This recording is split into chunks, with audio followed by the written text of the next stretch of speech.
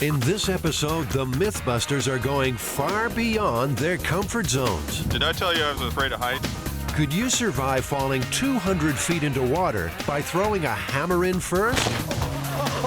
And multiple myths for soft drinks. Does cola have miraculous power? Your side sucks. You might bust a myth from the other side if you could survive the burial. It's, I can feel it coming in. Roger that, we're gonna get you out.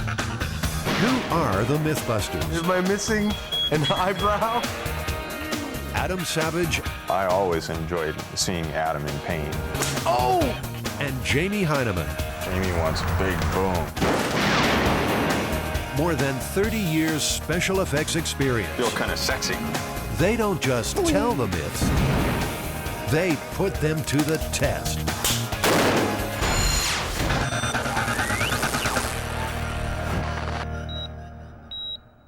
Are you ready? It's been nice knowing you.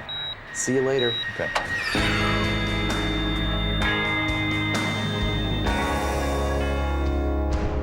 She thinks I look great in Naughty Pine. What do you think? How long could a human survive in the confines of a coffin 6 feet under? Farewell, cruel world. Adam's plan is to bury Jamie alive. How you doing, dead boy? Are you okay in there? This experiment is risky, asphyxiation a real possibility. I don't know if I'm gonna like this too much.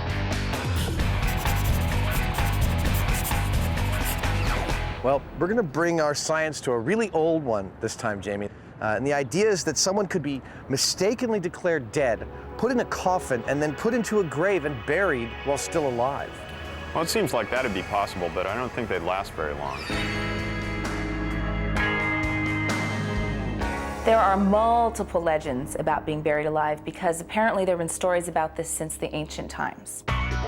Heather Joseph Witham, resident folklorist. Social myths are her specialty. One version of the narrative is that your friend's great-great-grandma was very ill, and in fact she was lying in a coma for several days, at which point she died. Now, when the doctor pronounced her dead, her husband came and was looking at the body and said, "She's not dead, she's not dead. We've been married for over 50 years. I can feel her innermost thoughts. I know everything about her. She's not dead." Now, every night, this man is having a recurring nightmare. He wakes up, he sees his wife clawing at the coffin, screaming, "I'm alive, help me, help me." He has this dream every night. So finally, after a week of these hysterical calls, the doctor, together with the local authorities, dig the woman up.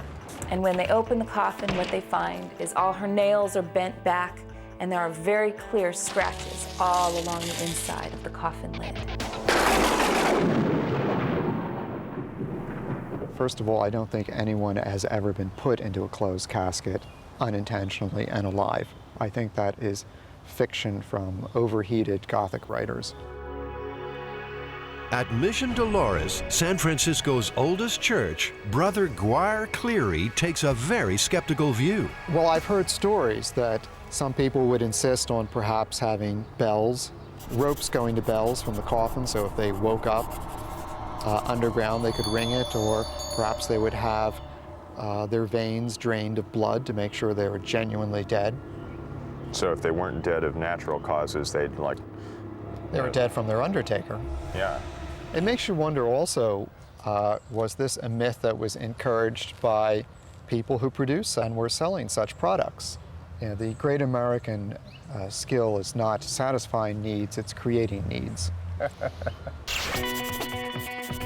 Burying Jamie alive is a dangerous experiment. It requires an above-ground chamber and a casket strong enough to withstand the load of dirt.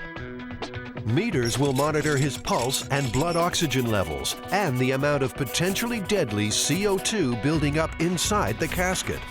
And for safety, a night vision camera and emergency oxygen. You know, the CO2 level is going to build up really quickly in the volume the size of a casket. How long do you think the average person might last? I'm guessing around maybe 3 hours tops. How long do you think you're gonna last? Well, 3 hours is like on the verge of death, and I don't think I'm willing to go quite that far. So, you know, maybe an hour and a half, I don't know, maybe 2. It sort of depends on how I can control my breathing, I believe.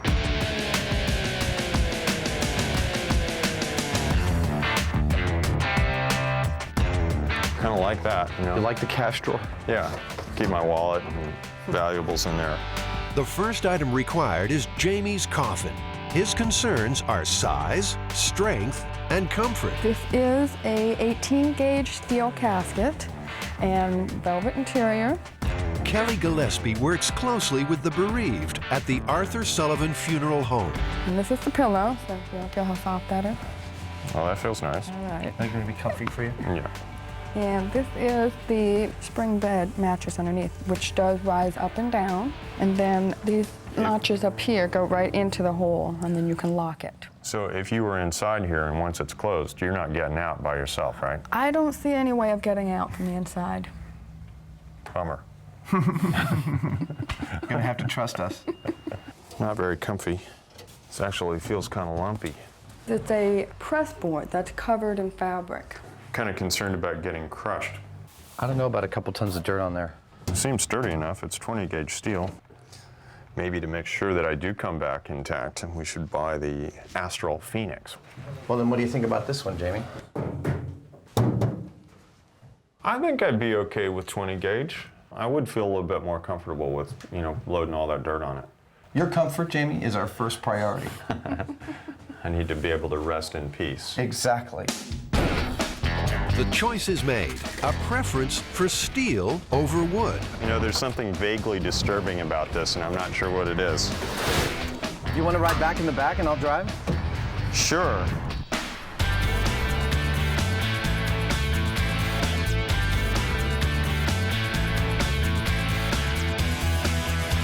This is the carbon dioxide and oxygen meter. This is the pulse oximeter. This is the night shot camera. And this is our emergency supply of oxygen. Basically, we have to get all of this in here, with Jamie included, so that all the systems are up and running. We can monitor him, we can know if he's okay, we can give him oxygen if he needs it, make sure he's going to be safe. The casket will be buried inside a chamber. It's constructed to come apart easily for quick access to Jamie in an emergency.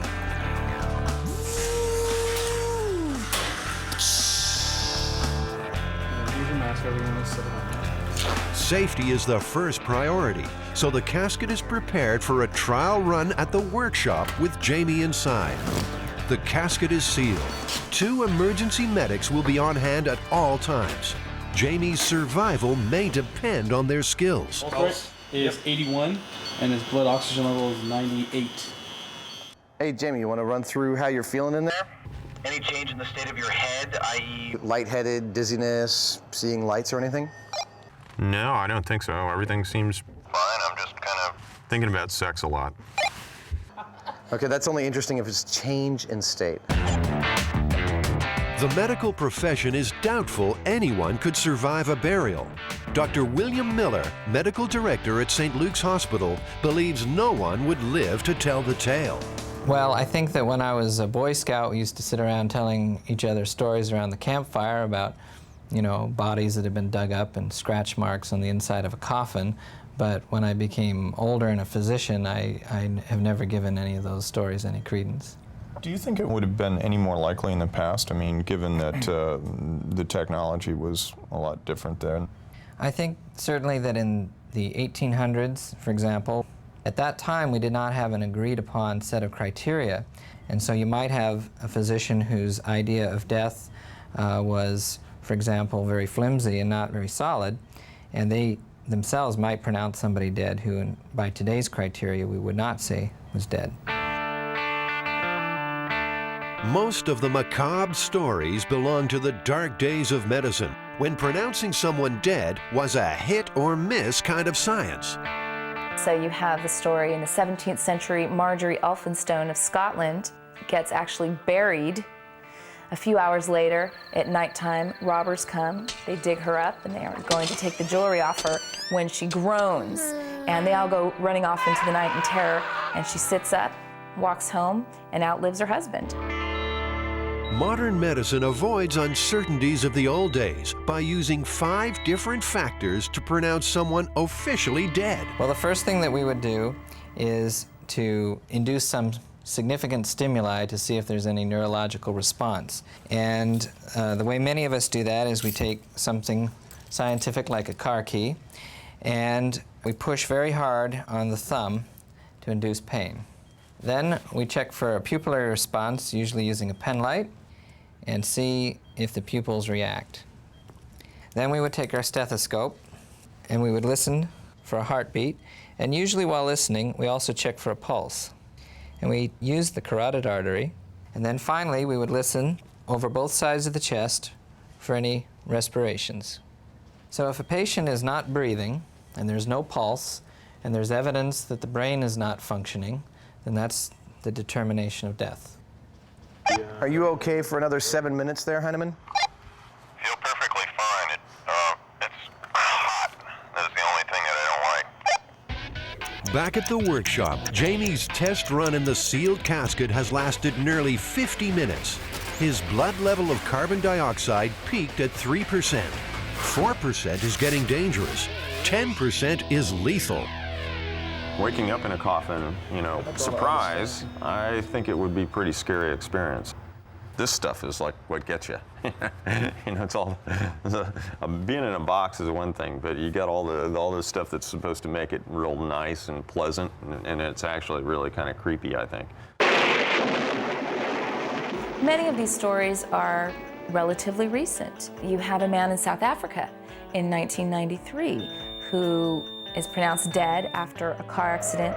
He spends 2 days in some kind of metal casket above ground, at which point he wakes up, and unfortunately he's not very happy apparently because his fiancée won't take him back, believing that he's a zombie come back to get her.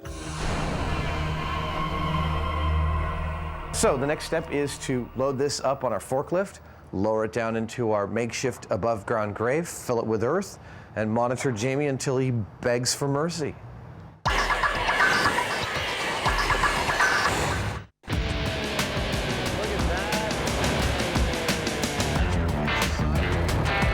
The MythBusters are about to defy nature in an attempt to bury Jamie alive. How you doing? Hey, what the hell are we supposed to do with all this dirt? So buried alive, huh? Buried alive. You ever heard about anyone being buried alive? Well, I've heard of him. You know, I've seen movies, but I've never really actually seen it happen. Yeah. Stop. I'm a little apprehensive at the moment. I'm hoping that the box won't collapse, but I think it'll be all right. His dry run lasted 50 minutes. But now, under real conditions, Jamie will be feeling stress, producing more CO2, reducing his survival time. Are you comfy? Ah, yes. Good deal? Yeah. Okay, so you got your walkie, you got your mic on, that's your emergency oxygen, you have your pulse oxygen meter here, camera, thermometer, humidity sensor. Are you ready, Jamie? Farewell, cruel world. Bye-bye, Hyneman.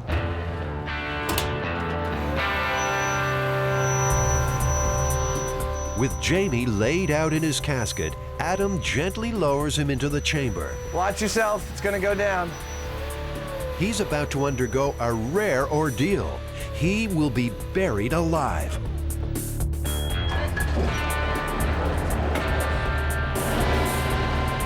To match a burial as closely as possible, Jamie's temporary grave will be covered with several tons of earth.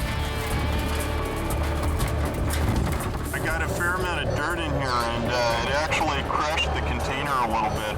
Roger that. Are you nervous about it? Over. No, I think I'm fine. It definitely had an effect on the casket, though.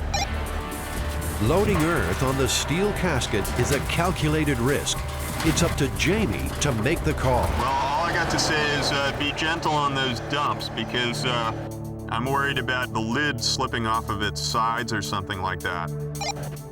Jamie, would you like me to come in and check the lid out? Over. You're not going to be able to tell anything more than I can at this point. I'd say just keep going. I wish I had a light in here. He's a trooper, man, I'll tell you. Oxygen levels? Oxygen, he's at 98%. The medics are watching his vital signs closely. Any indication of acute stress, and he will be exhumed. I imagine my heart's beating a little faster than it was on the test, over. You'd be correct about that. It's at 95 right now, buddy. You are almost officially completely covered now, Jamie. The casket is getting so warped from the pressure that it's popped up the corners a little bit. Suddenly, the major worry is the very real possibility of Jamie being crushed inside the metal box. This thing's really starting to creak, and it's feeling like it's changing its shape. They decide to halt the Bobcat. They hope the casket can withstand the force pressing from The thing above. is buckling and changing shape on him. Truly. That's the last one we're doing. Because it's, I can feel it coming in. You want out? Roger that. We're going to get you out. Pull that back. Oh, wow. Hey, Will? Yeah, it buckled. Here we go. Just ahead. Hey, Jamie. Hey.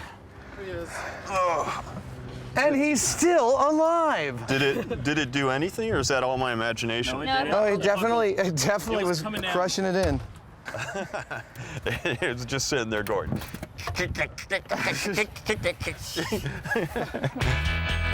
Yeah! Jamie persisted inside the casket for 30 humid minutes, breathing only the available air. I started to panic a little bit there at the end. I mean, it's pretty scary. I mean, I don't have any particular fear of enclosed spaces at all, and you know, feeling those walls starting to cave in, it really really gets you going. As I'm sure my pulse rate will testify. Here's where your pulse started. And at the point you asked us to get you out, you were off my chart. Your pulse was about 115. Okay. Which shows, I mean, because of your pulse, you were using up a lot more oxygen. So what are the chances of surviving 6 feet under? I think the myth is sufficiently busted.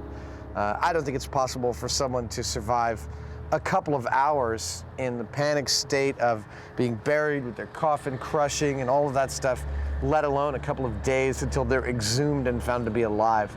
That's just patently ridiculous to me. Well, there you go. Myth busted.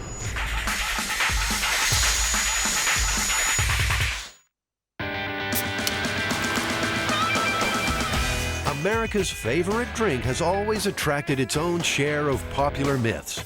Some of them true, most of them baloney, but all of them challenges for the Mythbusters.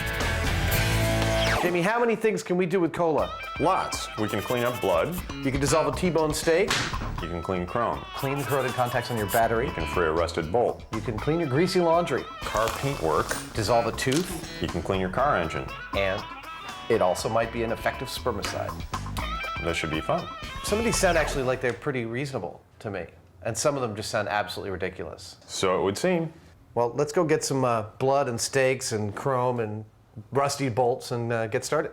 Yeah. Okay. Will cola shift those hard-to-remove bloodstains from the Mythbusters crime scene? Lie still, I'm not gonna hurt you. I don't trust you. Well?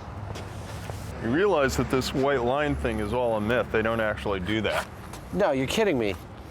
Yeah, it would contaminate the site. When did the myth start? Was it ever used?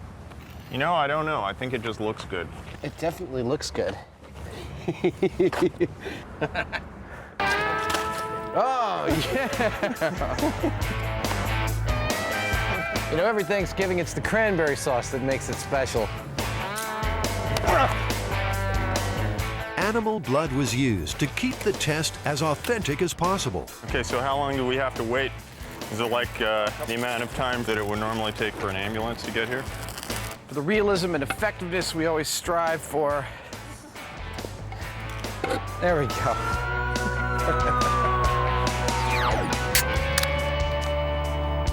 After 2 hours in the California sun, only Jamie's crime scene outline gets the cola treatment. It's kind of rejuvenating the blood, isn't it? Isn't that what they advertise it to do?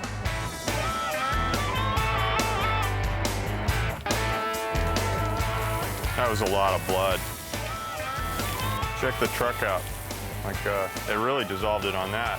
Yeah, took it right off the truck. Well, most of the blood is washed away. What do you think? What's the final verdict on this? The cola helped. Not by a whole lot, but it did help. This area is cleaner than that one, and this is the one with the cola on it. Yeah, I still see a blood streak on mine after all the washing we did, and it took it right off the bumper. Well, it works. All right, cool.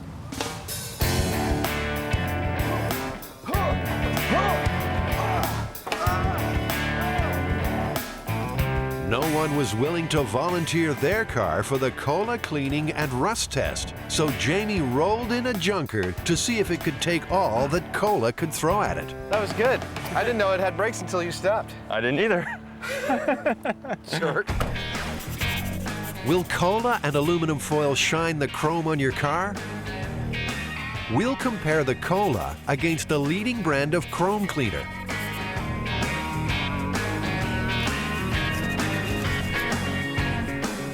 I'm not sure exactly what the aluminum foil does with this.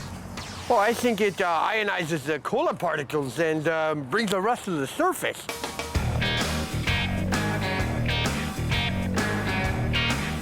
I think the cola's doing a great job.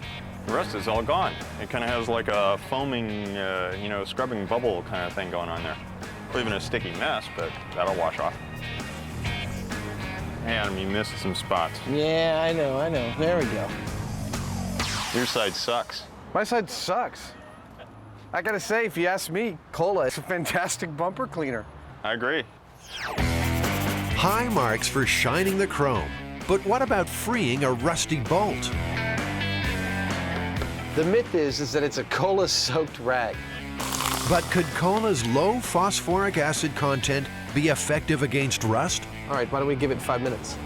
Okay, let's go drink some cola. I don't see any real way that that's going to do anything. Oh. You want to give it a shot? It ain't moving. I got it, Adam. You got it? Yeah. Was it hard? Yeah. I don't think it really penetrated that well. Well, I think this one was a total failure in that regard. Well, I'd agree. Maybe it removed a little surface rust on it. That's about it. So, what's next?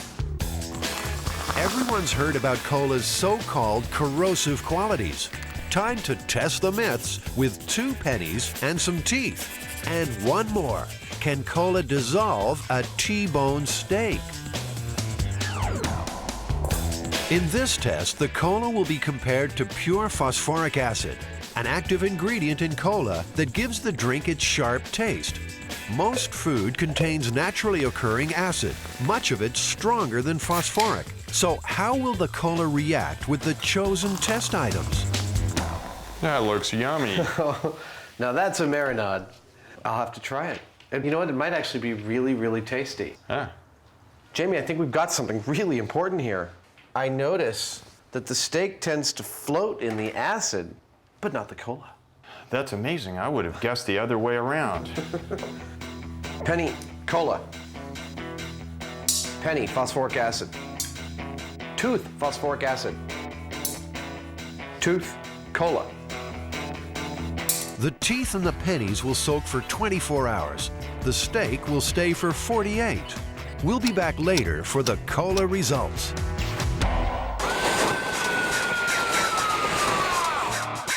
Did I tell you I was afraid of heights? Busting the hammer jump myth involves G-forces, terminal velocity, surface tension, and a helpful crash test dummy named Buster. Oh, no. Poor guy.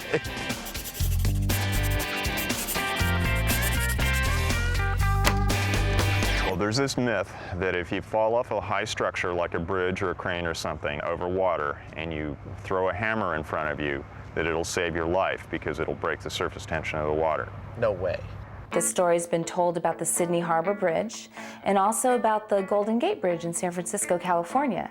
The story's told among people who work on bridges, construction workers, people who might fall off of a bridge and like to have the idea, at least subconsciously, that there's something they can do about it, that there's some way to save themselves. I guess this is based on the idea that if you fall from a really large height, hitting water is pretty much like hitting concrete. I mean, it doesn't move out of the way like we expect it to. It actually resists impact at that speed. Yeah, and so by throwing a weight in front of you, you're going to break the surface tension or possibly simply aerate the water to where it slows your deceleration down. You don't stop so quickly, because that stop is what kills you. Right. The stop is where you incur all that G-force that like makes your organs go crazy. Yeah.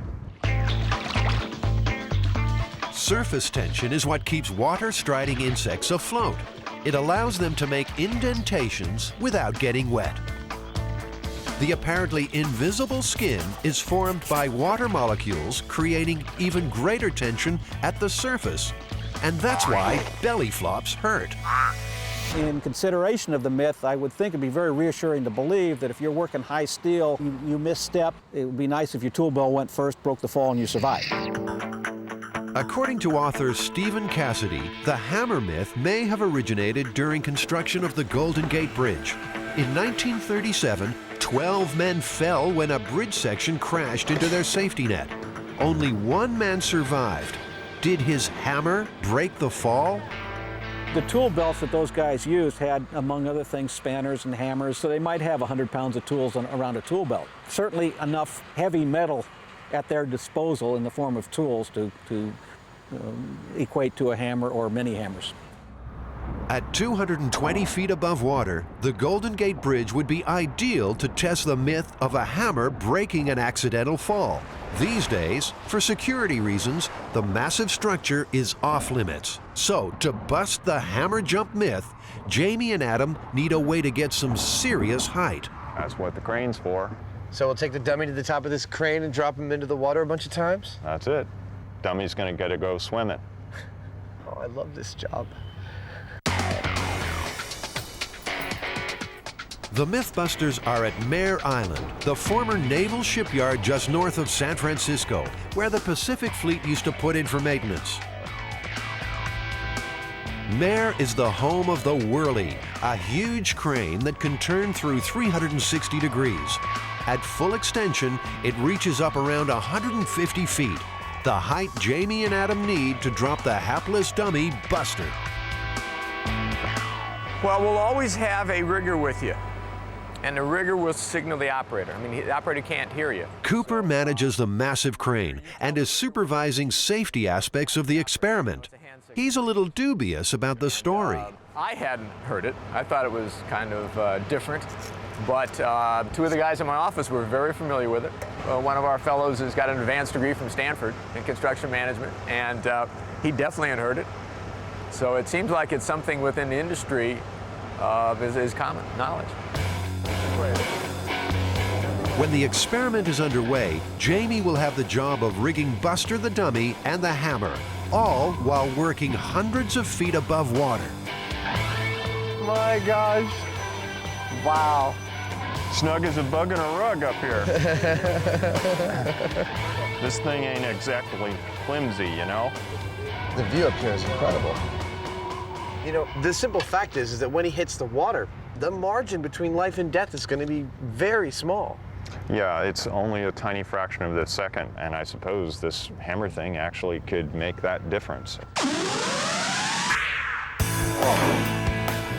The critical science requires calculating the force at impact. Adam will fit Buster with an accelerometer, the same type used by courier companies, to see if your packages are being treated gently. It measures the energy generated by sudden stops. We've got to put this in his head or in his torso, wherever it will fit. This is an accelerometer. This will measure the G-force when he hits the water. Oh, look at that. That's really pretty. All right, let's see. Do you want to get hit in the head? You're going to anyway. Buster's cavities are designed to hold smaller instruments for auto industry research. He's a crash test dummy after all. Adam's task is to make room inside the dummy to accommodate a larger accelerometer. I like this. I'm quite pleased with this. Let me get your chest back on.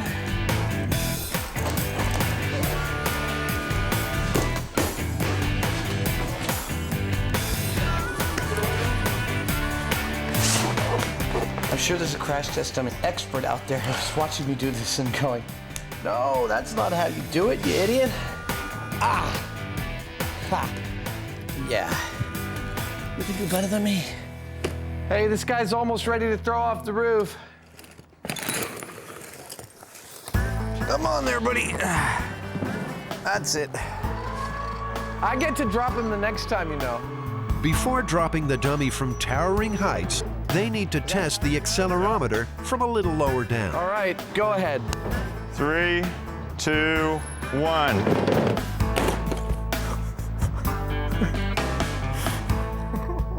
That's really horrifying to watch. 3, 2, 1.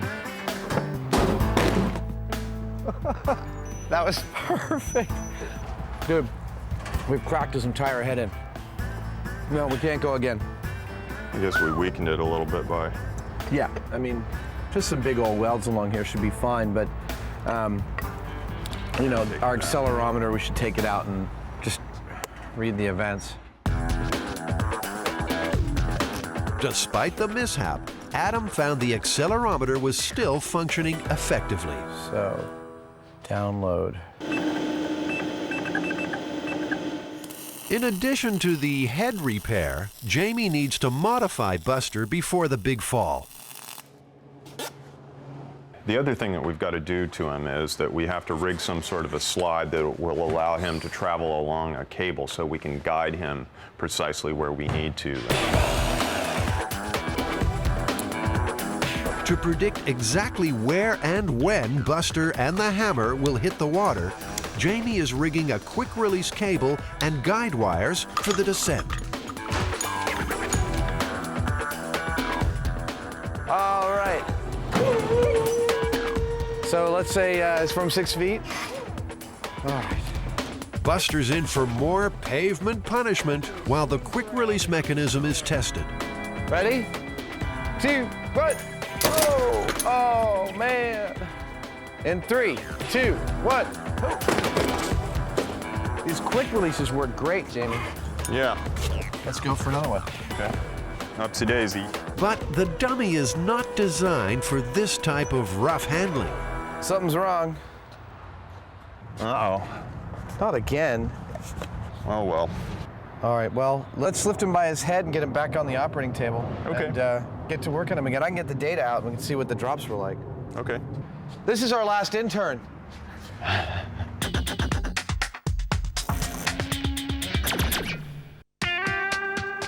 Back at the Mare Island docks, all is ready for Buster's big day out. Will his dramatic drop prove that a hammer could break a fall and save a life? I just tested all the systems of the accelerometer, and they're all a go.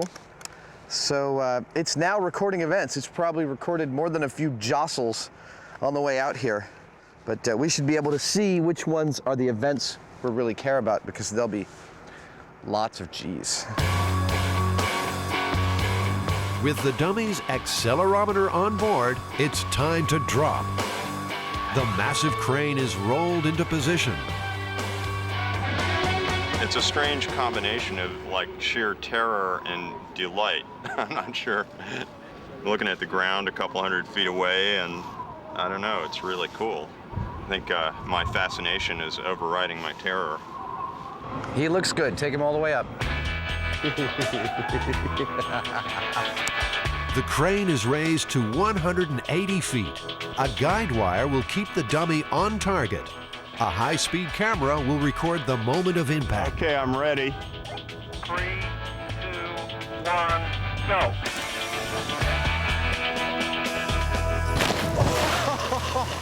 Oh no, poor guy.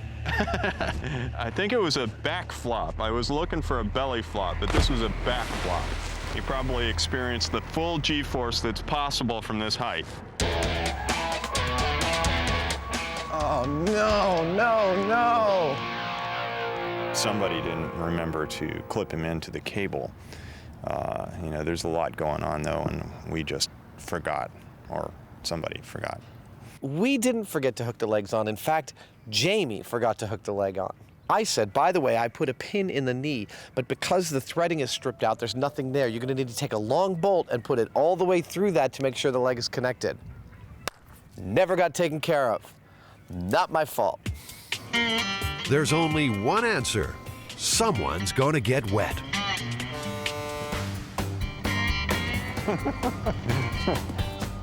Adam will use any excuse to run around in his undies, I think. Oh, God. Probably like 5 feet down in the mud.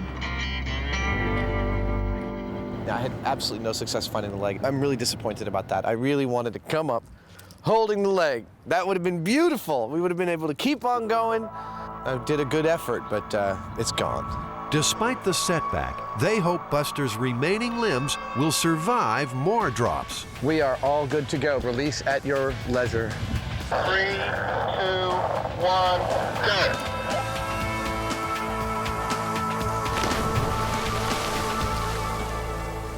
No. Whoa! He's completely trashed. The cast aluminum of his thigh bone right here absolutely just shattered into contact with the water. It's pretty obvious that from that height, you're completely screwed. Jamie, atop the crane, is coping with a personal fear. Right now, he would prefer being on terra firma. It's kind of an intense rig up there. I mean, reaching out and hooking up the dummy to the quick release, you know, seems pretty simple. You're just a couple feet away, but when you're at a 40-degree pitch, 160 feet in the air, it's less than pleasurable. When I'm up there on that height, I'm over and over seeing myself like, oh, that's all there is to it. And so, you know, I can do it. I don't have to like it, though. Buster has been falling an average of 60 miles an hour. Because of the missing legs, to get consistent data, they decide to start again. Another test. We'll do a control without legs and without a hammer, and then we'll do another one with the hammer. All cameras are rolling. It's a go. 3, 2, 1, go.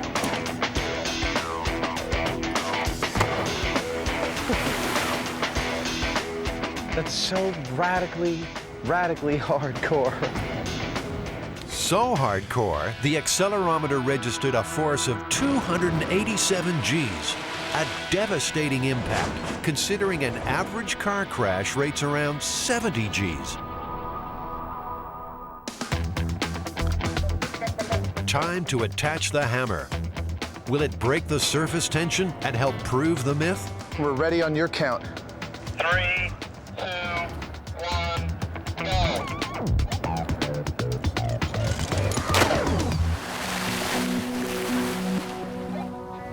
Even with the hammer falling first, the dummy still registered a shattering impact of 239 Gs. Take a look and see that the little yellow pieces of foam over there. The force is so great, it's yanking foam out of his butt and like rendering it all over the place. We're seeing little scraps every time he falls. 3, 2, 1.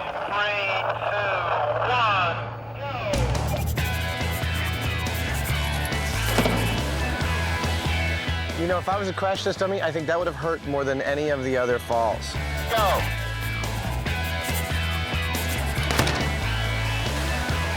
Go.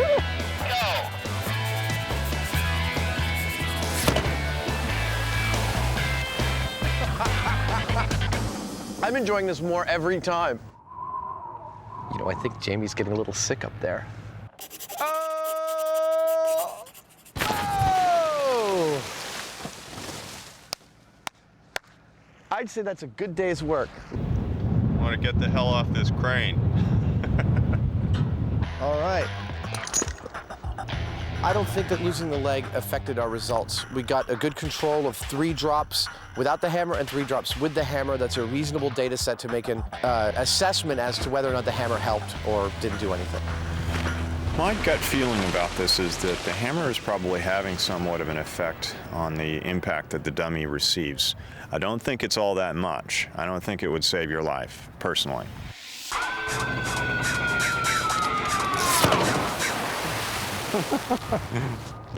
That's our first one with a hammer. Did a face plant at a slight angle, butt first. Back at the workshop, Adam and Jamie are comparing the different impact curves downloaded from the accelerometer. Yeah, there's effectively no difference in the length of that curve, just between 200 and 300 Gs. Even if the hammer helped a little bit, when he hits the water, he's going 60 miles per hour plus, which is like twice the speed that they test auto crashes at. You know, the thought that jumping off something and hitting water is going to like literally rip your limbs off your body is surprising. I never would have thought that. It blew my mind, actually. Yeah. And then bottom line, our data doesn't show any effect of the hammer at all. No, it doesn't. I would say that this myth is busted. I'd agree.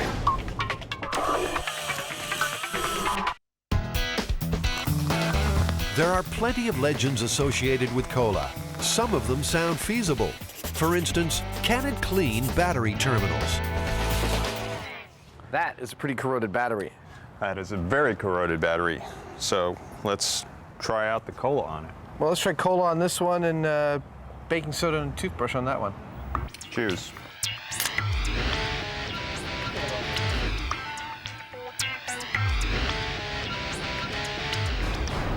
So, should we line them up and take a look-see? Sure. Personally, I don't really see any major difference between them. Yeah, but the cola actually does work. Let me see something here. I'm gonna actually just try straight water on this one. See, given what the water does, it might just be that the cola is simply a liquid. Yeah. Not that it has any special properties, because the water without anything just cleaned up that terminal pretty fine. That's true. Is cola the great grease stain remover?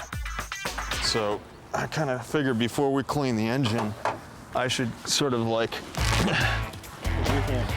get it. If there's an easier way to dirty a pair of coveralls, this is not it. Wow. I must say it's kind of exciting.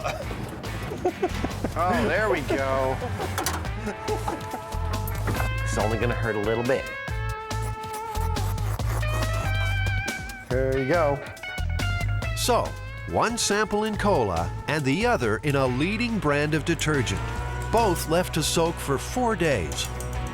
So, well, we've rinsed these, and I don't know, for my money, the unagitated laundry detergent didn't really do squat. Cola turned the material brown, but it didn't do anything at all to the grease. So, strike another one off the list. Okay. A real cola cleaning challenge. An old greasy engine. So we're the cola on the left side, right? Yeah. There you go.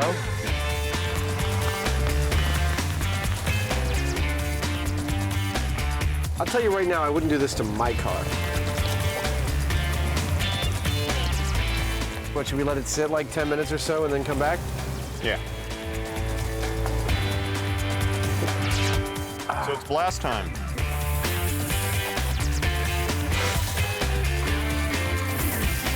What do you reckon, myth or not? It cleaned off a lot of the dirt, but the grease was all still there, same as the cola as the water. Yeah, I think it removes a little bit of corrosion here and there on the aluminum or certain metals, but not a whole lot. So I'd say that as an engine degreaser, it's busted. No way. Will spilled cola damage car paint if it's not cleaned off in 24 hours?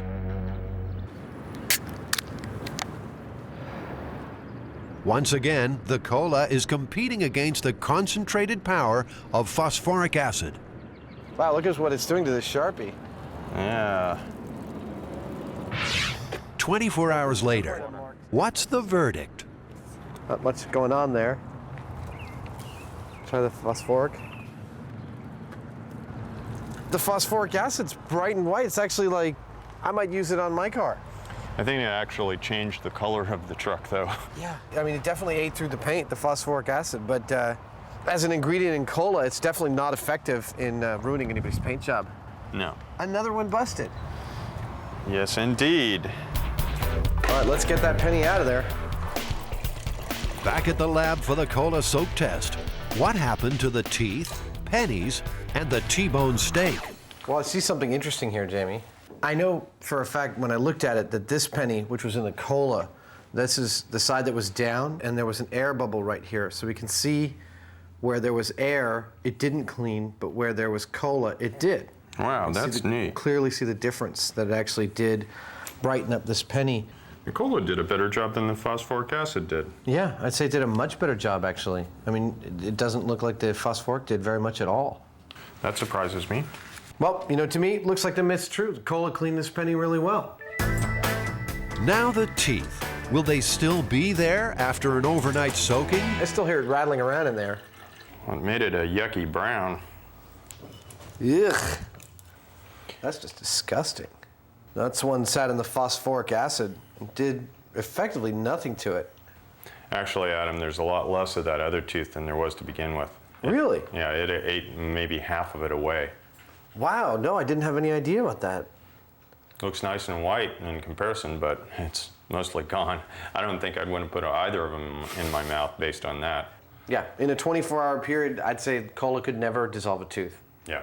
Oh, that one's busted. Yep. Okay. What's next? So this is the myth that cola will dissolve a steak in 48 hours. Well, it's done something in 48 hours. Oh, man. I mean, we've given it a little bit longer than that. And you've put the steak in just phosphoric acid. Ooh, did you see that? Yeah, this kind of fell apart. It's totally breaking it down. Ooh. It's funny, it didn't look like it did anything to it, but it did. Ugh. This is the cola steak with our fine glaze of mold. Well, there's nothing remotely dissolved about it. I'm trying to speak through my mouth so I don't have to smell this. It doesn't smell bad at all. It smells kind of good. It might have tenderized it a little bit, but it, you know, because I don't know that I could do that with that if it was fresh. Yeah.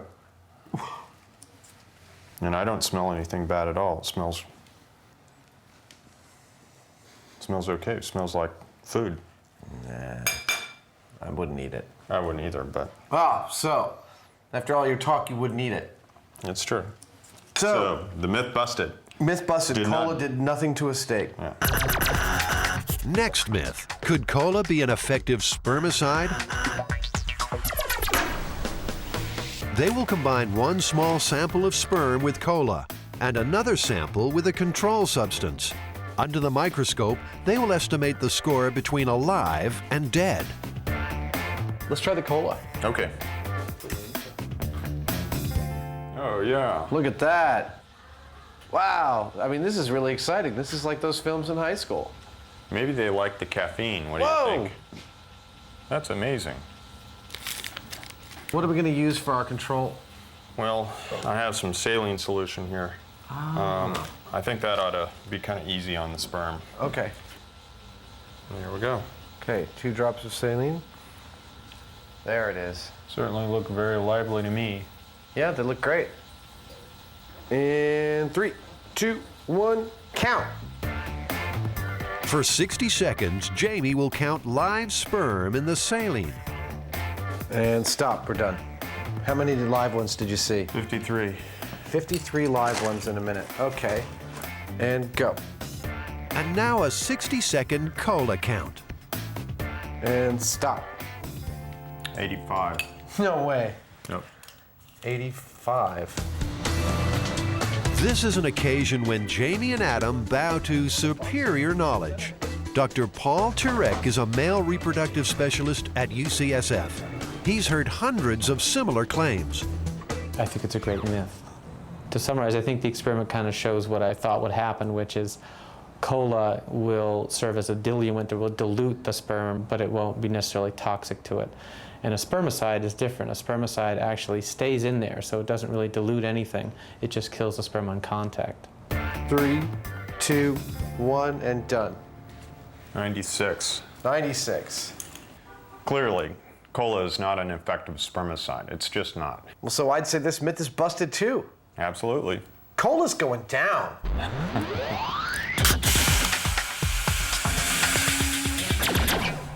So, Jamie, we've been testing cola for a week. What did we end up with? Not a hell of a lot. Well, the only thing that it really did well was it did a great job of cleaning crumb.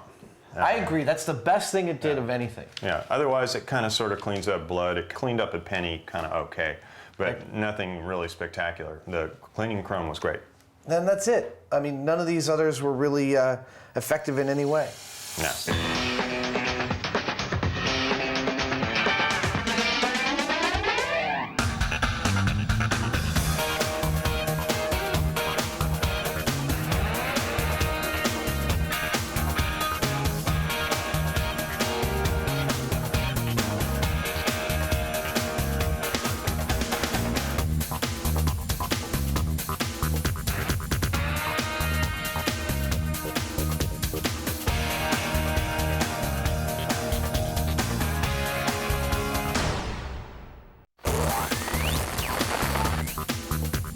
In this episode of MythBusters, get ready to rot. That pig's going to be one big bag of maggots. Heard about the car with a big smell that won't sell? The smell from over here is horrifying. There's a terrible stink as an experiment goes too far. Plus, Dummy and Dumber. A MythBusters superstar chases a raccoon down the drain to test the myth and blows a hole in the story. Who are the MythBusters? Am I missing an eyebrow? Adam Savage. I always enjoyed seeing Adam in pain. Oh! And Jamie Hyneman. Jamie wants a big boom. Between them, more than 30 years special effects experience. Feel kind of sexy. They don't just tell the myths, they put them to the test.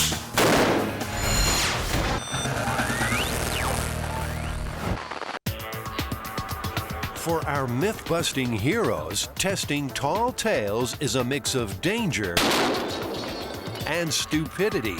Oh! Shocks and shake-ups. And a liberal dose of their old favorite, explosions. Well, I tell you what, you know that. Usually it's a laugh and a test of wits, with the occasional tantrum. I don't care, actually, Adam. But are they about to meet their myth-busting match? All hands on deck. This experiment will take them into a world of putrid pain. Christ, now I just got a really bad whiff of it. Adam and Jamie want to test the myth of the stinky car.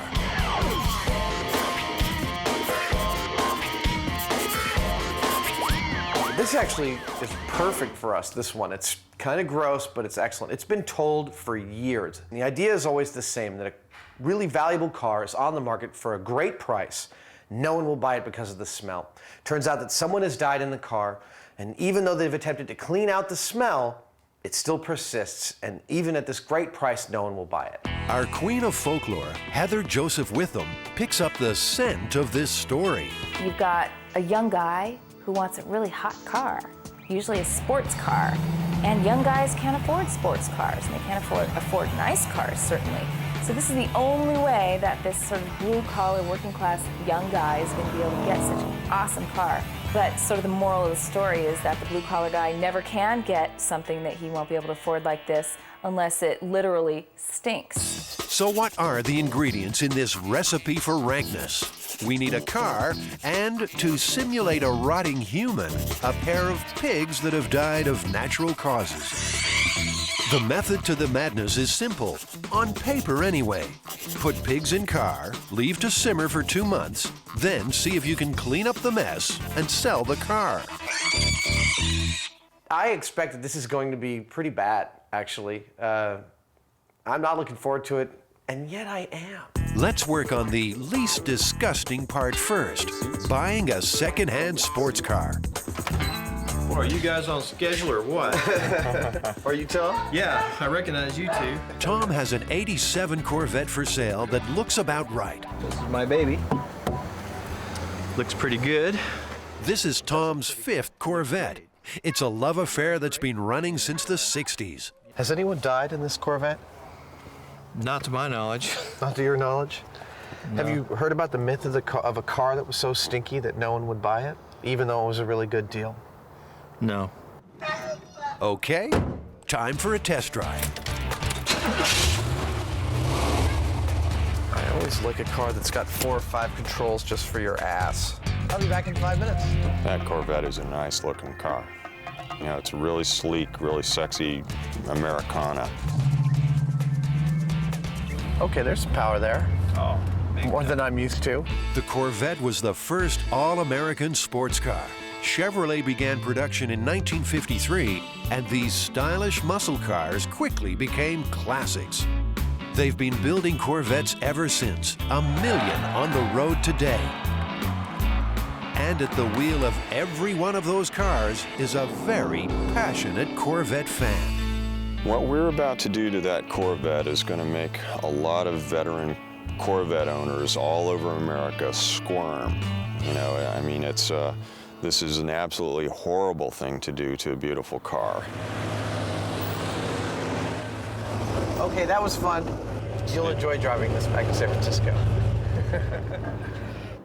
I think we should get it. Yeah, I like it, and I think it's hot. It's a done deal. But for Tom, there's a little twist in this transaction. Farther than that. Oh, really? You want to tell him? Oh, we have, waiting eagerly for this car, a recently dead pig that we're going to put in there and let it sit for about maybe a month or two. And I wondered what you feel about that. Well, not real happy, to tell you the truth. I mean, because it's a really nice car. What do you think all the other Corvette owners across America are going to be thinking about this when they see it on air? When you put a dead pig in here, they're going to think you're nuts. They may be right. Yeah, baby. Time to take this machine back to the MythBusters workshop and get it ready to rot. Adios.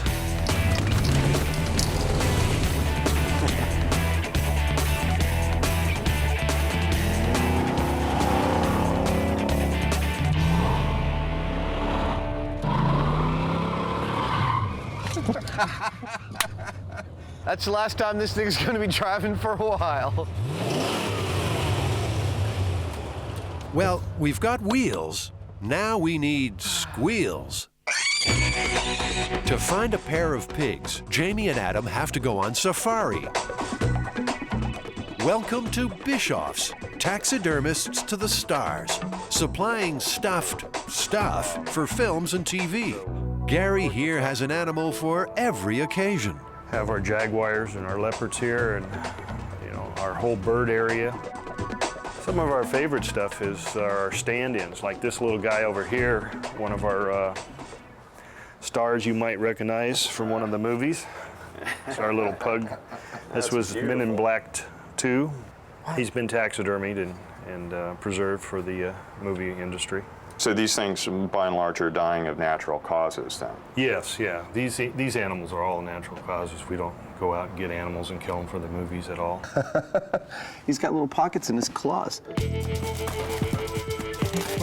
This is a scary freezer. Do you keep a separate freezer for, like food? Popsicles? Yeah, does anyone have their lunch in here? Ice cream? No sign of the other white meat in there. Maybe it's time to pop the question. We need to get a hold of some pigs for this project that we're doing. Pigs that have died from natural causes. We'll put in a call and say we need 2, 3 pigs, whatever it is, and they'll search and they'll call us when they come up with it. We ask Gary for the whole pig. That means the guts, the animal, everything that a pig naturally dies with. Because as it turns out, it's not all that easy to get a hold of that through like a butcher or other things. We want to replicate what a human would be like if that person died in a car. It's a whole new fashion statement. A week and a half later, the pigs are here. Oh. I've got a dead pig in the truck. They have just died of natural causes on a farm. The funky phase of this experiment is about to begin. No, I'm gonna tape these up, man. I don't want this touching me anywhere. I'm ready to put on a second painter's suit.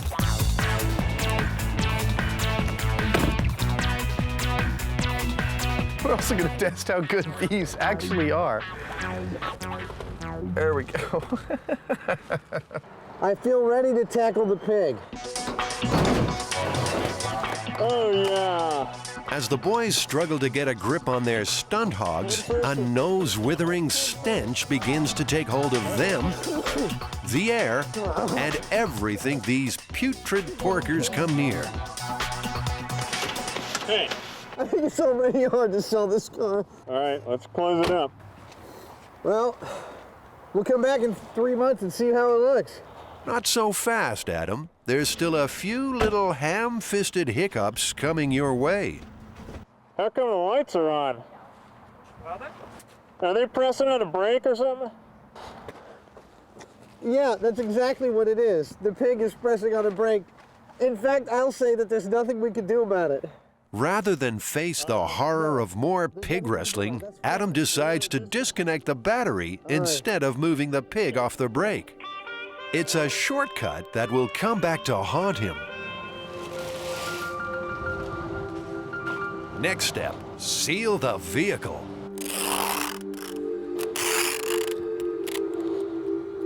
That pig's going to be one big bag of maggots, and at some point I wouldn't be surprised if it doesn't kind of like start to inflate and then explode, spewing stuff everywhere in the car. I still don't have a problem with pork. I can go right out tonight and have, you know, some glazed ham.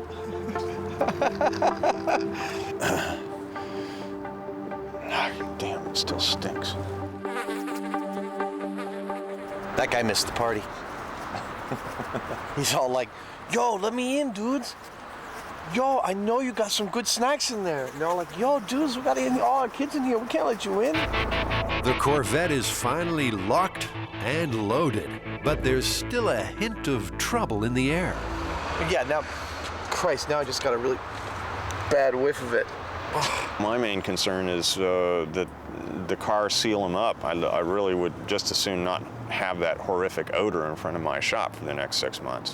I don't want the smell getting out of the car. And right now, Jamie is convinced that smell has broken out and is making a dash for freedom. He reopens the car and tries to seal it even further. What's going on, hombre? Hop in, you want to take a ride? Thanks, but no. Well, it seems that the car's not as well sealed up as we thought. Someone's sloppy work is a little stinky, too. You didn't really do that good of a job of taping it up. No, I didn't. The smell, well, it's not like really, really powerful. It's just extremely pervasive. So the tiniest bit of it drives everybody nuts. The car also has to be moved, and that turns one of their earlier quick fixes into a big problem. The hardest part about this whole deal is we got to get the little pig off the brake. We got to get the little pig off the brake? Yeah. Oh. Damn. It's going to be kind of like surgery getting that damn thing out of there. And it's not pretty. Ah, yeah. Jamie and Adam thought parking 2 pigs in a car would be easy. We're going to need more people. But it's turned into a marathon with more to come. Hey, all right, that's good. Stop.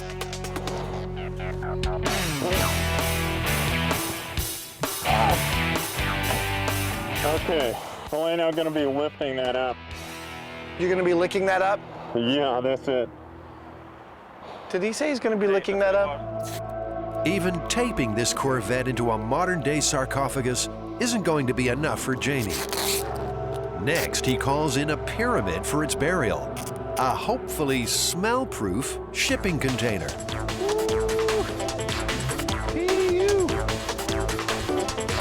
We're just turning it hard. Push it back a little further.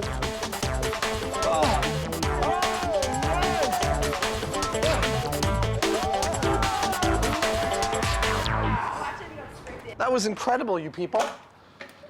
Fabulous. I didn't think it was possible. Ominously crawling around the floor of the container, our first maggots, a taste of the trauma to come. For now, the car is sealed and set to stew for 2 months. Will it set a new benchmark for stench? Find out later in the show when the real horror of the stinky car begins. Woo! This is horrifying.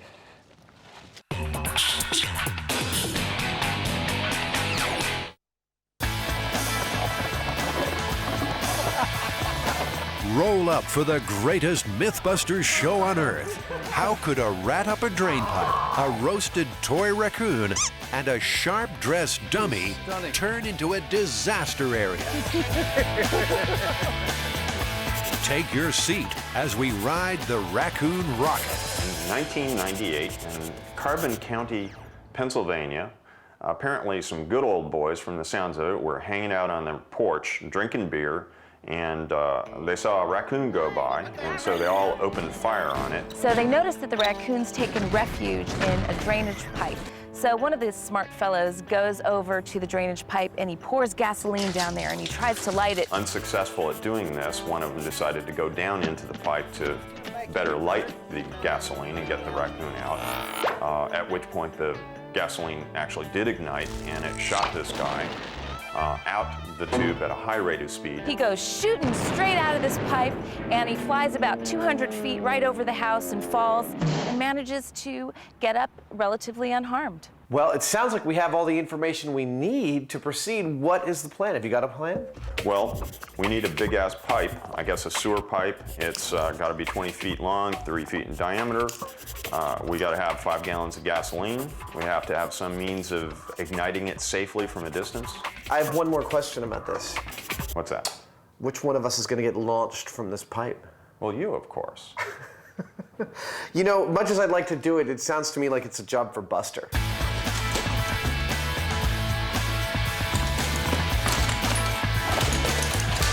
Buster is the silent partner of the MythBusters team, a long-suffering crash test dummy. I am making a new knee for the crash test dummy. We have busted him up so fully that both of his knees are completely shattered. Weighing in at 180 pounds and standing 5 foot 10 inches tall, Buster represents roughly 95% of the United States adult male population. His role is to behave just like a human would in extreme situations, something he excelled at for many years when he crashed cars for a living. Since joining the MythBusters, he's been through hell and high water, all without a word of complaint. Well, what's next in line for Buster is to put him in a 3-foot pipe with a bunch of gasoline and maybe even gunpowder and see if we can launch him like a cannonball. Before Buster becomes a cannonball, Jamie and Adam need to find the cannon. That means a trip across town in search of some monster drainage pipe. Hi, I'm Jamie. Andy. Adam. Nice to meet you guys. How you doing? Oh, pretty good. I think we're here to pick up some really big pipe. It's a pipe lover's paradise. What's this stuff normally used for? Storm and sewer drain, mostly storm water. Bingo! Storm water drains, 3 feet wide. Exactly the kind of drain a terrified raccoon and its boozy pursuer might stumble down. Adam tries it out for size. Oh, that's pretty cool. You know, it makes me want to like...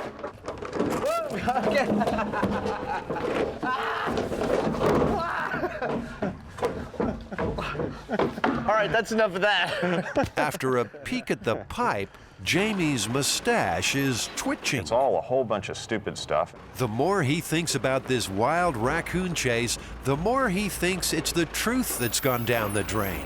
The biggest problem that I see is that you can see that I fit pretty easily in this pipe, and there's a lot of room around me, a lot of air room. And so even if there is a big blast, all this air is just going to go right past me if there's no seal. Thank you. This is one of the rare occurrences where Jamie and I agree all the way down the line on this. He's right. It's the problems are myriad. The myth is almost patently ridiculous just on its face. But when there's a hint of flames or explosions in the air, the MythBusters will make it happen. I think one way or another, we are going to propel that dummy quite energetically out the end of this tube. I don't think it's going to work quite the way the myth says, though. Let's bring on this raccoon.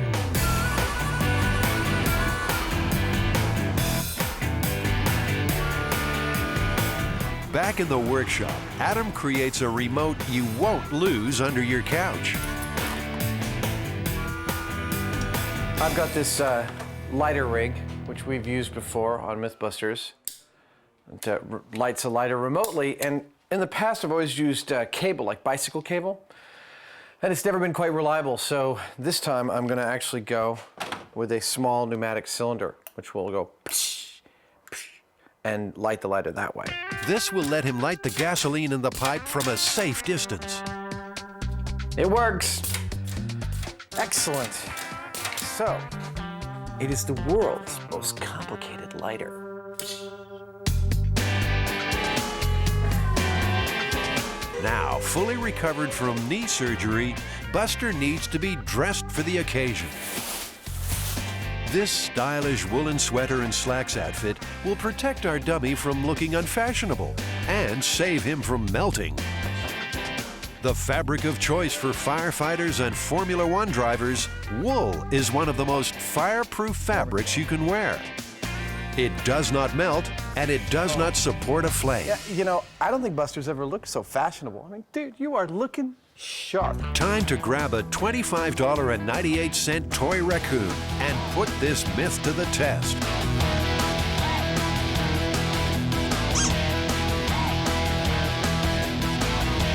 Our firing range is an abandoned airfield on the outskirts of San Francisco.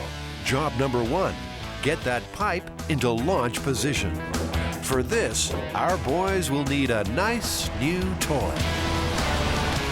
I think this is the biggest thing we've driven yet. Very, very, very cool.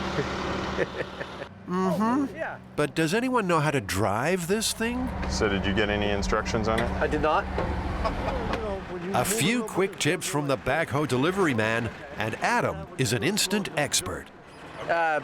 This goes side to side to side. You can drop this pin in the center. Okay. And it'll lock it. Yeah, it'll lock it from going like this.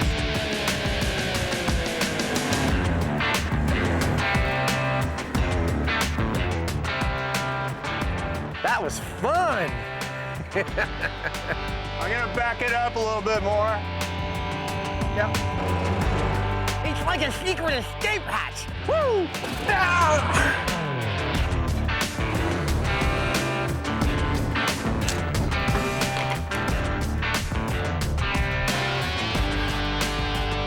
You know, he's taking an awful long time to do this. I think he's having just a bit too much fun. Finally, our cannon is in position. Well, we've just covered the pipe with dirt, and so I guess we're going to pour some gasoline down there and light it with the dummy in the tube. We pretty well know that nothing's going to happen. We'll get a big whoosh of gasoline out of both sides of this tube, but besides that, it's not going to launch this dummy in any way. The stunt is ready. So where's the fall guy? For extra fireproofing, Buster gets a dressing down with a special flame retardant gel. Okay, so we're going to shove him about 3 feet up in there. Yeah, feet first, because his head's got to be down, like he scooched down the pipe with a lighter and was like, you know, that kind of business. The scene is set exactly according to the myth. We have one not-so-smart man, Buster, who's crawled down a 3-foot-wide drainage pipe, chasing a raccoon. Like that. There we go. Like this? Yeah. The raccoon's probably all the way at the very end, you know, up against like a steel grate or something like that. So he's probably like right here, trying to be as threatening as a raccoon soaked with gasoline can be. Okay. Let me get my automatic match. The MythBusters team gets ready for launch. Cameras will cover it from every angle. Sensitive equipment is protected by a bulletproof plastic shield. A baby fire truck is at the ready, and it's Big Daddy, just in case. Excited, we're gonna blow some stuff up, then we go home. Now, Jamie adds the final element, 5 gallons of gasoline. Okay, it's kind of a lot. Oh, it's kind of really a lot. It's a lot of gasoline pouring out of there. That's it. That's it. All right, get out of there. Okay, here we go. Standing over here with me, Jamie? Yeah. In 3, 2, 1. 0. Nothing happens. Tell me if you see it lighting. Yeah, I don't see any flame. Seems that pesky raccoon slipped down onto the lighter. He's repositioned, and we are clear for launch. Okay, here we go. There we go. We have ignition. Put it out now. Go.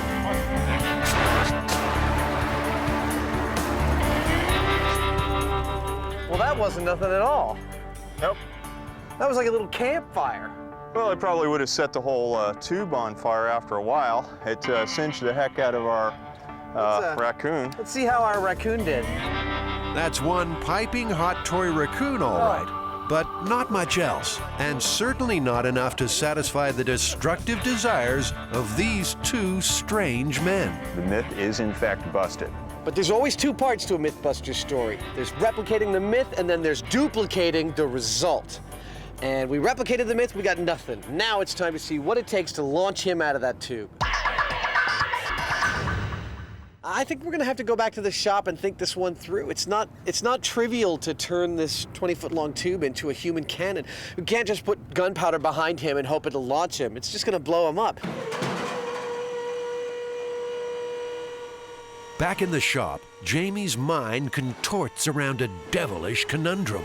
We pretty well know that the dummy's not going to get launched out of the tube, you know, just by sitting there. So we've got to put a container around it that actually remotely seals the dummy in the tube. He needs to make a tricky device called a sabot. In the world of weaponry, a sabot is used when a specialized bullet or projectile is too small for the barrel of a gun. The sabot fits around the bullet to seal the chamber, so the blast from the gunpowder can send it firing out of the barrel. It's hard enough remembering how to say sabot. Now, Jamie has to work out what to make one from. That's about 2 feet, so darn, that tube's big. It's gonna make me work. What about stretching a car inner tube around that and inflating that and squeezing that between a couple pieces of ply? These two professional problem solvers go into the MythBusters mind meld. Put two of them around there and then they gasket to each other. We fill them just up enough.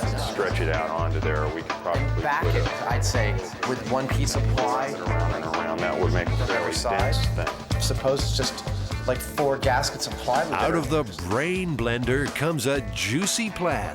The sabot will be molded from foam. Oh, Jamie, that's beautiful. Easy as pie. But, usually things don't work this easy. 35, geez, you're within a 1/4 inch. Yeah, seems like it should be perfect. So without this thing, gases would just go past the dummy and not propel him. With it, it blocks the chamber, and hopefully it will carry the dummy with it out of the barrel. The sabot will fall away in its 4 parts as we've designed it, and the dummy will continue on his trajectory. Let's hope the plan stays on target, because back on the firing range, we are now working with dangerous explosives. Second circuit, just to the end of the tube here, and then if we have a problem in the first circuit, we'll just tie into this. Sounds good. So I'll tie this on the first one? We want to fire a 180-pound projectile 200 feet. So, how much gunpowder will we need? Well, in World War II, the guns of the mighty U.S. battleship Missouri used 660 pounds of explosive powder to launch 2,700-pound projectiles with a range of up to 23 miles. There are no records of raccoons being present on the USS Missouri. Back up on the backup, preparing to launch. John McLeod normally creates pyrotechnics for Hollywood films. Today, he's cooking up a different kind of blockbuster. We're using 10 1-pound cans of the GoX black powder.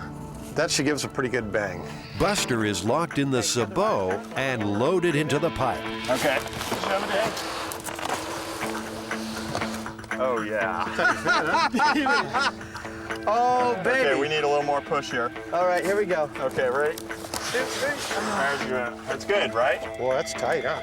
That's pretty good. Cue the bomb. So that's the 10-pounder, isn't it? It's a 10-pounder. Don't look like much. Not until it goes off. The local geese are heading south to safety. You think they can tell we're about to blow something up? John will use an electric detonator to ignite the powder. With the wiring all checked, it's time to seal the end of the pipe. Look at that, that's perfect. All right, I'm gonna bury it. The pipe must be plugged to direct the force from the blast towards Buster and send him out the other end of the tube. Will it work? That's in the lap of the gunpowder gods. I think if any, the worst thing that could happen was it would rupture the back end of the tube and maybe shoot dirt and sand and possibly little rocks. It's also, I'd say, 50% likely that it stays back there in the tube and the whole thing just blows up.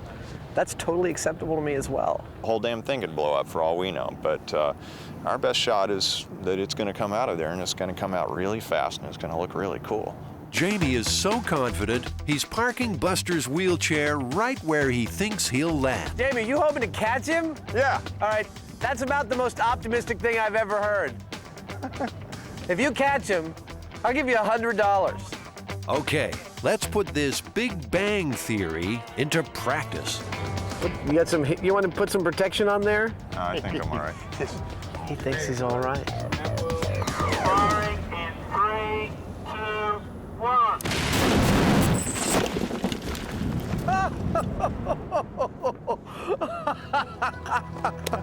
Oh my God! I almost made the chair. You almost made the chair! We've got two very excited MythBusters on our hands. He survived! Buster survived! Already. Oh! Woo! Came out there with some horsepower. How you feeling, buddy? It worked absolutely perfectly. I was off by about 5 or 10 feet.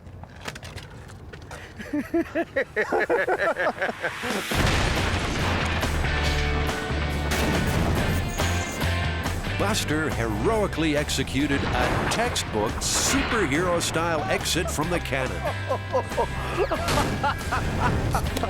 Oh my God! You know, I got to say, I think we planned this whole thing really well. The sabot worked. He did launch a significant distance out of the barrel. The myth says 200 feet that the guy lived. I tell you, watching that dummy land, there's no way he would have lived at that distance, let alone that distance again. This myth is just, I mean, complete and utter lunacy to think that it's true. Well, Buster, how you feeling, man? What do you think? Raccoon rocket, true or busted? What do you think, Jamie? I'd say it's pretty effectively busted. You know, we would have died if we'd been in Buster's place, that's for sure. Man, he is a little worse for wear.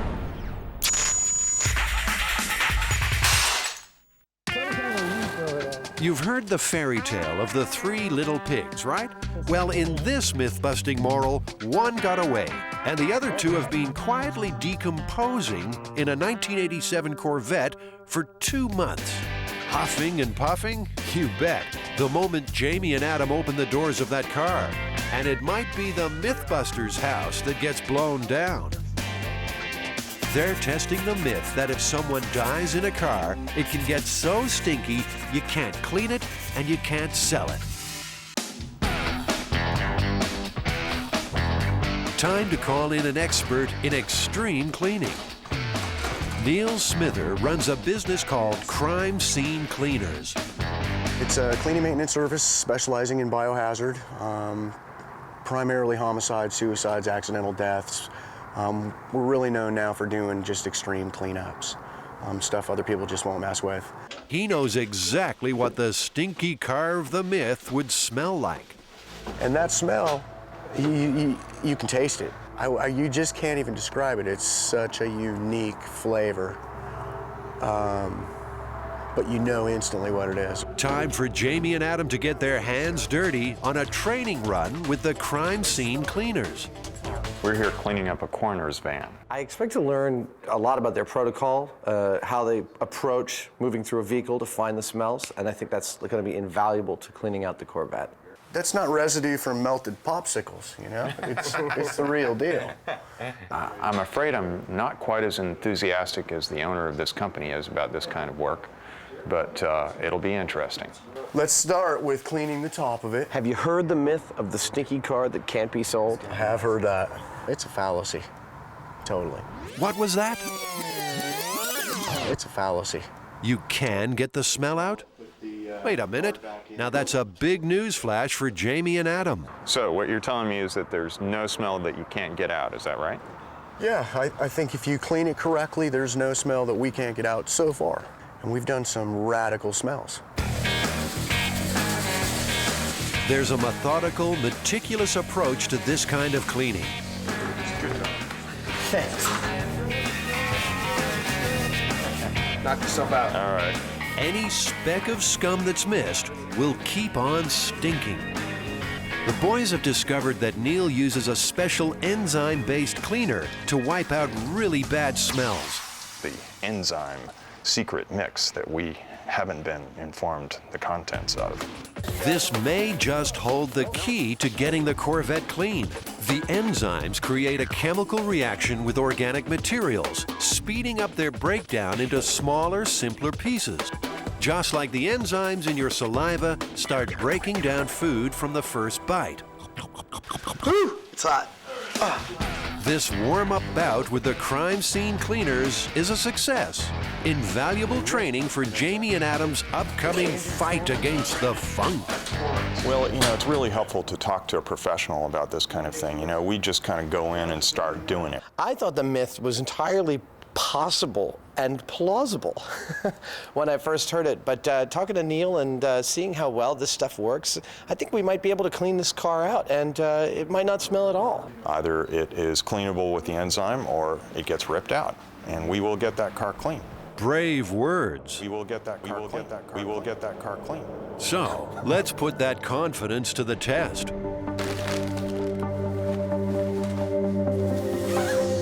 It's been 2 months since this car was turned into a stink bomb. Now, it's Judgment Day. Time to terminate any fresh air on the MythBusters doorstep and open that awful container.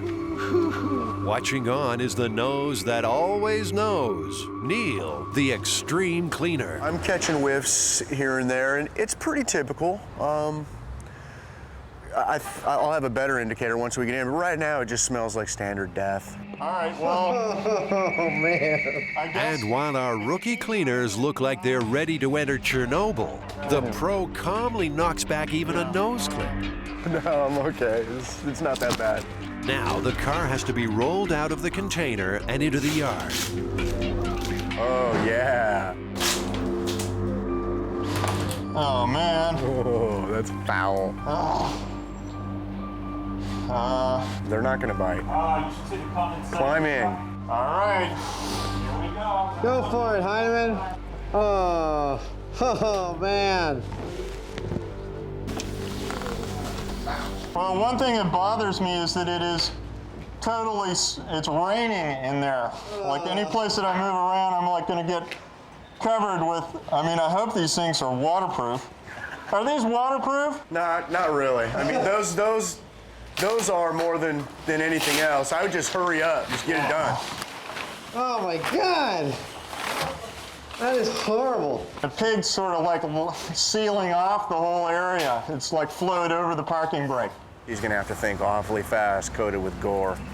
All right, we're moving the sandbag here. Yeah. Here it comes, here it comes, here it comes.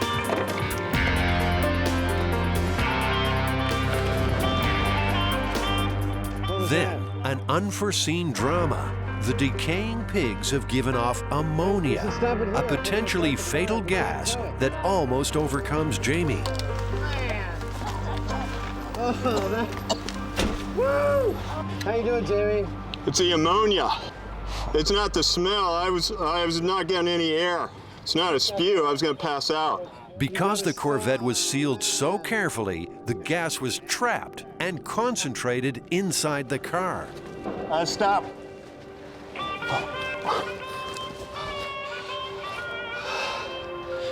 Oh, man. It's the ammonia. The filter's not handling it.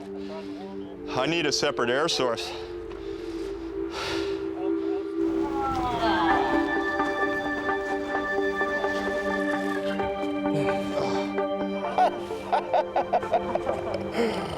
Oh my God. This thing was useless. As the whole grotesque reality of this car lover's catastrophe hits home, the MythBusters are reeling. Jamie looks like he's about to pass out. And our own Mr. Confidence is going a little weak at the knees. No way. No way. There's no way we're cleaning this thing. This is horrifying. I think, you know, having to get in there and close the car with these two remnants of creatures was probably one of the more horrible things I've ever had to do.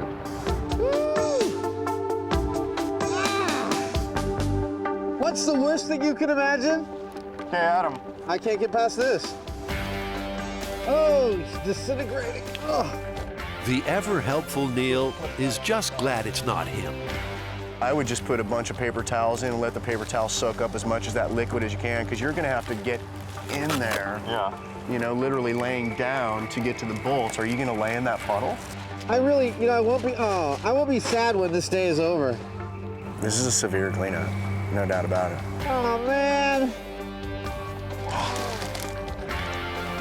Oh. Oh. Oh, God. They're not prepared for this cleanup at all. I gotta say, this respirator works really good, because the smell even from over here is horrifying. Oh, my glasses are on. I'm gonna move over here.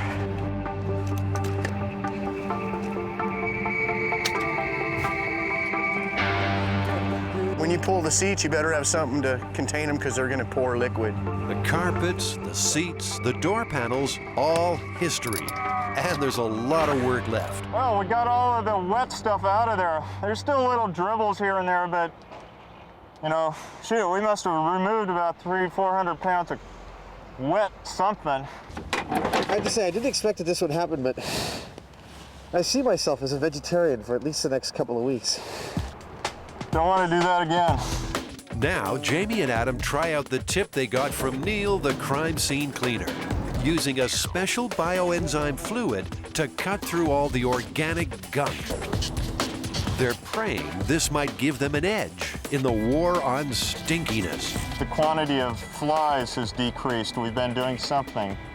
Well, I know we've been doing something. Something the flies don't like.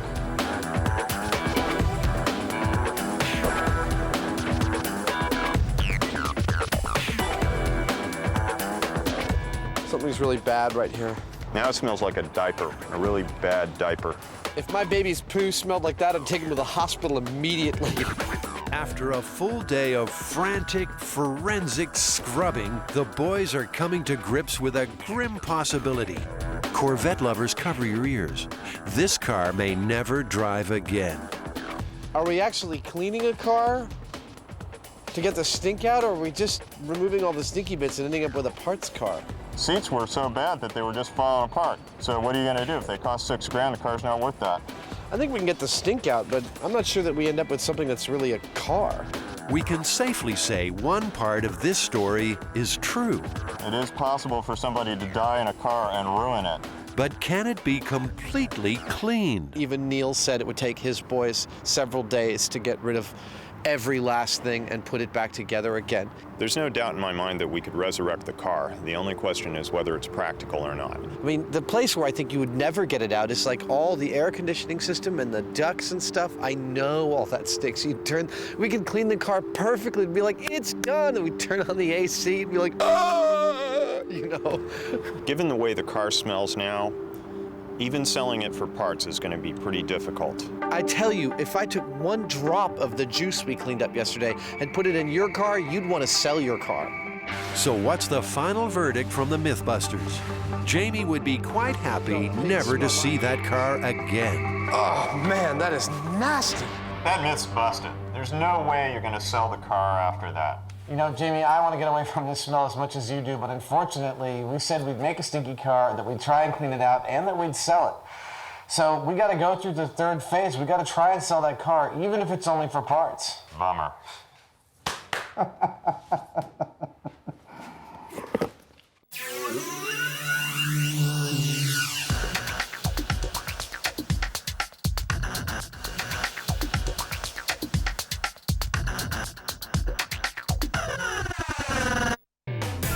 1 week after an infernal cleanup, it's time to sell. But will they find a buyer? Knowing how bad it was, it's not nearly that bad. But it's worse than anything anybody else but me and Jamie have ever smelled. It smells more like a barnyard now. No, the smell hasn't gone, and the car isn't going anywhere either. What is that? Ready? Yeah. Nothing. I'm not sure I'm getting any power at all to anything. Really would it be helpful to get it started to sell it? The fuse box is fried. Yeah, this is all corroded. It's all green in here. Maybe some more scrubbing will work. How is this doing over here? I'm gonna try and start it again. I'm not getting squat. Are you sure it's hooked up? Yep. Positive and all that? You bet. Adam is ready to raise the white flag. Now we push. But Jamie is determined to get this car started. It's just a little bit of corrosion is all we're talking about. It's a real simple thing if we can find the spot. Like the engine's fine. We should be able to sell it better if the engine's running. You know, you can't really ask a lot of money for a car that doesn't start with no interior. If I can find the starter solenoid, then we can jump it. It's a total Jamie thing to like pursue these avenues that seem completely ridiculous and end up with total success. It's really unnerving. Eventually, Jamie admits defeat. You gonna help push? No, I was gonna watch from up here.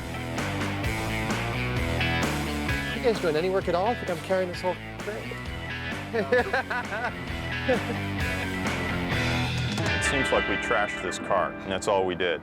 Like, we put some pigs in it, it ruined the car, and it's junk. I think the question is, how much money can we get for a big piece of stinking junk?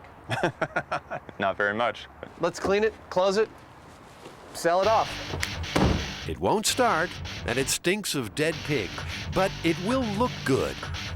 Time to place an ad on the internet to entice some buyers with an unbelievably cheap '87 Corvette. All right, so we want to sell this car. What should be in the ad? Well, I guess we should just list the good things about it. It's like shiny, it's got a good finish on it. Shiny. It's got good wheels and tires. It's a great parts car. We lost the interior. Yeah, we just lost it. Hidden cameras are set up to secretly record the reactions of unsuspecting buyers. So, who will buy this slightly soiled vehicle? Maybe a die-hard Corvette lover. I didn't know it was gutted. Yeah, well... Is that how you bought it? No, don't like that, huh? Jamie will have to do the hard sell on this one. I mean, we're only asking $3,000 for it. You could, yeah. So you could take it for parts. The wheels alone are worth like $700-800, and still not impressed. No, I wonder how much that smell seeped into the fiberglass. No sale. The guy from the junkyard has a sniff. Jesus, that stink. Right. Well, I think it's worth about $500. Well, we're definitely going to wait for better offers than that. So does it even start? How about this gentleman? So is there an interior for it? No. What's that smell? He seems kind of interested. How many miles does it have? It's got I think it's got a $250,000, but it's only 50,000 on on this engine. Well, I'll let you know if I'm interested. All right. After sleeping on it, he becomes our buyer. Yes, sir. What are you going to do with the car? We're probably going to part it out. I'm interested in the engine and the transmission.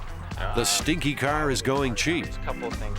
Only $2,000. There's the title and the keys. But at least it's finally gone. So there you go, man. No shortage of buyers. I don't think that there's a car in the world that's too stinky to sell. If somebody dies in a car, it can easily get so bad in there that you're not going to just kind of wash it with some Windex and some stuff like that and be able to sell it like it was. I think we busted both halves of this one. I guess we did, didn't we? I still can't get that taste out of my mouth, though. God, what a horrible thing that was. Absolutely. Horrible. Horrifying. Horrifying. That was something else. I'll remember that the rest of my life.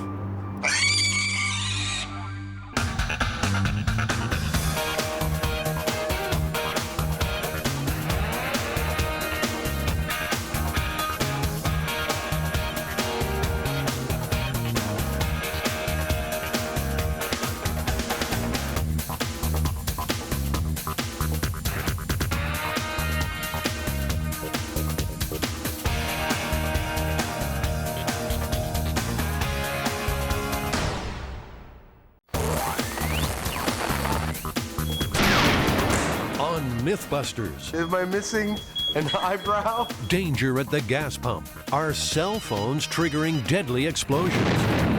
Can high altitudes cause big problems for silicone implants? If I were in there with the breast implants, I'd probably be dead about now. And computer drives. Have they reached dangerous warp speeds? Oh my God, it's a horror show. Who are the MythBusters? Adam Savage. That's right, you got some kind of bogus minister thing. It's not a bogus ministry. I performed a dozen weddings already. And Jamie Hyneman. Farewell, cruel world. Between them, more than 30 years special effects experience. Feel kind of sexy. They don't just tell the myths. They put them to the test.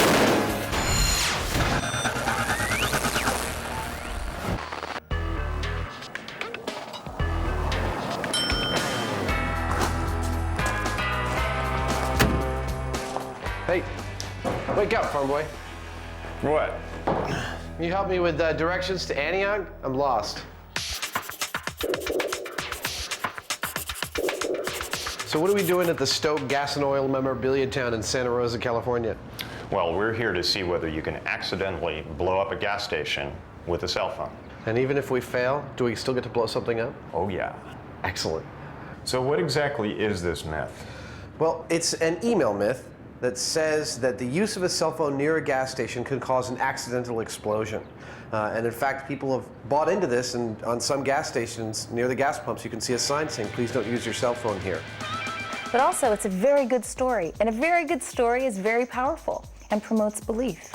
Heather Joseph Witham, resident folklorist, has another dramatic cell phone explosion story. Well, the story goes that there's an executive speeding along on the freeway in Los Angeles, and all of a sudden he hears the ding, ding, ding, and looks down and he sees that his car is just about out of gas. So cursing and frustrated, he gets off the freeway, he drives up to a gas station, gets out, starts pumping the gas, takes out his cell phone, and calls the office.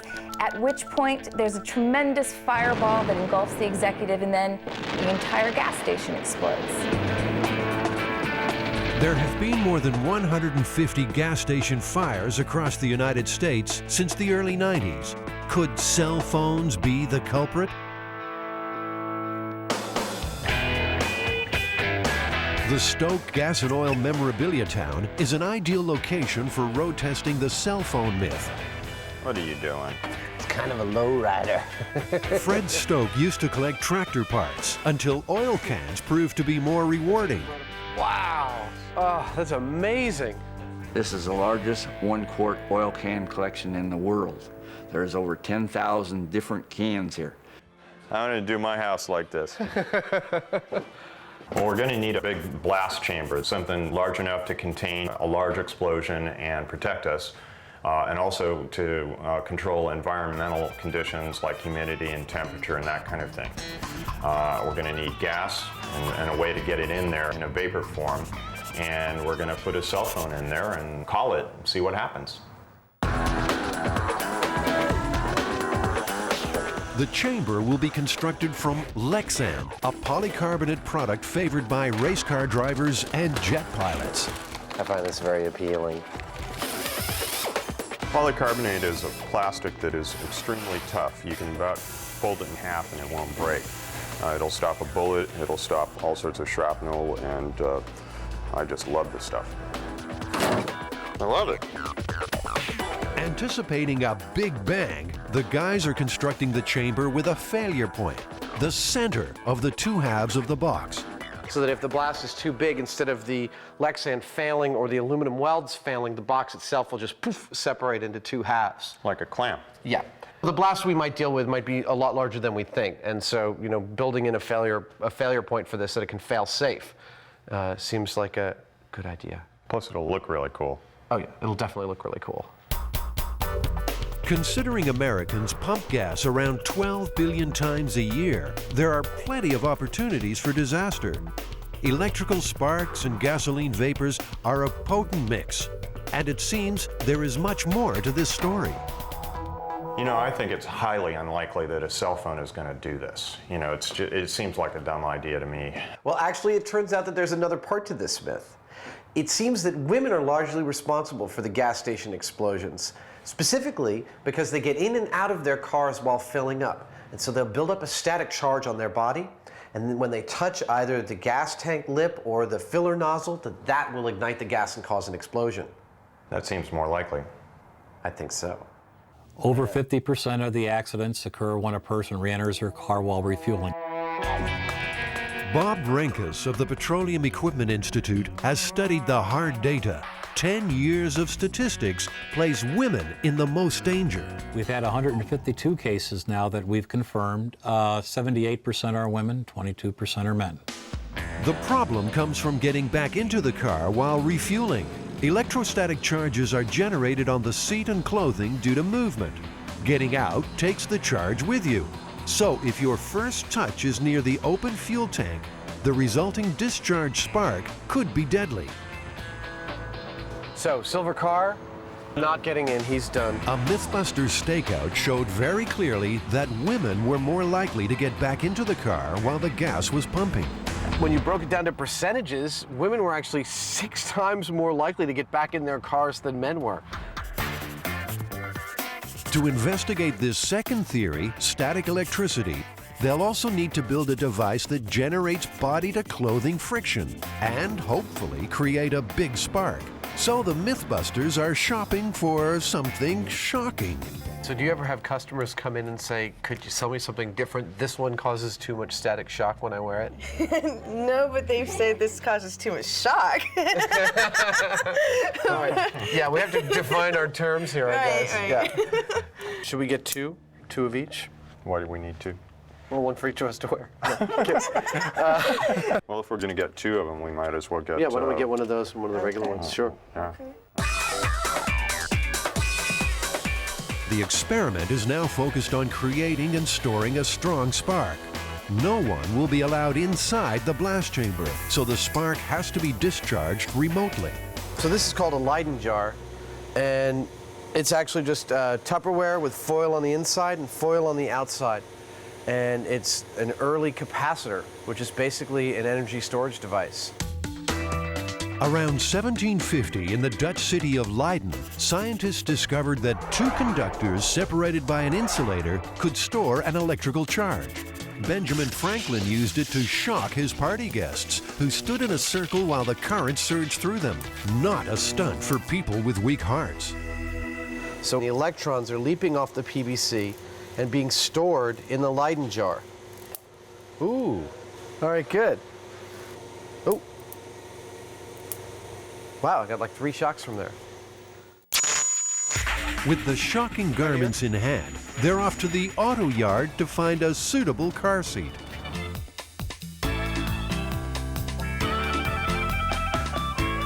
You think we could build some panty friction in the bed here? Well, that's what it's for, isn't it? Well, we won't be the first. Oh, ugh. These panties had no idea what they were in for. This is like where panties go when they've been very, very bad.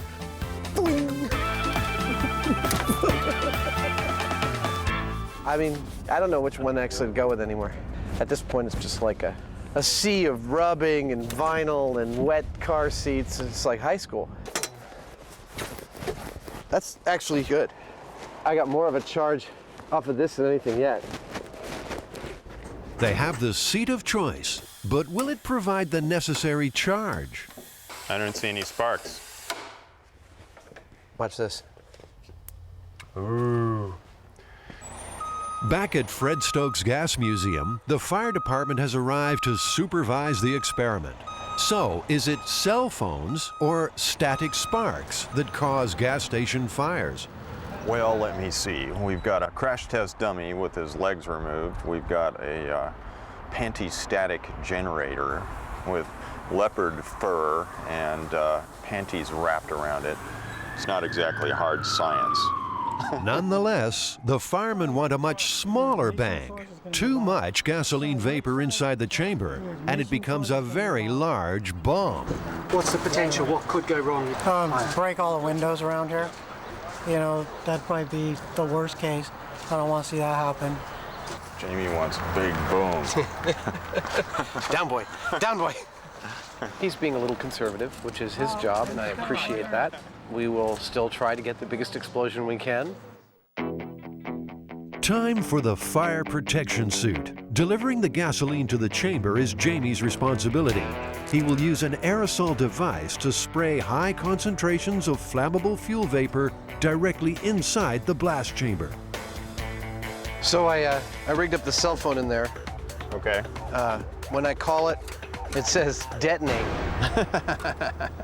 Very cute. Okay, we're gonna start the fuel. You guys ready? For gas to explode, you need the right mix of fuel and air. As the concentration edges towards the flammable level, their gas meter emits a warning. Okay. Go behind the thing. The chamber is primed and ready for the cell phone blast test. Calling now. Hello, explosion. Hello? Hello?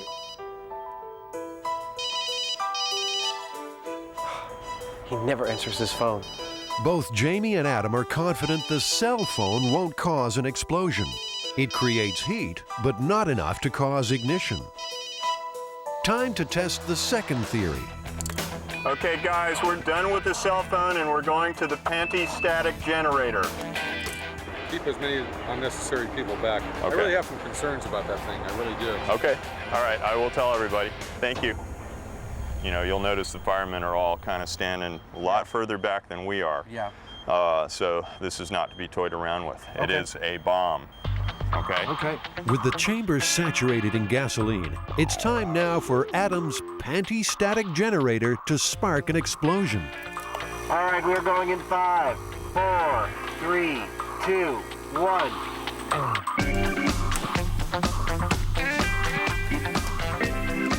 We should have had a spark right about then. Come on, baby. Okay, I've gone through what should have been like at least 3 sparks so far. Okay. Even with sparks and the heavy fuel load, the gas will only blow if conditions are absolutely optimal. So far, nothing is happening. How hard can it be to blow up a room full of gasoline? My guess is just wrong mixture. Just that simple. Wrong mixture. That's it, we're packing up and we're gonna go home.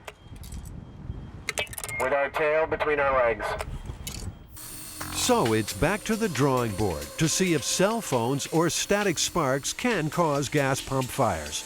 Ignition is still proving to be difficult, but the personal flashpoint is rising. Oh, wait, hold on, Adam, before you break up all afternoon's work.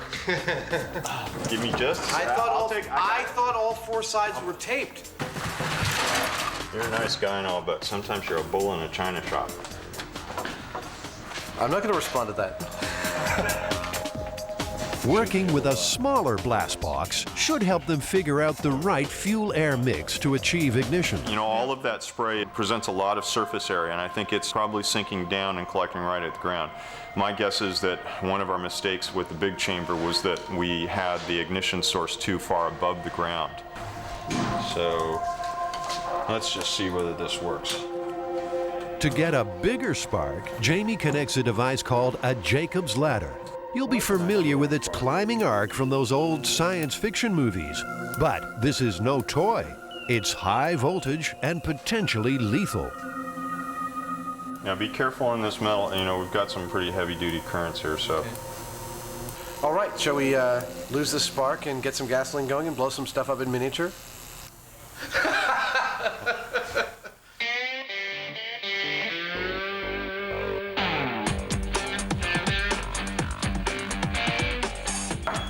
Is gasoline flammable? You'll find out after this. 4, 3, 2. Hey, we made something blow up. We made something blow up.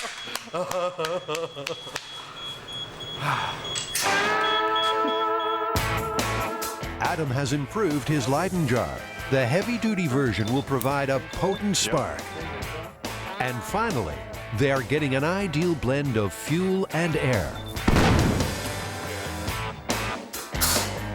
Well, I lost a lot of hair on my arm.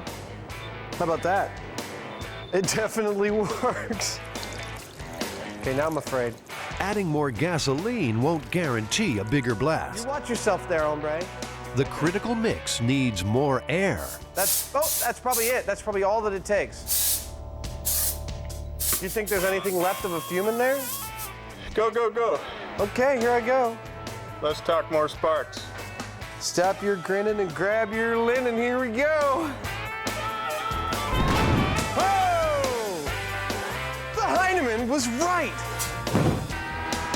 We now know exactly what kind of concentration of fuel that we have to have for ignition. We know that we can create a spark from static electricity off of fabric, and we know that it is something that we have to be very careful with.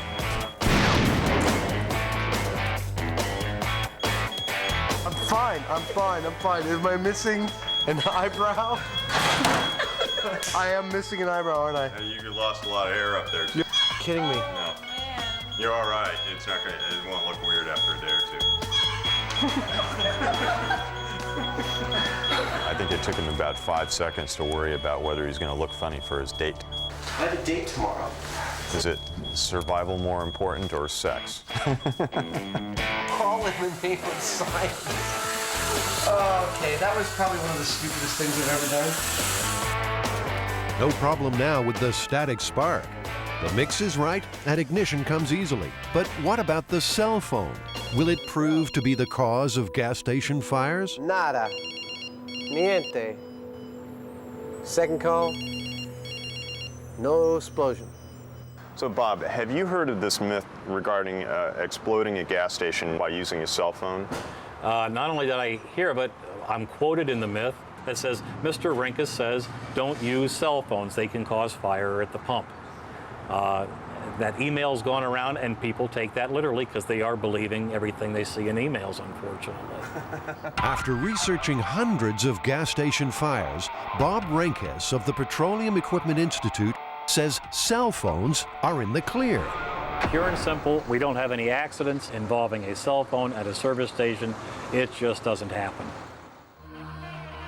But a dramatic fire department demonstration clearly shows what can happen when static is involved. People who re-enter the car during refueling face the biggest risk. They're typically younger people, because older people will go like this to get out of their car. And when they do that, they discharge. So they just simply pop out of the car, not touch anything, not shut the door, not ground themselves, not touch this. They'll take 1, 2 steps. They're wearing neoprene shoes, so they're not discharging, they're not dissipating on the concrete. They touch a piece of metal here. The vapors are coming out of the tank. The air is coming in from outside, so that's 2 parts of the fire triangle, and the third part is a source of ignition, which is the spark. The problem comes is when they overreact, they go, oh my goodness, and they leave a stream of gasoline. They already have a fire, it gets underneath the car, or they could get it on themselves. With the cell phone myth well and truly busted, they still want to make their own big static bang. So they're back at Fred Stokes Gasoline Museum with the fire department there to monitor safety. You're gonna pump the whole thing in there. It's make or break time. So today the guys are using a much higher concentration of gas in a much finer spray. Okay, that's it. All right, here we go. Watching for spark.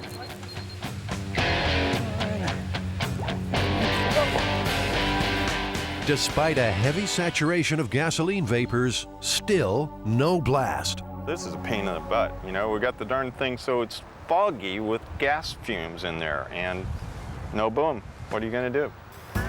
Leyden jar, I am finished with you. Desperate to get their big bang, the boys decide to use extra juice. Good spark. That good? Yeah. We're using a spark that's actually a smaller spark in terms of the kilovolts, but it's longer. We're using neon transformer to generate it, but it lasts as long as we want. So I feel totally confident we're gonna get the concussive boom that we want right now. Okay, Adam, let's get ready. Come on, okay, here we go. Stand by. I feel like something's gonna happen this time. In 3, 2, 1.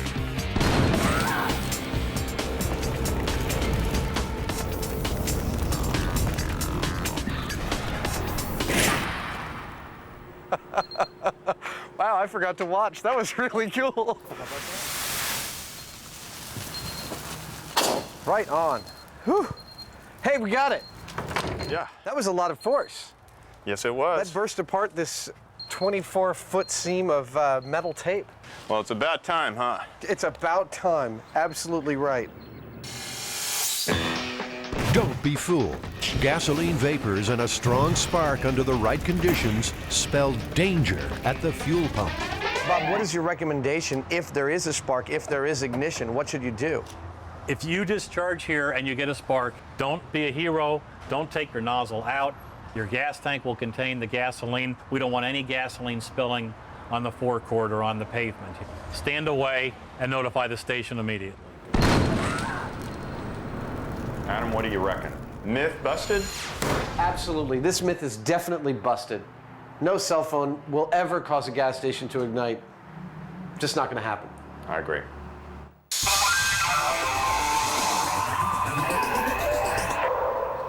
Jamie. Yo. I got breasts. Check this out.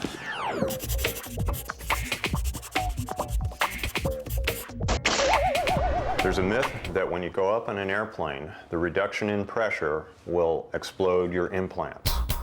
The basic story is that there's a woman with silicone implants on an airplane, and there's a depressurized cabin because it's a local flight, perhaps from LA to San Francisco.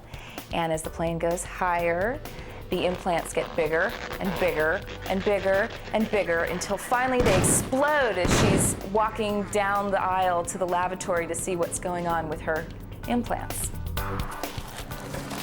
There we go. Oh, sample not for implant. One size fits all? There's not like a bigger or smaller one? So we've got the implants, right? What else are we going to need for this, Jamie? We've got to have a chamber that will handle both pressure and, vacuum. So positive and negative pressure. Yeah, and we've got to have a vacuum pump or pressure pump, and to make it look good, put the implants in a body of some sort, maybe The ballistics gelatin would be perfect for that. We could make up a torso out of the ballistics gelatin and put the implants in. It'd be very close to his skin, so we could probably see, if there was any real movement. And the gel is clear, so we can see what's going on. Yeah. Okay, that's weird. You know what? Since I've never owned a pair, I don't know what they're supposed to feel like, but these feel pretty good. It just makes me feel more like a woman. Come on, it's giving me the creeps. Take those off.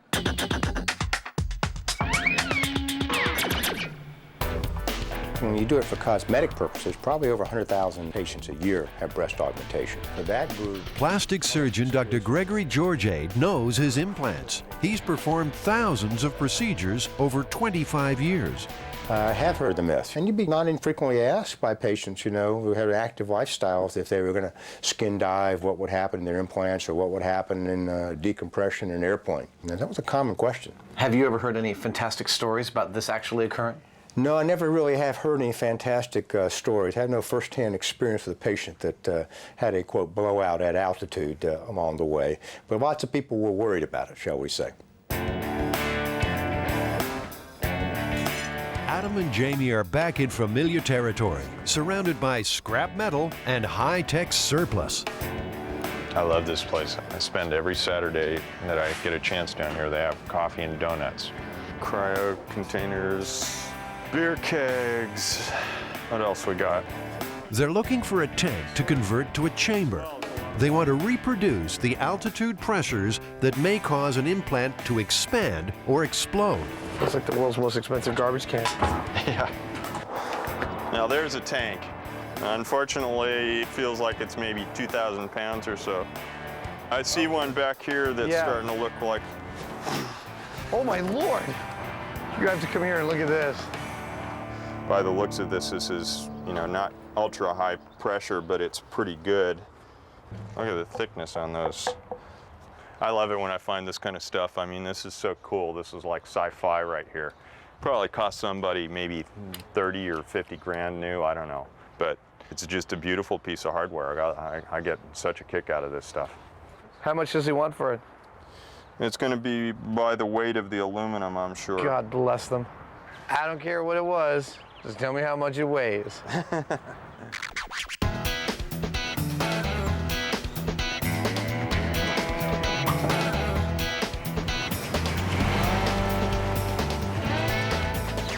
So I'm gonna try and implant these in a fake woman. The first step towards exploding the implant myth is to modify a store dummy. A heat vacuum appliance is used to make a plastic mold of the torso that will hold the implants. Always looking to match reality, Adam will suspend the implants in the ballistics gel. So if we let this sit for 20 or 30 minutes, the ice against the skin should make that layer of ballistic gel harden, but not the rest. We should end up with a nice fleshy barrier, about that thick maybe. The skin layer takes about 10 minutes to form.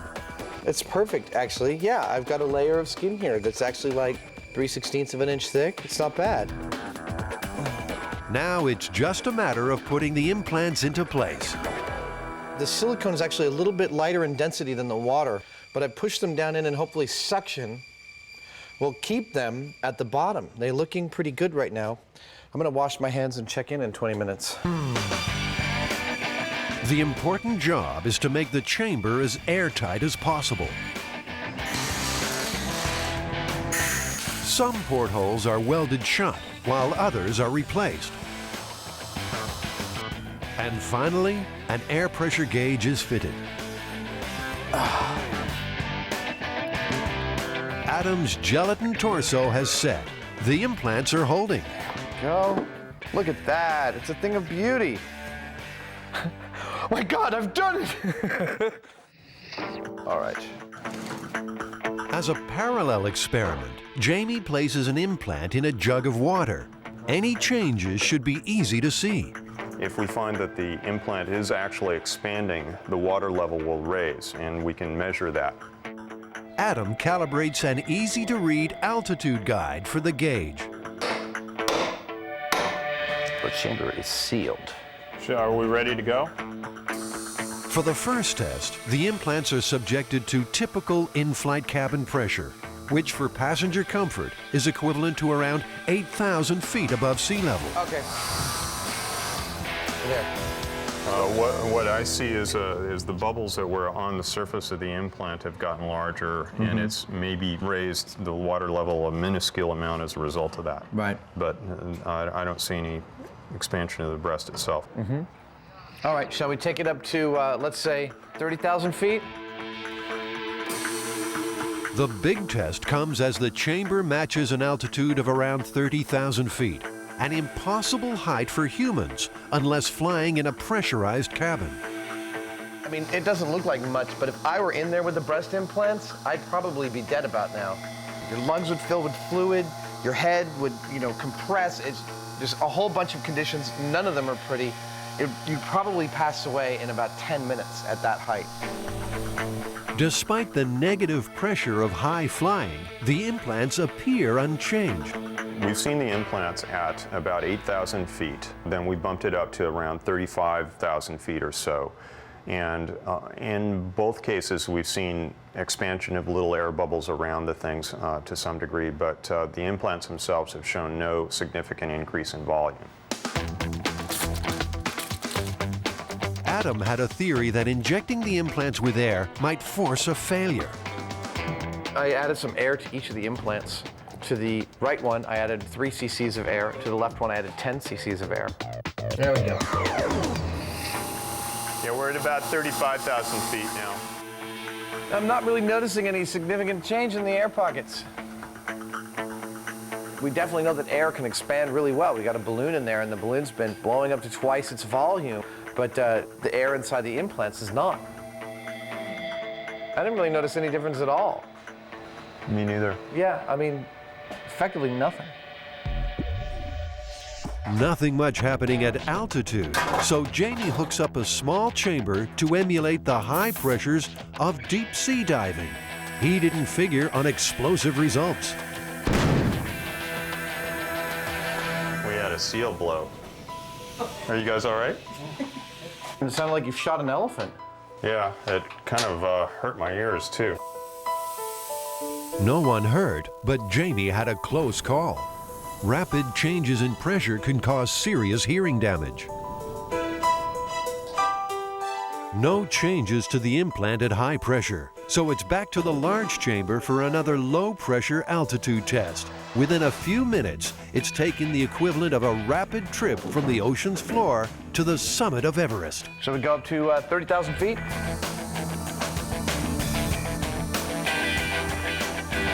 Okay. I don't see nothing. I don't see any air bubbles. I don't see any noticeable difference. So this replicated someone diving in water and then immediately getting into a plane? Yes. So effectively no difference. Scientists at Duke University have been studying the rigors of pressure on the human body for many years. This is the main clinical chamber here. Watch your heads again. And the actual chamber is compressed with air. Dr. Richard Van from Duke University's Center for Hyperbaric Medicine knows all about pressure and the concerns of people with implants. We had several questions that came in with regard to breast implants as to whether there were any hazards with regard to diving. And as a result, we decided we might do a study, and so we approached some of the plastic surgeons who we've been working with. Well, we found that basically in anything that the patient could survive, it wasn't going to be an issue. Plastic surgeon Dr. Gregory Georgiade provided subjects for the implant pressure tests at Duke's hyperbaric lab. The results were convincing. Basically what we have here is we have two implants that were initially the same size. And I expanded it by about 50%, which is the maximum volume expansion we could find in the studies we did, to show you what the implant would look like. And you can see it's 50% bigger. The implant could double or triple its total volume before the shell is ever going to break.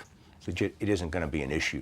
And a patient that had this happen would have been dead because of the nitrogen bubbles that ended up in their brain with the bends long before the implant got to this size.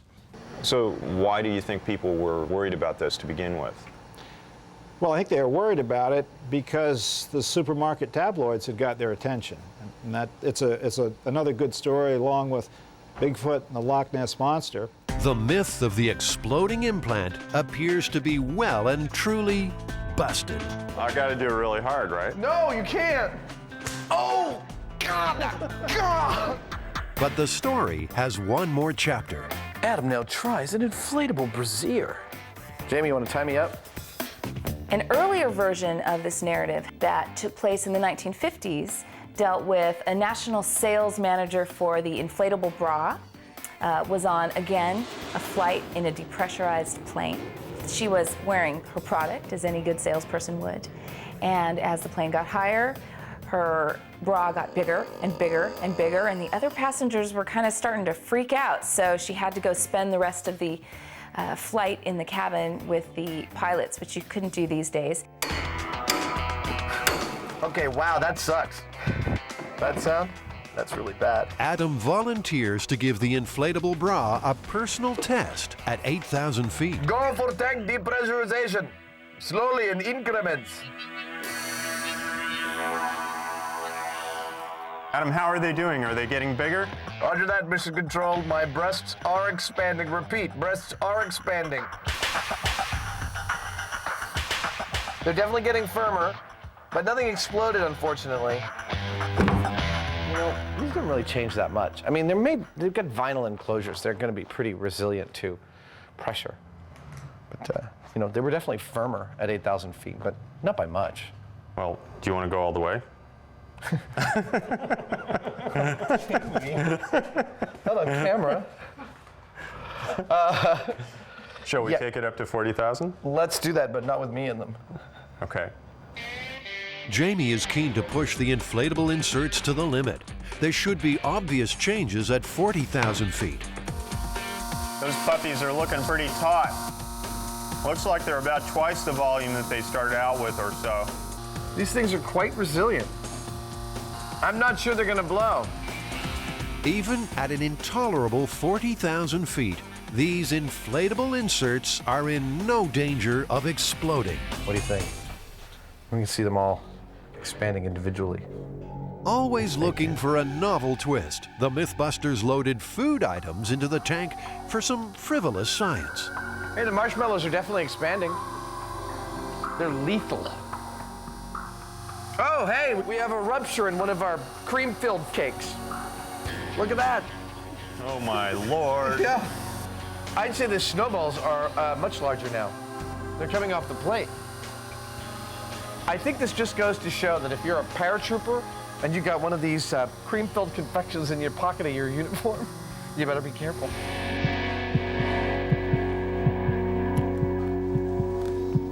So, Hyneman, exploding implants, what do we get? No results, no expansion whatsoever on these things. You're more in danger of your cannoli rupturing than your implants actually exploding. Your cannoli? Cannoli, it's Italian pastry that's cream-filled. Oh, okay. Study euphemism. Okay. So, as far as I'm concerned, myth busted. Oh, definitively busted, absolutely.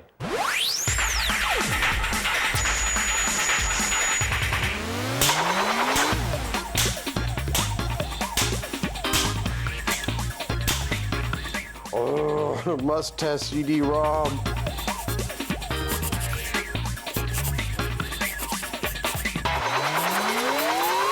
It turns out that with the brand new extremely high-speed drives, they may actually be exceeding the structural capabilities of the CDs themselves and shattering them into tons of pieces, sometimes even leaving the computer. Wow. Yeah, so we're actually going to try and do this. We're going to try and speed up a bunch of CDs under a bunch of conditions and get them to explode in all sorts of spectacular ways. I like that. Yeah. Along with the computer drive, they will adapt some high-speed tools to spin the CDs beyond 30,000 RPM. At that point, they expect to see critical failure. You know, this could be dangerous.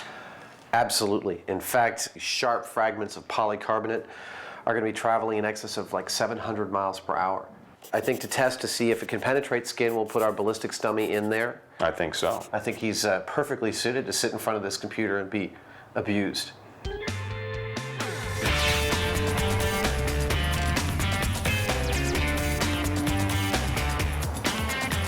We are driving through Silicon Valley on our way to one of the largest computer recyclers in the Bay Area, and if anyone's going to have a high-speed, like 52-speed CD-ROM drive for us to test, it's going to be them. If there's something better than a computer store and a shopping cart, I'm not sure what it is. This is Adam's Life 3.0.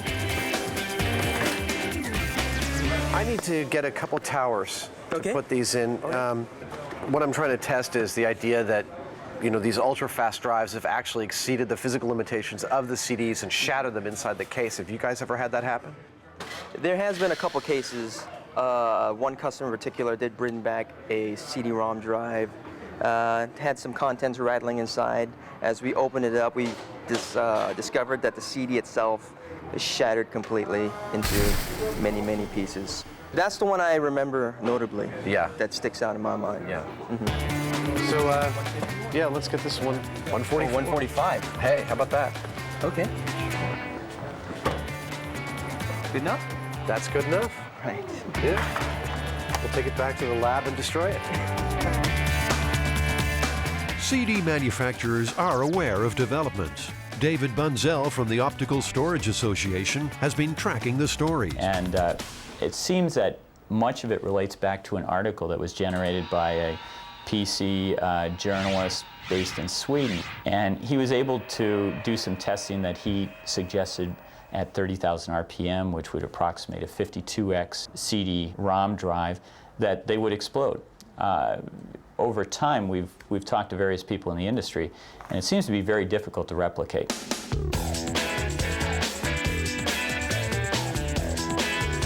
To replicate the CD shattering experience, Adam exposed some computer disks to the kind of treatment imposed on them by users. CDs that blew apart in computer drives may have been damaged by sunlight, corrosive spills, or normal wear and tear. To test this myth realistically, a few CDs had to be sacrificed. Cracked, exposed to sunlight, 24 hours. Rubbing alcohol, microwave, off-center label, expensive name brand control CD. See how it does.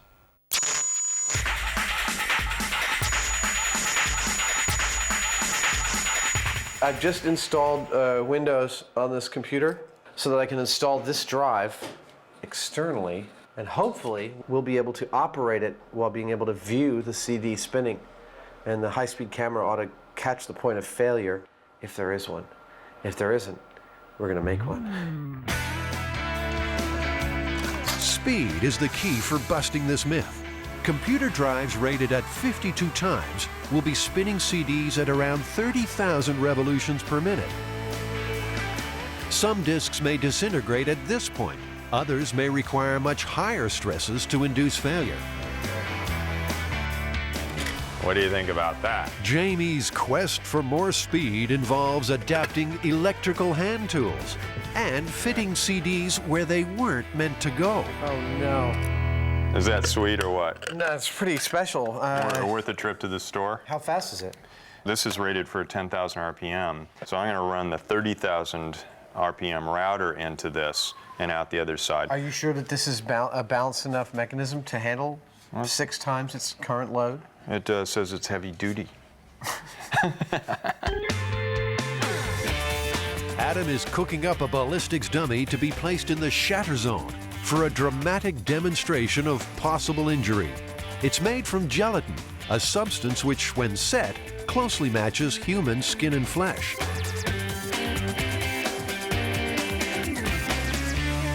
Wish I could understand why we can't get this to spin up to its full speed. We've done everything we can to get it to max out, and it may just be that the computer's not fast enough to read it as fast as 56 speed. The budget computer failed with the latest 56 times drive, achieving only 20,000 RPM, nowhere near fast enough. It should be pushing at least 30,000. Jamie has another plan. Frankly, I'm terrified of Jamie's drive. He's built the equivalent of a 300-speed drive in there. I don't want to be anywhere near it, and I'm really glad we have it contained in the blast chamber because the drive itself may fail catastrophically. Jamie is adding more power to the equation. He's adapted a super fast motor and plugged it into a variable speed controller. Now this motor is set up to go maybe 90,000 RPM, if not for the drag on it. I'm guessing it might go like 80. Ought to go faster than it's supposed to, though. Oh, this is cool. Wow. Look at me, I'm a god. Doesn't look much like you, Adam. Looks exactly like me, look at that. You know, I've always wanted a 6-pack. Closer to the center. Okay, there we go. All right. Doctor, the patient is ready. Revving CDs up to demolition speed is the aim. Jamie's customized drive is about to get its chance. Contact.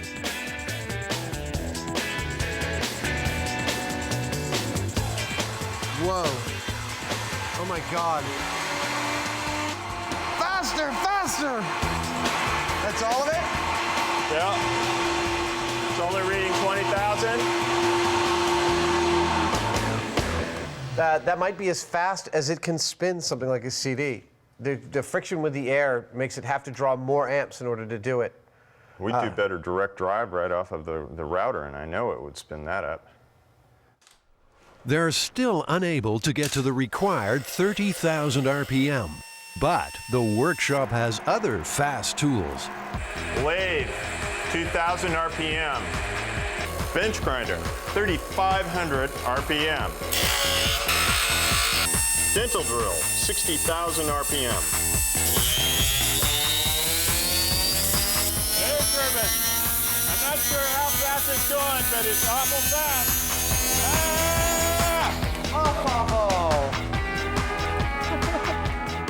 I mean, there it is. None of those tools were suitable, so they purchased a tougher, faster router to direct drive some of the damaged CDs. Really need to see some explosions now. We've got the microwave CD. Okay. That one's been severely stressed.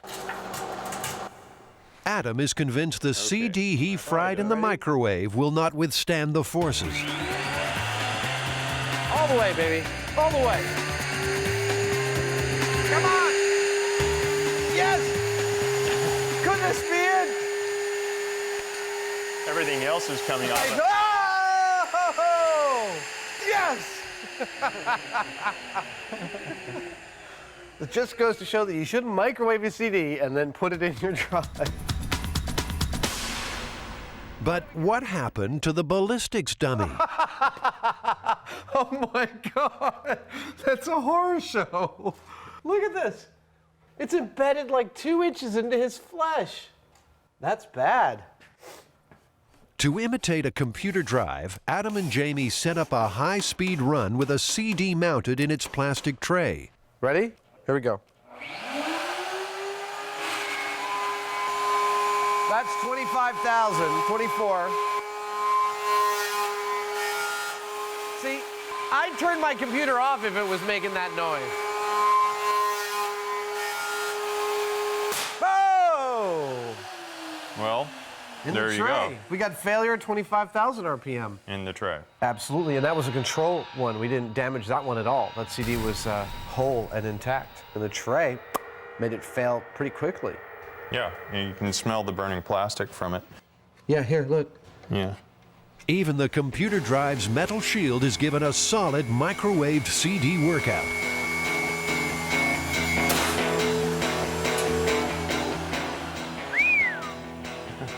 That's spectacular. Look at the damage it did to this case. I mean, it spread the sides out. Yeah, little dent marks. Yeah, dented the steel. It's like hitting it with a hammer. If the high-speed 52 and 56 times drives are already causing some discs to shatter, what does the future hold? So, David, are we going to see 100x drives, 200? Where's it going to stop? I wouldn't really expect the optical drives to go much past the 52x range. I think what you're going to see in terms of increased capacity is going to be done more with different types of lasers, different technology unpacking the bits tighter on the disk. And their speed is not as critical of an issue, so you will probably not even need the 52x to be able to accomplish this. You ready to ramp it up to double speed? I'm ready. All right, let's go, Spin Man. So far, most undamaged control CDs have withstood standard spin forces. Only one disintegrated. Slow-motion pictures show them warping, but not shattering. But Jamie and Adam want mass destruction. They switch from 110 volts to a potent 220. It's party time. You ready, Baldy? Wait. Okay, Ready? and unplug it right after you're done. Yeah. 3, 2, 1.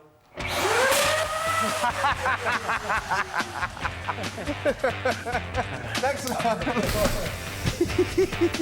It's like lighting a match under the thing.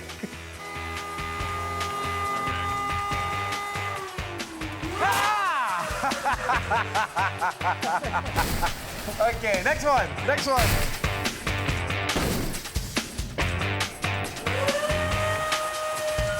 Oh, couldn't take it. Plug it. I think it actually blew the router, though. We're done, I guess. I think we've done a good day's work here. Any day we create that much shrapnel is a good day. That's astounding. I mean, it's like almost like Christmas. So listen, even if one blew up in your computer, would you be at risk? No. Why not? Well, maybe if you open the thing up and put your eye right in there, but... See, that's just the sort of thing I might do. Well, there are easier ways to poke your eye out, I suppose. Now, are you worried about CDs exploding in your computers? No. I have three computers that sit around me, and I don't sit there with any concern that I'm going to have fragments flying at me. Given the millions and millions of CDs that are out there being burned all the time, and the maybe dozen cases that we've heard of this happening, it's pretty much almost a non-event. I agree. It's not something the average buyer has to worry about. Highly, highly unlikely.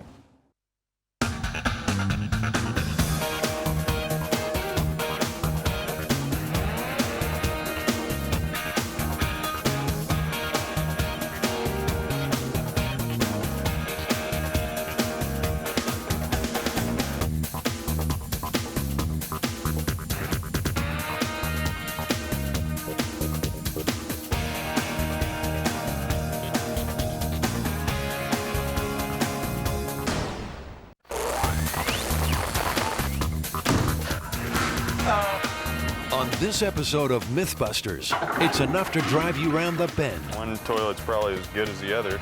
Our new host gets a hazing, then a blazing, as we turn up the heat on the exploding toilet myth. He's still holding the cigarette. The clothing gets kinky in the quest to answer an age-old weather mystery. And staring down the barrel, Adam and Jamie take aim at the myth of the magic bullet. Who are the MythBusters? Am I missing an eyebrow? Adam Savage. I always enjoyed seeing Adam in pain. Oh! And Jamie Hyneman. Jamie wants big boom. Between them, more than 30 years special effects experience. Feel kind of sexy. They don't just tell the myths. Farewell, cruel world. They put them to the test.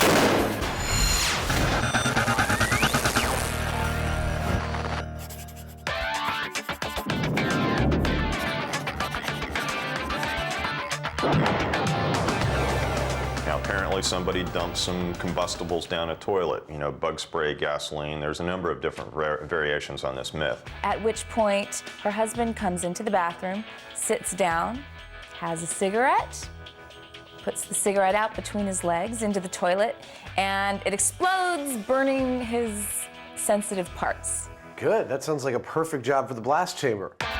It should be easy for the MythBusters to get this one in the can. All they have to do is buy a toilet, dump a range of combustible materials into it, drop in a lit cigarette, and watch the fireworks. With your years of experience of exploding toilets and combustible gases, what do you think the hard part of this experiment's going to be? I'm trying to think of various ways that we can actually make that toilet blow up. And, you know, maybe the gasoline or maybe the bug spray will do it. But if not, you know, there are other things that we can put in there. Like a grand finale? Yeah, one way or another, we're going to blow up that damn toilet. Okay, good. First step, down to the local junkyard on the lookout for a toilet. Now, you'd imagine that most toilets are pretty much the same, but Jamie's being fussy. Well, there's less water in the closet. This one's too shallow. The explosive we're going to put in here is heavier than air, so it's going to rest in the bowl. The deeper the bowl, the more explosive force we get, the better the result. I don't think it really matters. You know, one toilet's probably as good as the other. This one doesn't have a top. 40 bucks later, Adam and Jamie have their toilet. Folklorist Heather Joseph Witham has seen enough exploding toilet stories to fill a small outhouse. This narrative has been around at least since the 1930s, at which point it appeared in news clippings in newspapers.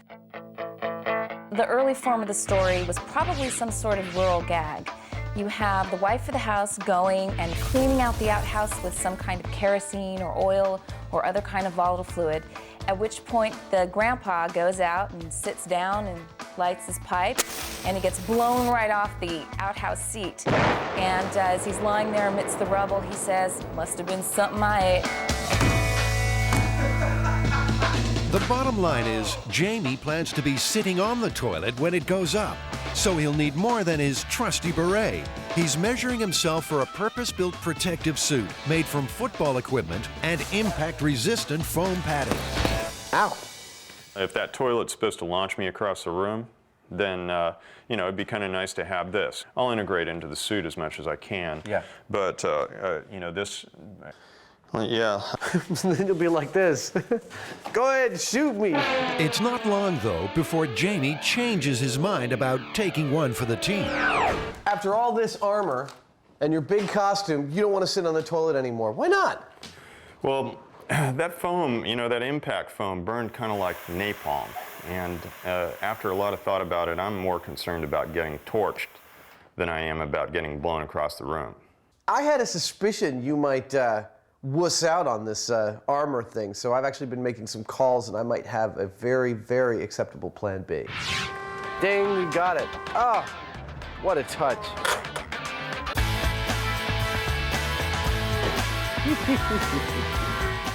In this box right here is the new star of MythBusters.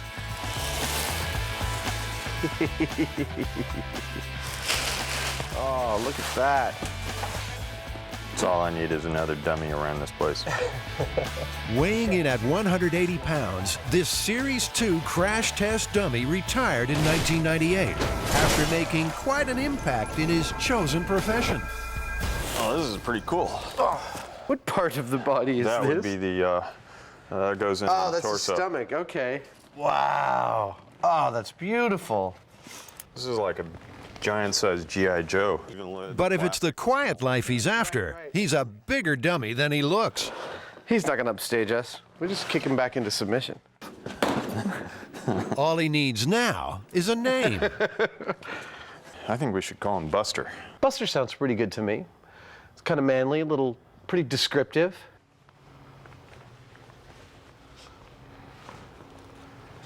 He doesn't have any ears. The next step, Jamie has to build a remote-controlled hand to drop the cigarette.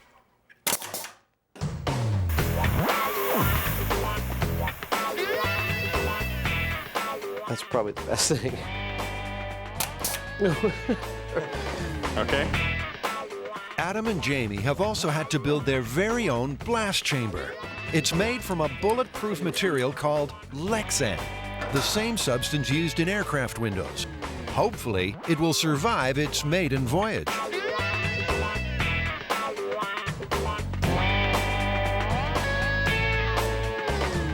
On its first outing, the blast chamber is doubling as the world's most public bathroom. Like an hourglass, the sands of time. Moving inexorably towards toilet explosion. Inside, a high-speed camera has its beady eye trained on the bowl. It's running at 1,000 frames per second, 40 times faster than the average camcorder. The more frames exposed, the slower the picture. Normal camera, high-speed camera. Perfectly. That ought to work. That ought to work. The temperature inside the chamber is already climbing. The hotter it is, the easier it should be to ignite the fuel.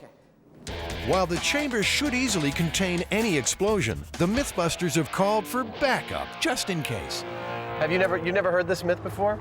No, actually I haven't heard this one. Found a few people on the toilet, but never because of a toilet explosion. Falling off the toilet, a lot of bathroom problems. Falling off the toilet? Never actually exploding.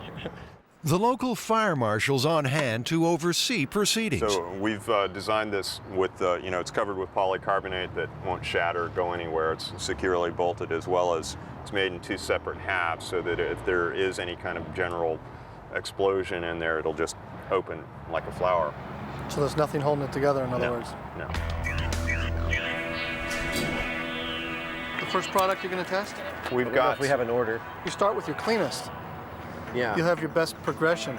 Is there that much of a difference between, like a coal or an ember dropping into a propellant and an actual lit flame? It depends on how much surface area you have on that coal. So a coal can light like a cigarette butt? Absolutely, yeah, smoldering, yes.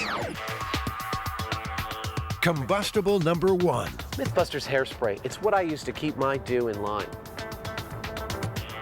How much of this stuff am I supposed to put in there? The myth said that the can of propellant got stuck open. So not knowing what to do with it, she emptied it out in the toilet. So I'd put a whole bunch in there. Oh, yeah? Yeah. Okay. You know, when you start to get dizzy, it's probably time to leave. Okay. A sensor measures the level of flammable vapor inside the chamber.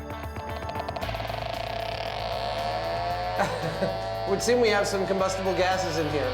We're loaded and ready for ignition. Come on, say something cool. Release mechanism dropping by. That's it. Okay, 3, 2, 1, go.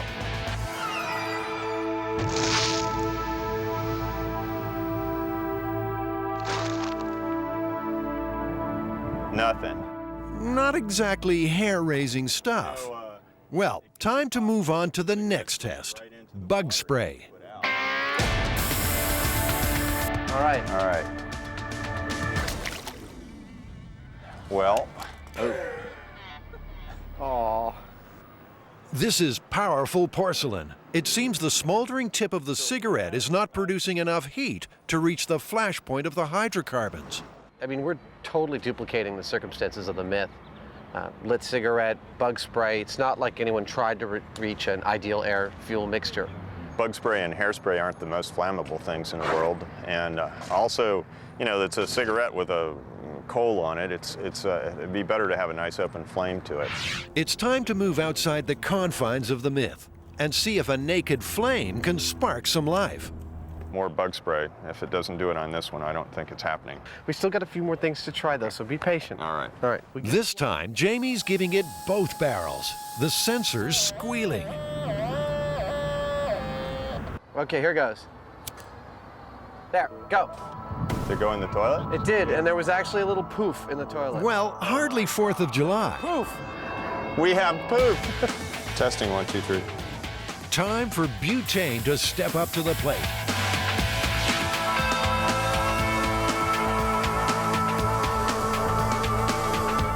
Did it go in? It went right in, nothing happened. All right, match, lighting, go. Wow. There's a poof. Finally. That is not enough to blast somebody off the seat. You don't think so? No. I don't think so either.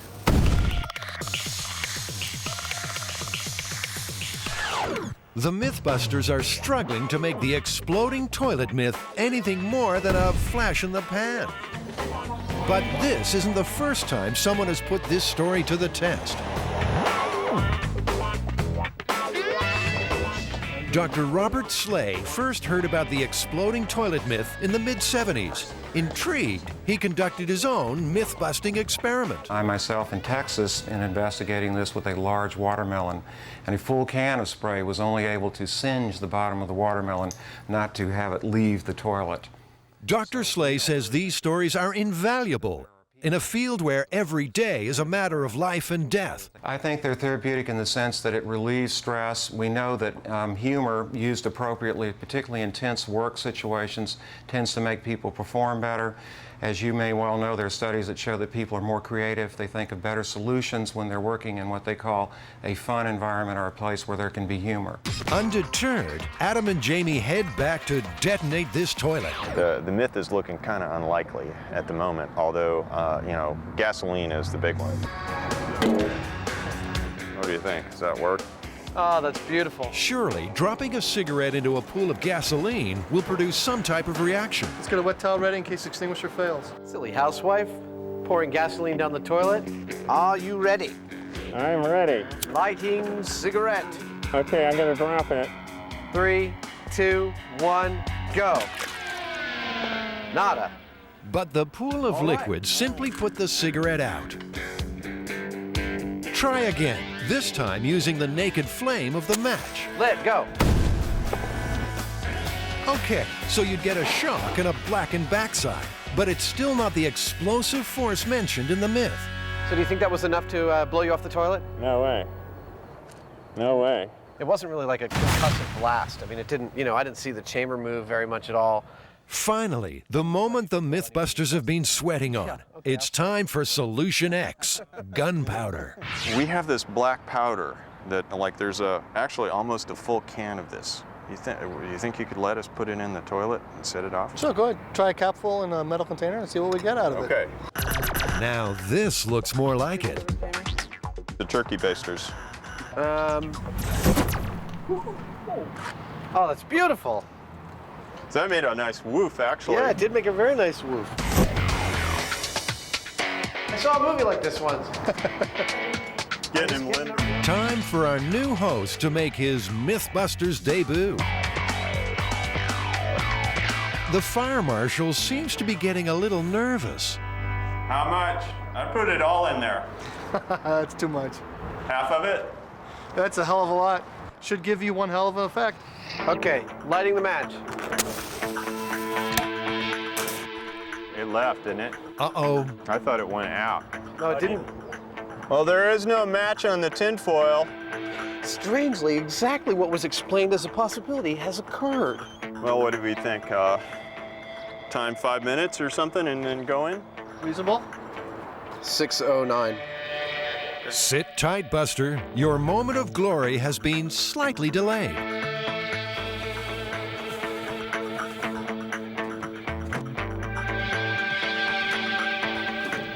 chamber is sealed. Are we good to go? Yep.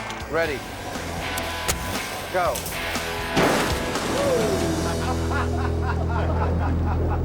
Well, I tell you what, you know, that was great. It didn't even move him. No, he didn't even move. It did blow his pants up, though. He's still holding the cigarette. That was fun. Congratulations. Not even half a tin of gunpowder could unseat our new star. If anything, it just enhanced his smoldering good looks.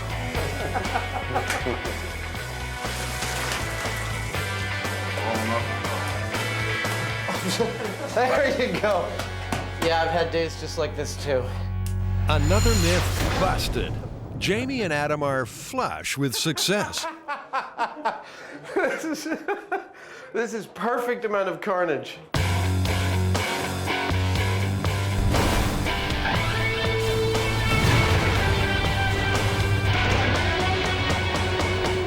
I'd say this, you know, there's no way that you can put any combustible into a toilet that would move you. And what about their new co-star? I think you work fantastically. In fact, we were able to set fire to his clothes, and he doesn't seem any the worse for wear. I mean, he smells a little bit, but I think he did fantastically.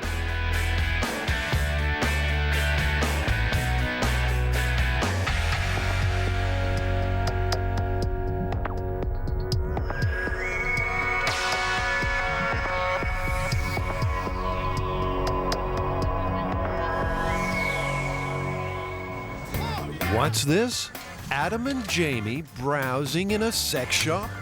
Your arms are totally inside of it. What sort of depraved myth-busting challenge could possibly call for such kinky clothing? The myth that you stay drier if you run in the rain. Basically, it's a bit of practical advice. Run if it's raining, and you won't get as wet than if you're walking. Seems to make sense to me. Common sense? Since when have the Mythbusters let that get in the way of a challenge? The idea is someone walking through the rain will stay in the rain longer, but the rain's only falling on their head and shoulders. Whereas someone running through the rain is actually picking up rain on their entire front. So what? We just wait for the next rainy day and go for a stroll? No siree. The Mythbusters will need controlled conditions. We're going to have to be really careful about this. It seems like a simple thing. It seems pretty straightforward. Yeah, but there are actually a lot of factors to consider. You've got, you know, the velocity of the rain. You've got the speed that you're running. You've got all these different things to factor in there. The setup, an indoor course 100 feet long, which Adam and Jamie will walk, then run through in a downpour of homemade rain. They'll wear identical cotton coveralls, which will be weighed after each test to see how much rain they've soaked up. Now, all that means they'll have to manufacture some very precise precipitation. I think the hardest part's going to be getting really reliable, consistent rain, something that's realistic. So, you know, it's got to be the right velocity, the right drop size, nice even spread over a big distance like this for us to get a good, consistent run. At this early stage, what do Adam and Jamie think will happen? If you walk, you spend more time in the rain. That's your idea? Mm-hmm. I'm going to disagree with you just for the hell of it, and I'm going to say the person who runs through the rain gets wetter. When it comes time to run the test, Adam and Jamie will have to make sure their perspiration doesn't mix with the rain. So they'll have to wear something underneath their coveralls, something snug and form-fitting. Ah, so that explains the visit to the land of latex. Have you ever worn latex before? I've never worn latex before. Okay. I've heard it takes a lot of powder. This one, you get in through the neck. This one, you open up the Your shoulders. whole body fits to the neck. This is called, a neck entry, and all you do is stretch. It doesn't tear. I mean, it's built very strong, and you just step inside of it. This is kind of a cool feeling because it completely closes up around you. Do you want to try them on right now? I'm not attached to trying them on right now. It seems like a lot of work. But apparently, He likes the we're going to try it on right now.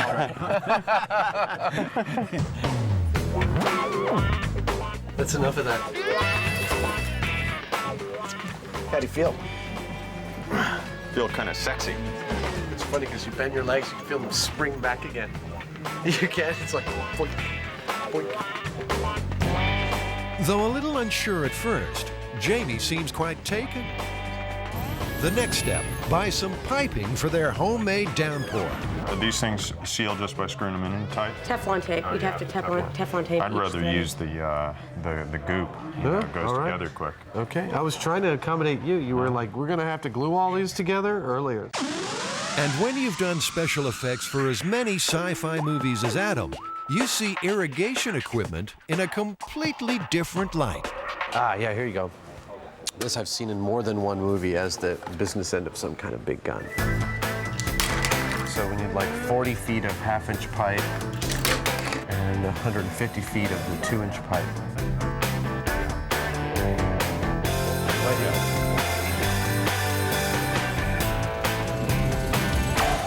We need to have at least about 60 feet of height for the sprinklers, so that the raindrops can achieve terminal velocity. After falling 60 feet, a drop of water is traveling at maximum speed, around 22 feet per second. After that, it cannot go any faster, no matter how far it plummets. We just go up there with a hose, you know, and squirt it down. It's not really going to be like real rain. It might be going faster or slower, we don't know. Over the years, several studies have sought to answer the question of whether you should amble or gallop through the rain. Meteorologists Tom Peterson and Trevor Wallace conducted their own experiment at the National Climatic Data Center in North Carolina. That's perfect. They simply waited for a downpour and stepped outside. We measured out an approximate course to try to get 100 meters, but we didn't feel like it was crucial to have exactly 100 meters because we weren't trying to see how much rain we absorbed in 100 meters, but the relative difference between running and walking. Tom walked, Trevor ran. Then their clothing was weighed. We won't reveal their results just yet. Let's wait and see how Adam and Jamie get on. Ironically, the heavens have opened, just as Adam and Jamie find the perfect place to whip up a storm. So here we are, Jamie. In Alameda Naval Base. Yeah, across the bay from San Francisco. You know, they used to paint C-130 planes in this room. It's a big hangar. Yeah. Time to see whether or not Adam's rain delivery system is just a pipe dream.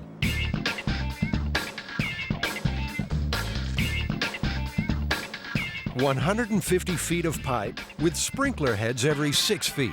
I'm actually really pleased with the way things are going. We've got half up already. I'm going to do the other half right now. And I got plenty of high points. It looks really stable. And as long as Jamie holds up on his end, we shouldn't be here too long. Jamie's working on getting water for the challenge. Not as easy as you might think on a rainy day. It's legal to tie into these fire hydrants, but you have to go through the fire department and you buy or rent a meter that allows you to tie into it and keep track of your water usage. Accessing water's one thing. Getting it to travel 60 feet straight up in the air is another. There you go. Jamie's calculated that the water will have to be pumped at 15 pounds per square inch. No problem for this pump. It can move H2O at a rate of 200 gallons per minute at 50 pounds per square inch. While they're setting up, let's see how Adam's getting on.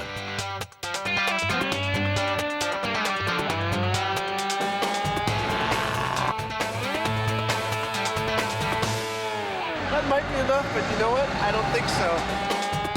Guess that means he's finished the rain rig. With the pipes in place and the water pumping, the MythBusters are keen to give the rain a dry run.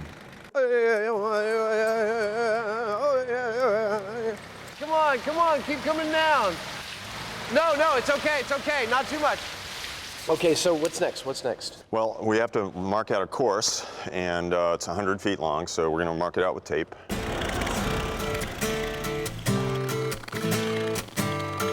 We need to get another roll and attach it to this so we can make it to the other piece of tape.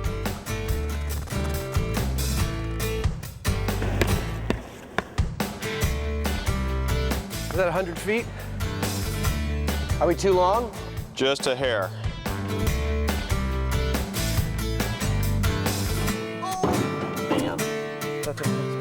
On some of the tests, they plan to add wind as a variable. You know, I'm not getting this at all. It's like you don't want one starting at the end line or at the start line? No. No, here, come over here. I'll draw it out for you, what I'm thinking. Probably here, blowing like this, or going like Looks this. like they can't agree on a fan plan. We want to get the fans as close to the course as we can anyway. Not necessarily. Consistency is more important than the highest wind speed. Let's set it up my way first. Okay. Of course I want to set it up my way first. Do you want to set it up your way first? I don't care, actually, Adam. For this experiment, they're looking to duplicate average rainfall, between 2 and 3 inches per hour. Digital gauges are set out along the course. Oh, these are fabulous. It's almost like whoever invented these didn't want to get wet when they were measuring the rain. We're gonna run it for 5 minutes.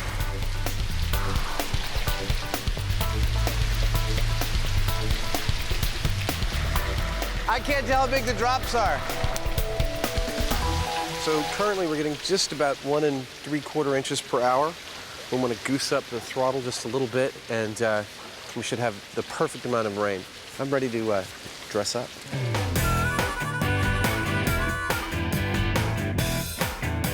You ready? Ready as I'm gonna be. I must admit, I feel a little funky. Step 1, make the rain more visible. Bubble, bubble, toil and trouble, fire burn and cauldron bubble. Step 2, put on the coveralls. Each pair weighs 757 grams. Step 3, it's time to walk the line and find an answer to this age-old mystery. Walking.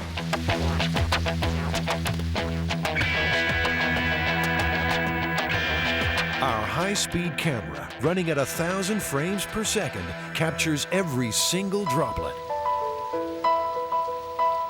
Adam and Jamie will walk the course twice, once with wind, once without.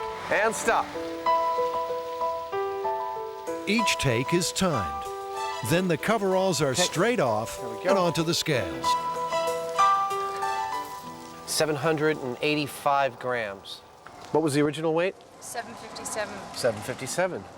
Cool. So 18 grams of water. And the results faithfully recorded. Now, Jamie's turn to be under the weather.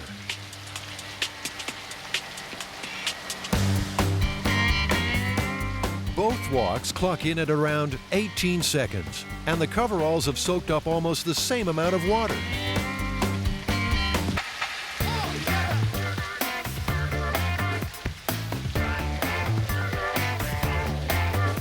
But what happens when Adam and Jamie up the pace?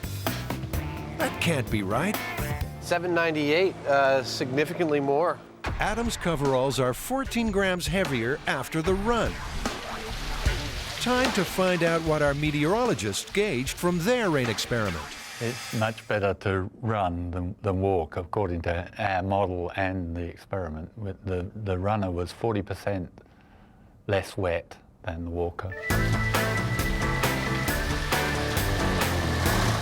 On Jamie's run, the difference isn't as great. 793. But the raw data is still pointing to an answer that flies in the face of science. The results aren't what I expected at all, actually. The numbers are really close. We're only talking about a matter of a dozen grams here and there. So when we average it all out, I think it's going to show that running, actually, you get wetter, strangely. The difference is minute. Wind-blown rain makes the coveralls only a few grams heavier. The overall result, however, remains the same. At the end of the day, 8 pink-tinged coveralls tell the story. After the running, the rubber suits, the getting wet, crunching the numbers, what's the final result? What's the verdict? Better to walk than run. Really? Yeah, it was very clear. Over a 100-foot course with 2 to 3 inches per hour rain delivery, we got more than twice the rain per foot running than we did with walking. Is this one busted? This one's busted. Fact is that it's better to walk than to run in the rain.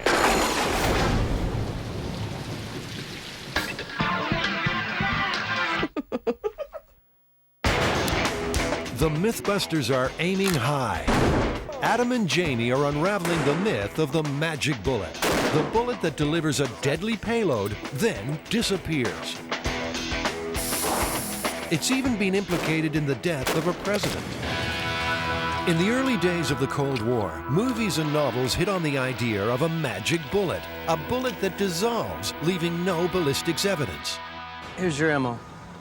This is ballistic H2O. It's an ice projectile, velocity of 3,000 feet per second, and an accuracy of up to 500 yards. No exit wound, the bullet's gonna melt inside the target. In the action thriller movie Most Wanted, a bullet made of ice gives the First Lady the cold shoulder. That seems a good place to start. Adam and Jamie will try and make an ice bullet.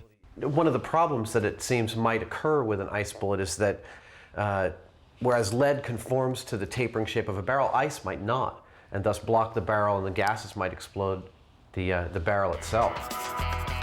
Now, it's not going to be easy. The guys will have to make a bullet mold, fill it with water, freeze it, then fire the ice projectile from a high-powered rifle. Step 1. Adam fires off a letter to the CIA requesting details on the existence of magic bullets. Then it's off to the local gun store. The guys want to fire the ice bullet from a Mannlicher Carcano, the same rifle the FBI alleges Lee Harvey Oswald used. We called earlier about a rifle that looks kind of similar to the Mannlicher Carcano. It's not exactly the same, but it's close enough. Have you ever heard of anyone trying to fire a bullet made of ice out of one of these? No, I haven't. I know it's a myth. You know it's a, so you've I know heard it's the a myth. myth, but I've never actually heard of anybody trying it. I don't think it's feasible. So why don't you think it's feasible? Because ice melts. When buying a weapon in California, there's a 10-day waiting period, so it's back to base. So we did pretty good there. We got most of what we need, I think, to get rolling. We got our loader, we got our manual, we got funnels for putting powder back in if we spill some, we got our bullets, we got our impact bullet. The trip to the gun store has brought it home to the guys just how dangerous this project will be. We're working with high explosives, we're working on objects and with machines specifically designed to kill people. That safety's got to be paramount through every step of this. Anytime we modify a gun, even the slightest variation in loading the bullet into the cartridge can cause the thing to explode in the gun. It could be very dangerous. A big X factor is gunpowder. You know, what they told us was if you got the gunpowder 22 degrees below zero or less, that it wouldn't even fire, it wouldn't even ignite. What Jamie's looking at doing is casting it in such a way as to isolate the tip of the bullet from the rest of the bullet.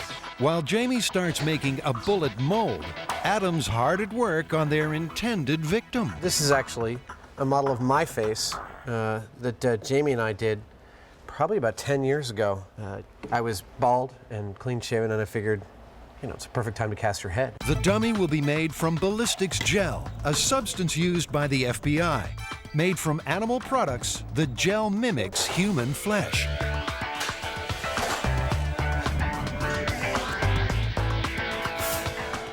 Time to get sculpting.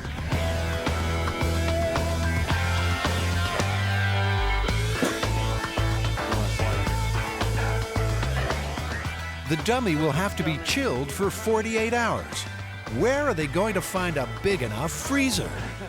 Wow, that's made of Jello? That's made of Jello, 200 pounds of Jello. Ooh, it feels good. Right over there. It's over to the cool room at the local deli.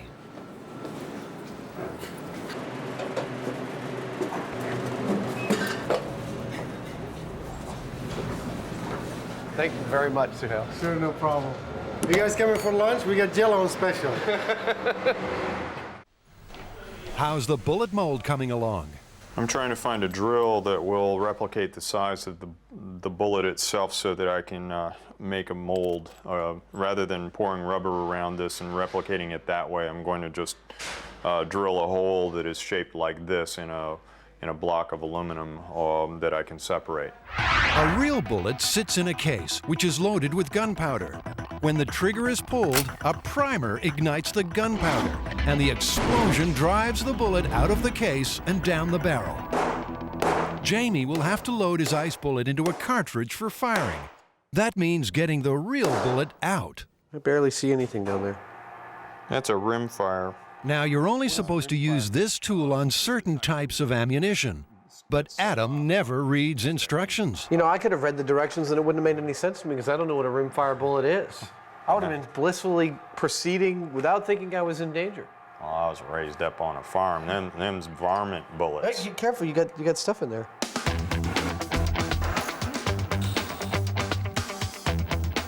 The ice bullet mold is ready to go.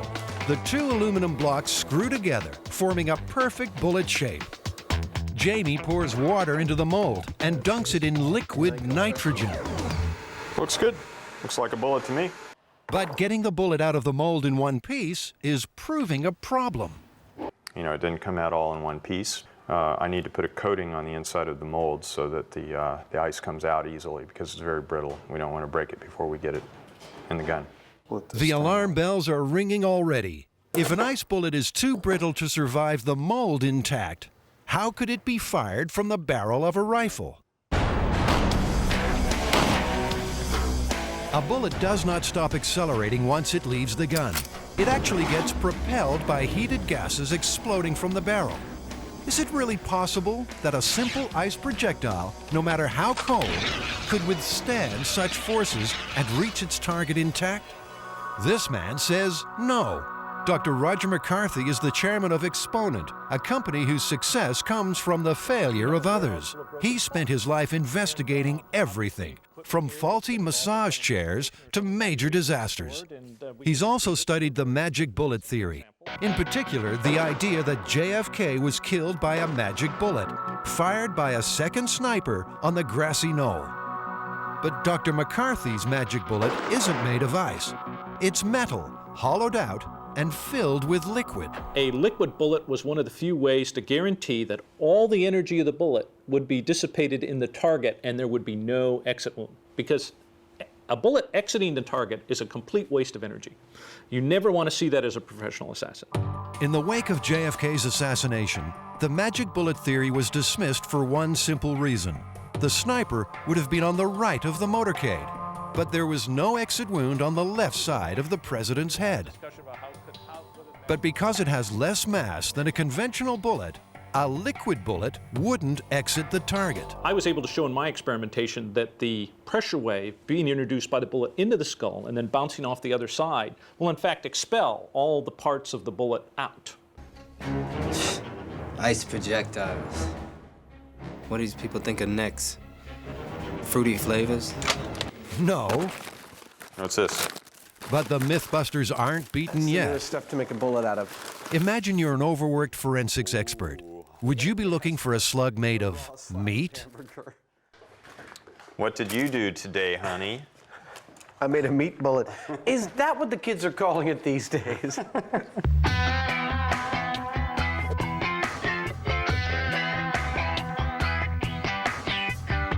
That's a hard little steak. That's a loaded meat bullet. The result? Well, Adam's mouth's watering. I would bet you that this is the most successful test we have. Jamie's on a roll. He tries again. This time, a bullet made of simple gelatin. I've got a cold. This is looking really promising because it's not at all brittle. Why don't you mess with that? That's sealed up. That's pretty good stuff right there. Yeah, it's a little bit flexible, a little bit hard. It's a little bit country, a little bit rock and roll. Meanwhile, some interesting mail has arrived. A reply from the CIA. Operational files of the CIA are exempt from the publication provisions of the Freedom of Information Act. The files that would contain responsive records, if any exist, are not subject to search. What that seems to say is there's almost definitely something like this, but because it's being used, they can't tell us about it. It's not subject to a Freedom of Information Act request. Request denied.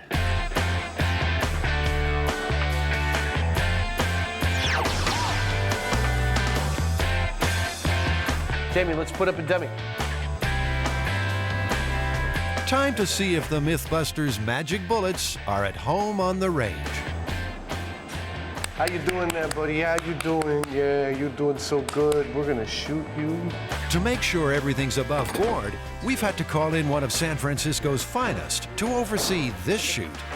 I have a concern about what we do if the rifle doesn't fire, actually. If we get the round too cold and when we pull the trigger it doesn't fire, is it in danger of actually going off if it warms up? Yes, it can. That's why just wait a few minutes before trying to take it out. Wait a few minutes, don't approach it, just stay back. Okay. Just in case, the guys will fire the rifle using a remote rig. In this case, a piece of string tied to the trigger.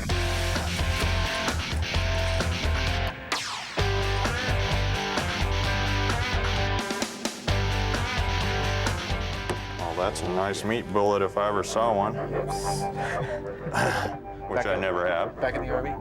But will it make mincemeat of the dummy? 3, 2, 1. Let's go take a look. The beef bullet exploded. Specks of meat are embedded in the torso. Unfortunately, there's also plenty of ballistics evidence left behind. It looks like half of the cordite didn't even explode, didn't even ignite. Yeah, I It guess was it less needs loud than before. Needs a certain amount of, stay in there-ness. Like needs to plug the cartridge. Stay in there-ness? Yeah. Is that scientific? Maybe a gelatin bullet will have that elusive stay in there-ness. The gel is colored with food dye, so it'll show up in the dummy. Ready to fire, guys. Everybody ready? We are all ready. Let's go. Here we go. Good. Grab the cord. And 3, 2, 1. Bullseye. That was a bigger boom. But there's still a problem. The gel bullet struck the dummy at 3 times the speed of sound and with a force of more than 2,000 pounds per square inch. But even so, It went in about an inch. that's not much penetration.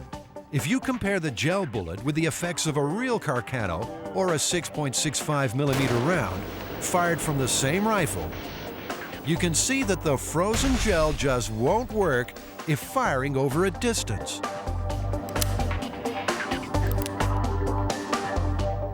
Now, how do I know which one's in the chamber? The guys have more success with a smaller firearm at close range. Judging by this, it's the best of all of them. That it stayed intact and went all the way to the bone there. Yeah, point blank range. But if you have to be that close to the target, then you have to fire your magic bullet from something that doesn't look like a weapon. So, Jamie, what are your thoughts about turning one of these into a gun? Well, do we want to shoot it like a rifle, like that? In 1978, an umbrella was the weapon in the sophisticated assassination of a Bulgarian defector. Georgy Markov was the victim of the most bizarre murder of modern technology, a sophisticated metal pellet fired from an umbrella into his thigh. Analysis showed the poison to be ricin, 70 times more lethal than the cyanide on the right. That umbrella insertion was brilliant and much more effective than an ice bullet. The ice bullet, bullets are not subtle. And the best bullet draws everybody's attention, including the victims, immediately. In true MythBusters style, Jamie's going to build his own umbrella gun from scratch. A chamber near the handle will be charged with compressed air from a dive tank. That's great, Jamie. The air will drive the gel bullet from the umbrella tip at supersonic speed. It's a big call. The CIA would spend years developing such a weapon. Jamie's got 3 days. I have no idea how fast that's going to propel something, but... I mean, in the realm of what we've done for MythBusters, isn't this kind of one of the most dangerous things we've tried yet? Probably. I mean, there is a lot of energy in there, and it's not to be underestimated. Like I said, it will remove flesh from your bones. We're making a super high-pressure gun here, and so I'm trying to keep it really simple and also make sure that it's safe. So I'm overbuilding it a little bit.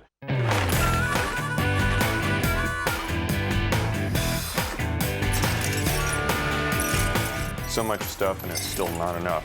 Just can't get there from here. Gotta make everything from scratch. In the butt. I'm gonna try one more thing. It should hold a little better than that, shouldn't it? One would think so. Jamie's getting frustrated. Air from the scuba tank is getting into the chamber. Unfortunately, it's getting out again almost as fast. I'm a little pissed off. This thing's taking way too long. What's going on with it? One stupid little seal. I have to walk away from it. Yeah. I've been doing this all day, wasting way too much time on it. And when the troublesome gunbrella is finally tested with a BB, and watch out, watch out. Adam's far from impressed. Yeah, it's only like 3/4 of an inch in there. Here, we can, okay.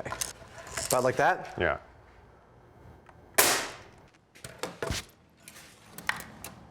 Interesting. It looks like it went in deeper. Say 7 inches. That's interesting. What, did you waste your time? Did you just waste 3 days on this? Could be. Right off the bat, I think it's actually kind of disappointing.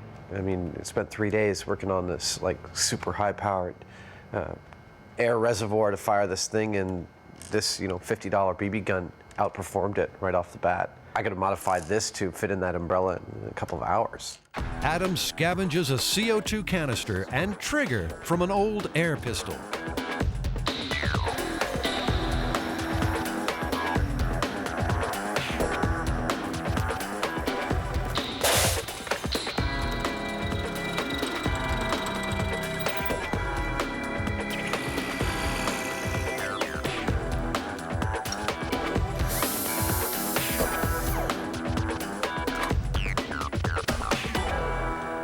We're loaded and ready to go.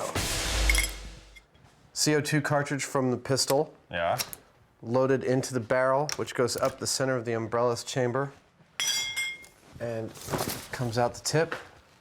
And the trigger mechanism will be like a ball bearing on a leaf spring going, because that gun fires the same way the other one does, just a weight against that thing. Okay. That pretty cool? Yeah. So umbrella's at 30 paces. Looks like we're going to be pitting your umbrella against my umbrella. My umbrella's going to take you down.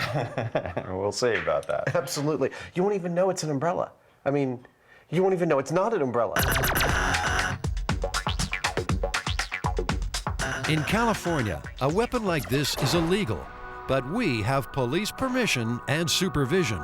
Umbrella guns loaded, point blank, in 3, 2, 1.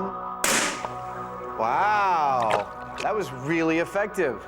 That went all the way into the sternum. I mean, that went all the way in. The projectile is tiny, but could easily carry a lethal dose of poison. Both umbrellas worked better than the real guns.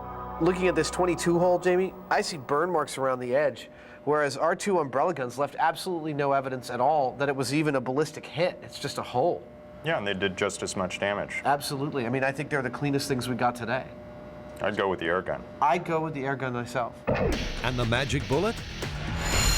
It seems any substance that would melt inside a human body is too fragile to be successfully fired from a high-powered weapon. So, myth busted? Absolutely. Does Roger McCarthy believe JFK was killed by a liquid bullet fired by a second sniper on the grassy knoll? And the answer is, we'll never know until the National Archives finds President Kennedy's brain. Because President Kennedy's brain was not buried with his body. It was put in a specially sealed container and given to the National Archives for safekeeping. They have subsequently lost the president's brain.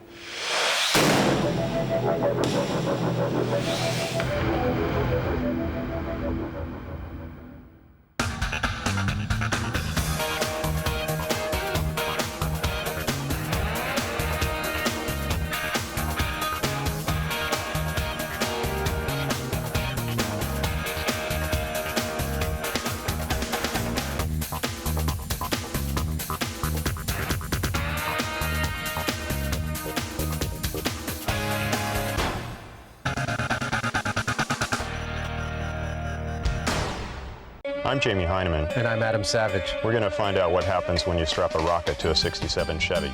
Oh, yeah. Coming up, we turn a Chevy into a 350-mile-per-hour road warrior. This is so exciting. I'm going to have a grinectomy. Pop rocks and soda. Urban myth or recipe for disaster. Dude, your stomach's gonna burst.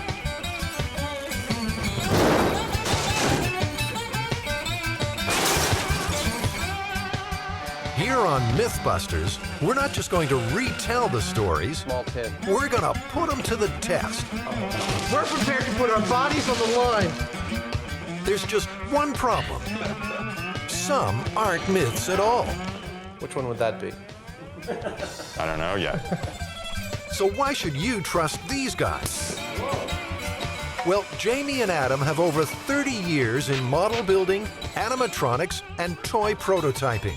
They've worked in features, television, theater, and games. They can build just about anything, and probably have. This is M5, my special effects shop. Come on in and have a look around. Jamie's amassed an awesome collection of tools, talent, and techniques. If we can't find it here... I'm trying to locate a pig's stomach. There's always Adam's eclectic collection. I come from the planet Butthead. And if that fails, the guys are backed by experts in folklore, crime, medicine, and engineering. Ow! Jamie and Adam are supposed to be experts in what's real and what's not. And they'll need every trick in the book. So where do we begin? What do we got? Let's go.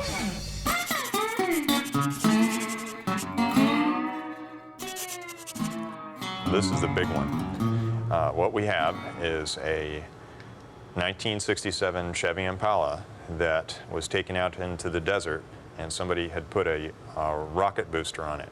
Now, they found out about it because there was a smoldering wreckage that the highway patrol there found. We pieced together a gentleman or an individual that had put a JATO, or a rocket assist takeoff unit, on an older model vehicle. The guy apparently was an Air Force sergeant, former Air Force sergeant. He made sure he had a long straight road and there was nothing around. He got up to highway speed, about 80 miles an hour, fired the things off. The car had accelerated from like 80 to 300 miles per hour in a couple seconds. Yeah. There was a curve in the road, a slight increase or upgrade, and a mountain shortly thereafter. So he applies the brakes, and of course the brakes burn out. They found about 1.5 miles of skid mark. He didn't make the turn, he went airborne, and he crashed into the side of the mountain approximately 100 or so feet up in the air. So do we have any corroboration of this, or any photos, or anybody come forward? Well, that's our job to pursue that, and we need to get a hold of a 67 Chevy or something as close as we can to it, and need to get a hold of a JATO or a RATO, or again something equivalent to it. I foresee some wreckage, actually. Well, personally, there's so many variables here in terms of, you know, a car that's got to accelerate even to 150 miles an hour for a 35-year-old car. It'll look really cool. It'll look really cool. I mean, that's going to be big flames shooting out the back. It's going to be great. I can't think of anything more fun than doing this. No, you know what? I really can't. I first heard about the story approximately 1994 when I was, my job was a spokesman for the Department of Public Safety. I received a phone call from a local reporter asking about a Darwin Award that was on the internet. The way the story read was that the Arizona Department of Public Safety, or the Highway Patrol, was the ones that did the investigation on it. I thought it was a very real possibility that it could have happened, because Arizona is home to several air bases. Thus, military personnel could have gotten a hold of a JATO unit to use in this fashion. JATO, or Jet Assisted Takeoff, has been around since the Second World War. We should call them RATOs, because each canister is filled with solid rocket propellant. A single unit puts out 1,000 pounds of thrust for 12 to 15 seconds. Up to 8 JATOs are used when large military aircraft are operating with heavy loads or from short runways.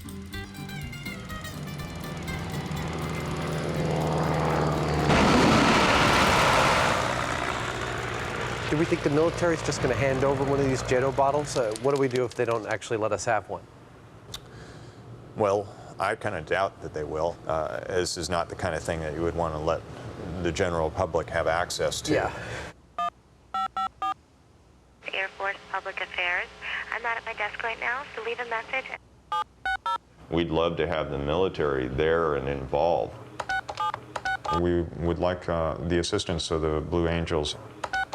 We're trying to get a hold of and get the military's assistance with operating one of these RATOs or JATOs, just so it's clear we're not trying to get a hold of one of these things and do whatever we want with it. We want you involved.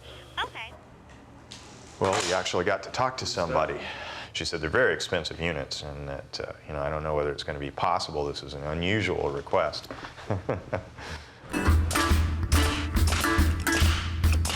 Most good urban legends have good details, names, places, dates. In this case, often it's a Chevy Impala that the man was driving. So we need to find a 67 Chevy. I wonder where we're going to do that. Well, I picked this up at a flea market, actually. This here is a 67 Chevy Impala. That's our goal. Yeah. Hopefully we'll be able to find a junker, something with a crappy body. All we need is for it to run. We live in America where, unless you're in New York or a place that has a subway, you must have a car to survive. Not an Impala, we got a Pontiac. It runs? The Pontiac runs? Not at the moment, it just needed the transmission on. Oh. Yeah. Only? Yeah, but you know. And a car not only is about survival, but it's also a symbol of adolescent freedom. When you get a car, you can leave the nest. We're going to be putting some rockets on the top of the car and setting them like off. the guy in the desert, the old urban legend. That's it. So you want Exactly. it's a 72 Impala or 69 Impala you're supposed to use. Yeah, everybody. We'll take anything that looks like, a Falcon within a couple of years. Something of that kinda... vintage, as long as You it want it to runs. Don't care about. T-Bird? You want a Thunderbird? Well, it got to be cheap. 62. Well, $750. That's let's have a very look at it. plausible. It's also a symbol of sex. This is where a young man can have his first sexual experiences in this car. Oh, yeah. That's the we're done. I'd be kind of ashamed to destroy it. We don't have to destroy it. Oh, that's so beautiful. Oh my God, I'm loving this. Oh, look at that. Wow. Oh, this automatic windows. Oh, yeah.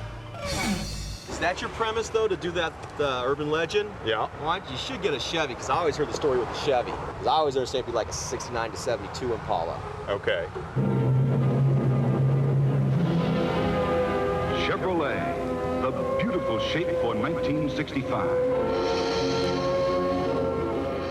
The Chevy Impala is an ideal candidate for urban legend status. It was first introduced in 1958. From the start, it was a prestige car within the reach of the average American. A completely new look time cannot wash away. By the end of the millennium, sales exceeded 13 million, making the Chevy Impala the most popular full-size car in American history. See the beautiful shapes of Chevrolet for 1965 at your Chevrolet dealers now. We need it to run. Need it to run. Needs This one it. may run. It's got a bomb motor in it. What do you mean? You're gonna put rockets on it? It'll go. We're going to destroy the car. Of course you are. That's half the fun. Thank you anyway. Thanks very much. No problem. Despite its popularity, the Impala is proving as hard to procure as JATO rocket.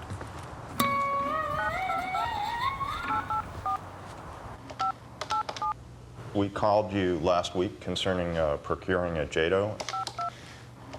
Procuring a JATO or a RATO.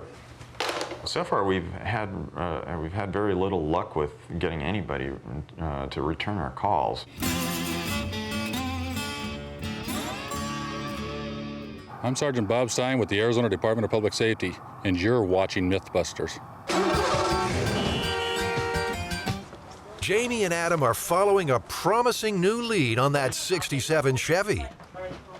Well, we're gonna strap some rockets to its back end. Yeah. You know that thing where they took it out in the desert and set those up? I got the perfect car for you. We're going to do that. You got it. It's a 67, all right, but unfortunately, an Oldsmobile. Heavy. Very. So far, we haven't seen a single 60s Impala. We were looking at a T-Bird. It was that they had for $750. It was pretty nice. Adam's beautiful T-Bird's already been sold. 67.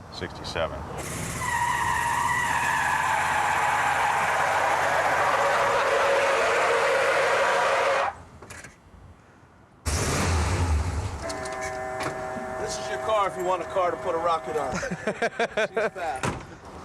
Just as we've given up hope of finding our car in time,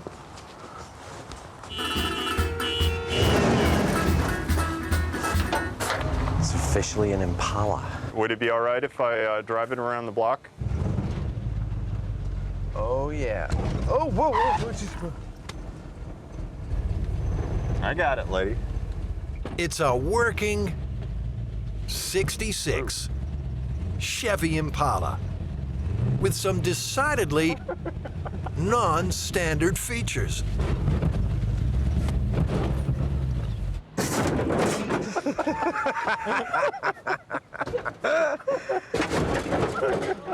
This is without a doubt our car. It's destiny. I think the hydraulic aspect of it is just hysterical. You know, this thing we get a couple of get the rocket mounted right up here. I mean, this is nice and sturdy. We're gonna mount it on top? That's what the legend shows. Well, thank you very much. Really appreciate it.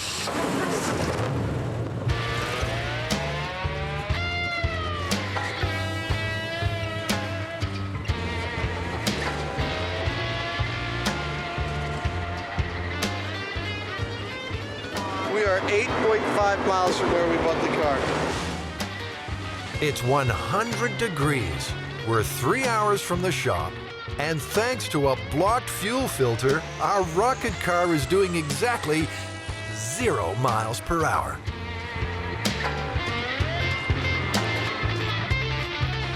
Thank goodness Adam's got the gold breakdown package.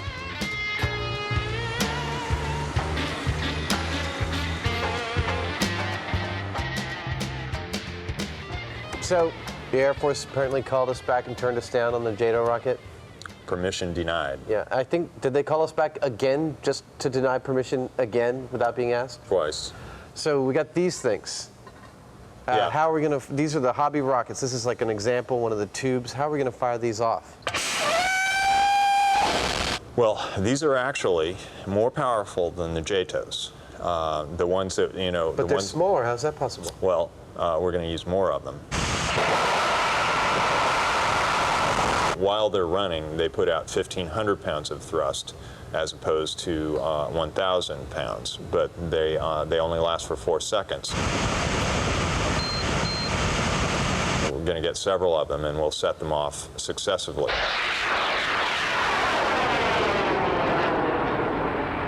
So we're going to put 3 of them on, and we'll probably put them on the car like this.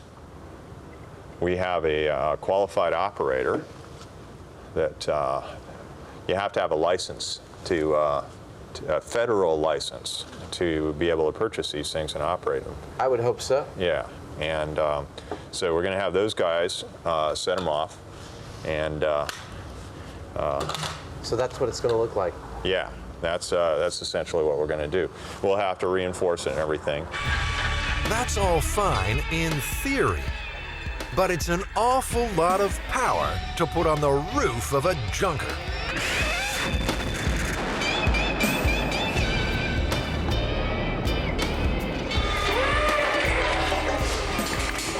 One pound of thrust is 2 horsepower. So one of those rocket motors at 1,500 pounds of thrust is 3,000 horsepower. Yeah. That'll make our Chevy almost 4 times as powerful as an Indy car. Think of putting another car on top of this car. It's that kind of weight that's up there. So we want to probably build some kind of steel cage within the car's body to support this. Yeah, we need to have. We don't just want to like tie strap it to the roof or anything. Yeah, that would be a bad idea. Could probably rip the roof right off the car. Oh, how about that? There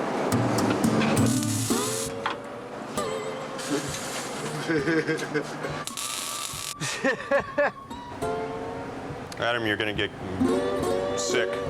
I believe I'm already sick. Give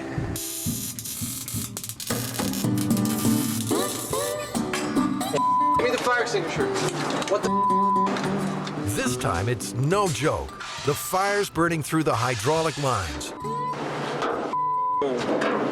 That sawdust with the hydraulic fluid's a nice little kind of wicky thing. Yeah.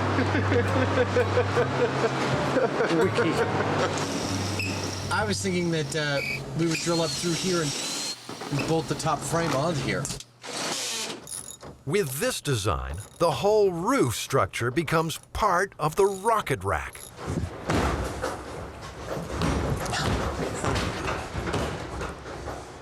Well, those 1, 2, 3, let's jump together. These tubes will hold the hobby rocket motors firmly in place. Fins for the rocket.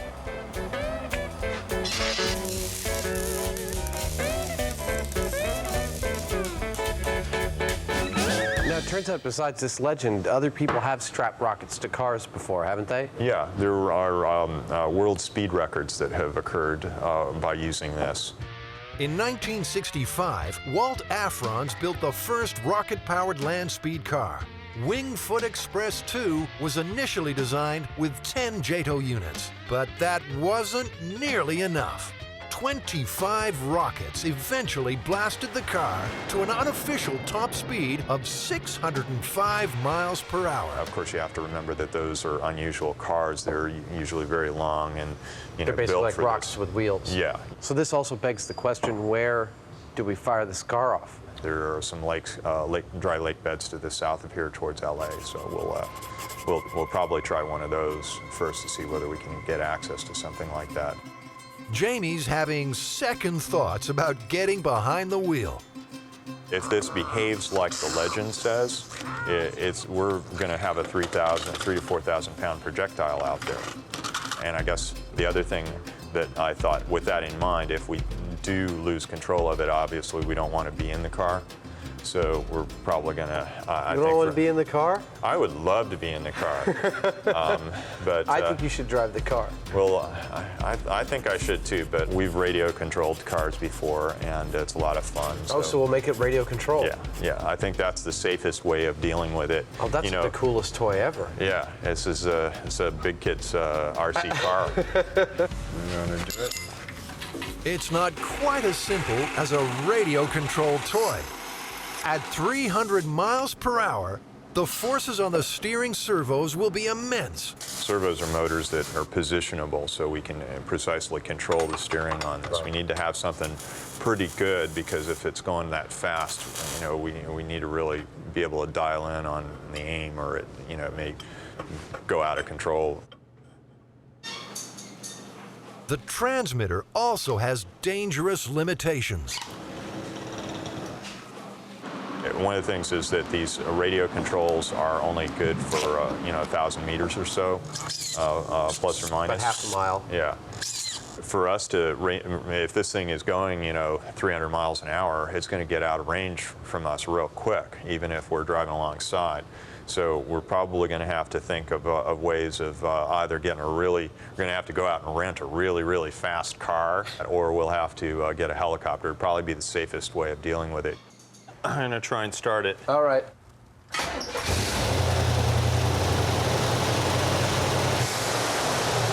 Yeah! Jamie's going to need every bit of control when he hits top speed. At 350 miles an hour, a Chevrolet Impala, all the windows will pop out of it and the roof will peel off. Andy Granatelli knows all about speed. He holds 21 Hall of Fame records. Many were set in conventional vehicles. He claims the top speed for a street machine an awesome 241 miles per hour. At this velocity, wind resistance is the biggest enemy.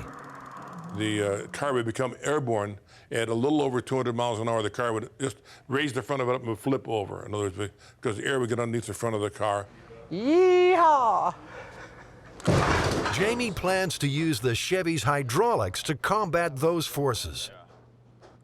Lowering the hood should give considerable aerodynamic efficiency. It will also help with what he's been told is the most vital factor. The most difficult thing about this whole deal is probably getting this straight on the car. There's no real true center line that we know is actually the direction the car is going to go. We have, according to the experts, a 6-degree misalignment is going to put about 100 to 150 pounds of push on the tail of the car. You come over that way. I'm okay. I'm all right. I'm all right. I'm just fine. Nothing's broken. Nothing's hurt. That was a little bit of a shock. I just had a massive release of adrenaline.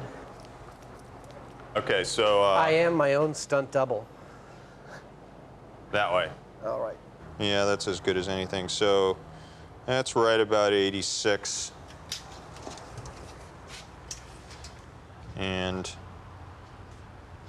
that's right about 86. Beautiful. Let's tack this puppy down. I can't wait to set this thing off. I'm going to be in a helicopter, and I've never ridden in a helicopter before, radio controlling a 3,000 horsepower rocket-driven radio-controlled car. What could be better? You know, you could just kill yourself when you were done, because it's just like, it It's ain't getting any better than that. It's all going downhill from there.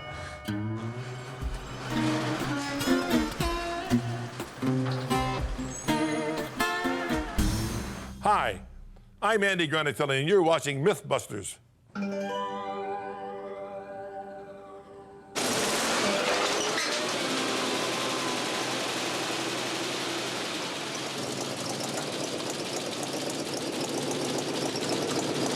And so the fun begins.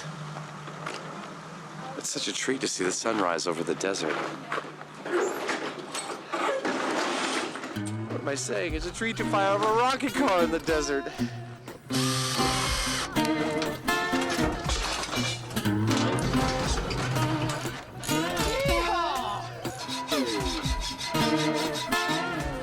Finally, all the pieces are coming together on the lake bed.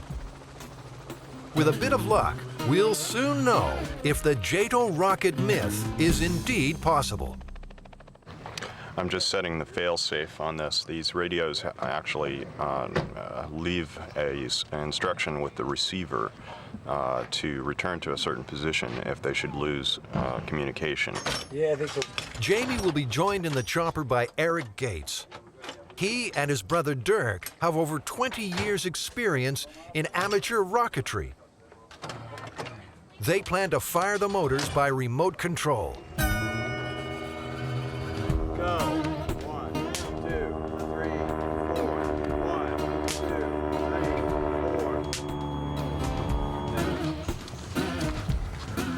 3, 4. Jamie's gonna do a dry run in the car. The rocket guys, I think, are gonna do a test fire, so all systems are good. I expect it's probably about an hour to actual firing.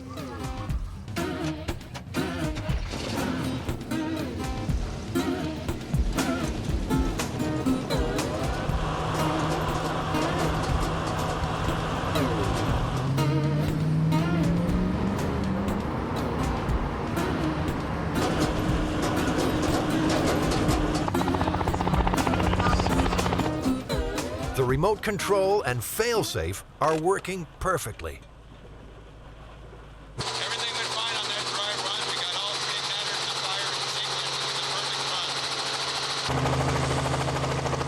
Well, you know, I'm not at all happy. The reason being that that unless something goes wrong on the first test, it makes me nervous because that means something's going to go wrong later. How you doing? Adam Savage. If this new visitor is right, Jamie may just get his wish. I looked at it, the mount's not strong enough, number one.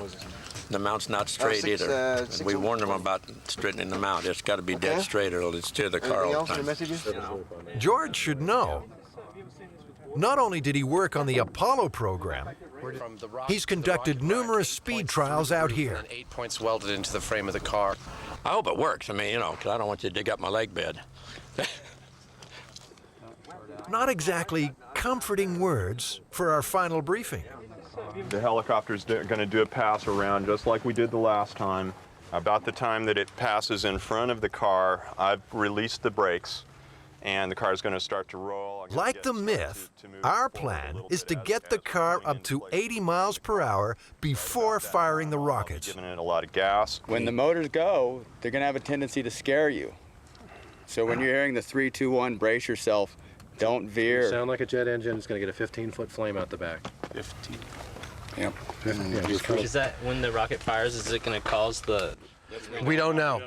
We don't know. The car might end over end, whatever. You want to be far enough away that you have, you know, several seconds. Cool.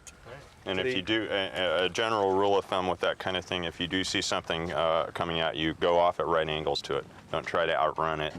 The crew are not the only ones who'll be keeping a close eye on the rocket car. It seems to have attracted the interest of security at nearby Edwards Air Force Base. Let's have a good bird, man. Get your game face on. Good luck. This is so exciting. That cardboard box at the front of the I'm going to have a grinectomy.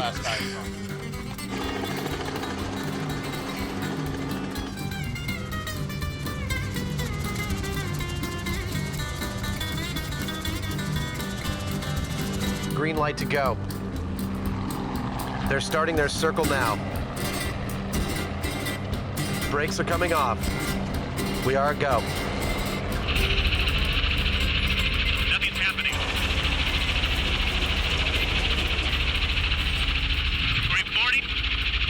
Yep, we're aborting. We are aborting. We are aborting. Copy that. Copy that. Let's abort the whole thing. Okay, helicopter's coming in. Doesn't it go through the inside? So how do you get it? Looks like the car's old gremlins are back to haunt us. With all the focus on horsepower and thrust curves, we never did fix that fuel problem. The problem is that this is an older car, and we've been stirring up sediment in the bottom of the tank, and it's gotten into the fuel filter and clogged the fuel filter. All we have to do is pull the filter out and flush it out once in a while.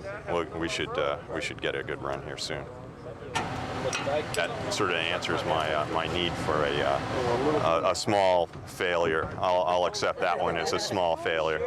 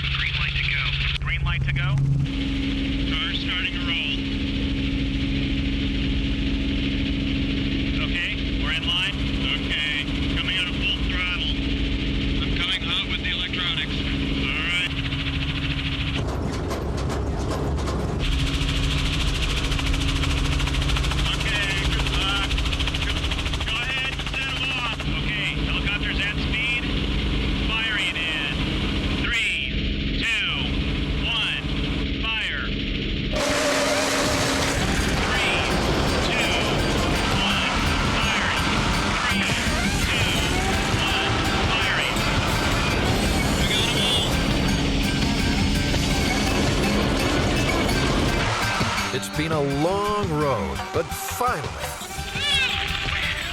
we have liftoff. 3 rockets, 4 seconds, and 1,500 pounds of thrust apiece.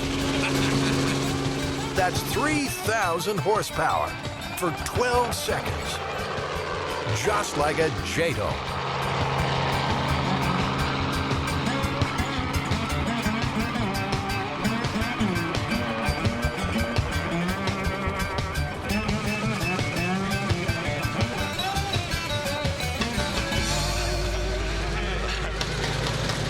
was hysterical.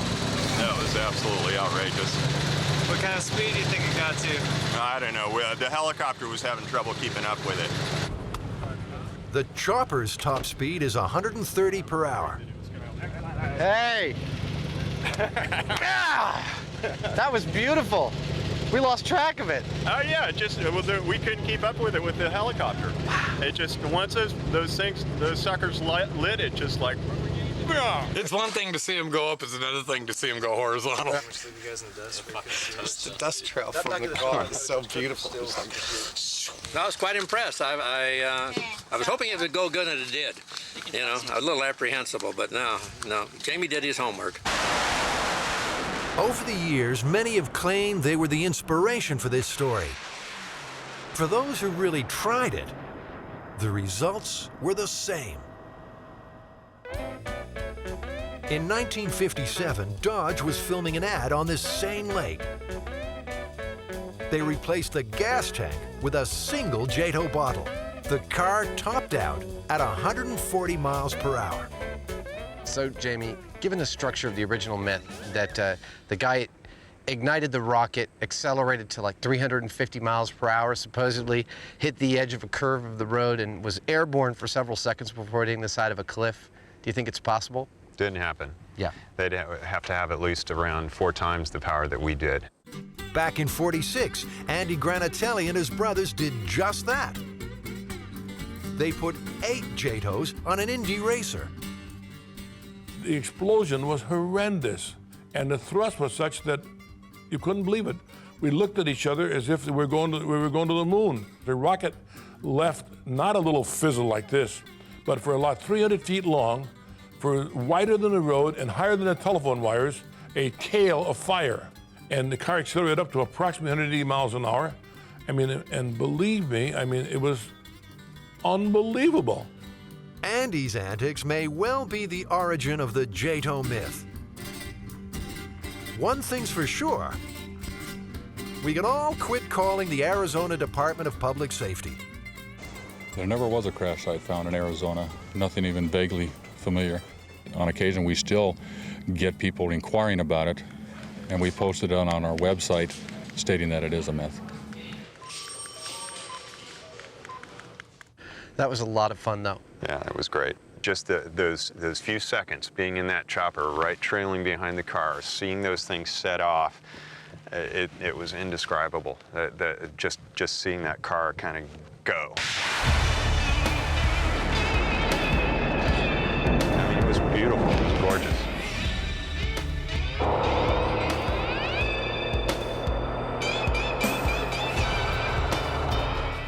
Coming up next, Pop Rocks and soda, myth or recipe for disaster.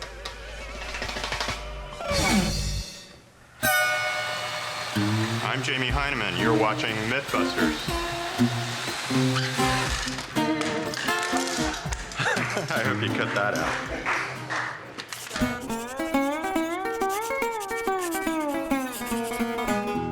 So do you remember Pop Rocks? Yeah, they were invented in 1956, the year of my birth. Really? Yes. The legend we're approaching now is the legend that little Mikey from the Life Cereals commercial. I remember it so clearly. The kid goes, "Let's get Mikey to try it. He won't eat it. He hates everything." Whatever Mikey could eat, everyone could eat. That was the idea. Anyways, Mikey at one point becomes a teenager. He ate 6 cans of soda and 6 pouches of Pop Rocks. And this has some kind of chemical reaction in his stomach. And exploded, and he died. So the myth is that, you know, that a combination of 6 packs of Pop Rocks and a 6-pack of soda is a lethal combination of gases that will make your stomach explode. We'd like to determine a couple of things. We want to see how much pressure is generated by a rapid infusion of 6 packs of Pop Rocks and soda. We'd like to determine how much pressure a stomach can withstand.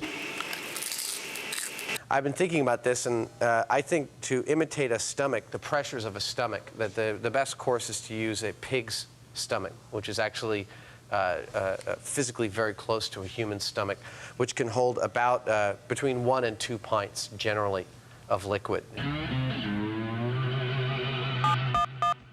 I'm trying to locate a pig's stomach. A pig's stomach. With this, should we continue further? Is this about the size of a human stomach? I really could say. How large is it? I mean, it's obviously it's deflated, right? Like a swimming cap. What? Like a swimming cap. Like a swimming cap. A very, very meaty swimming cap. Originally, the idea was to create an instant carbonated soda by General Foods. Can I try some? Yeah, absolutely. They discovered actually that when you ate those nuggets, there was like a sizzling or popping sensation in your mouth. I'll tell you, it's been 25 years, but I know exactly what this is going to feel like. Have you had them before? Long time ago, yeah. All right. And in 1975, they decided to launch Pop Rocks, as we all know Pop Rocks. It's kind of gross. The difference between normal candy or normal standard hard candy and Pop Rocks is that when the candy actually is still like melted, you put carbon dioxide under certain conditions of pressures that I believe is 600 psi.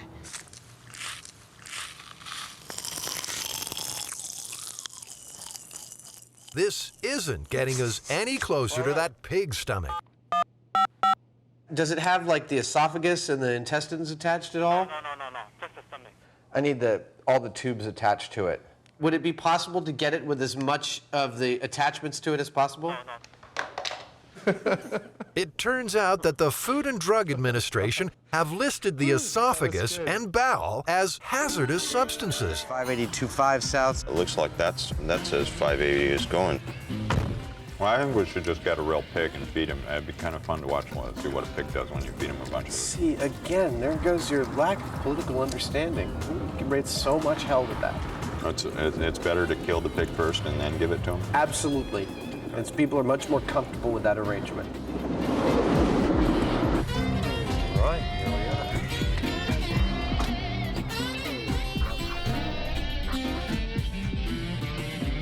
are. 4 stomachs. Terrific. That's them. The specific instructions on the thing, complete with esophagus and intestines. It's actually becoming a reality. That's one important mission accomplished. Yummy. That looks like right out of Aliens, doesn't it? Looks like I can feel. All right, yeah, I've got my finger all the way down in there. So that's I don't know which one's the intake and which one's the output. The worst part is the breath coming out of here.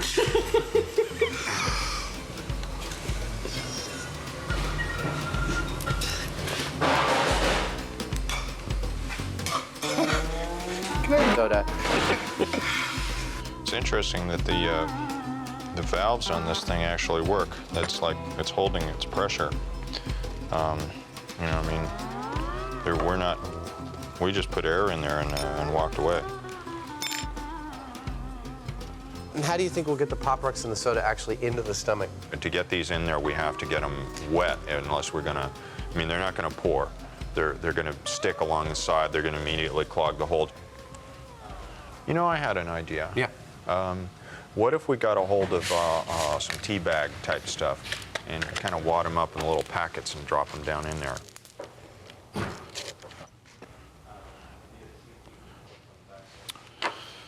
It's too big. Well, the packet's not going to work. It's too bulky, and so that's that. I think we want to equate a worst case scenario here.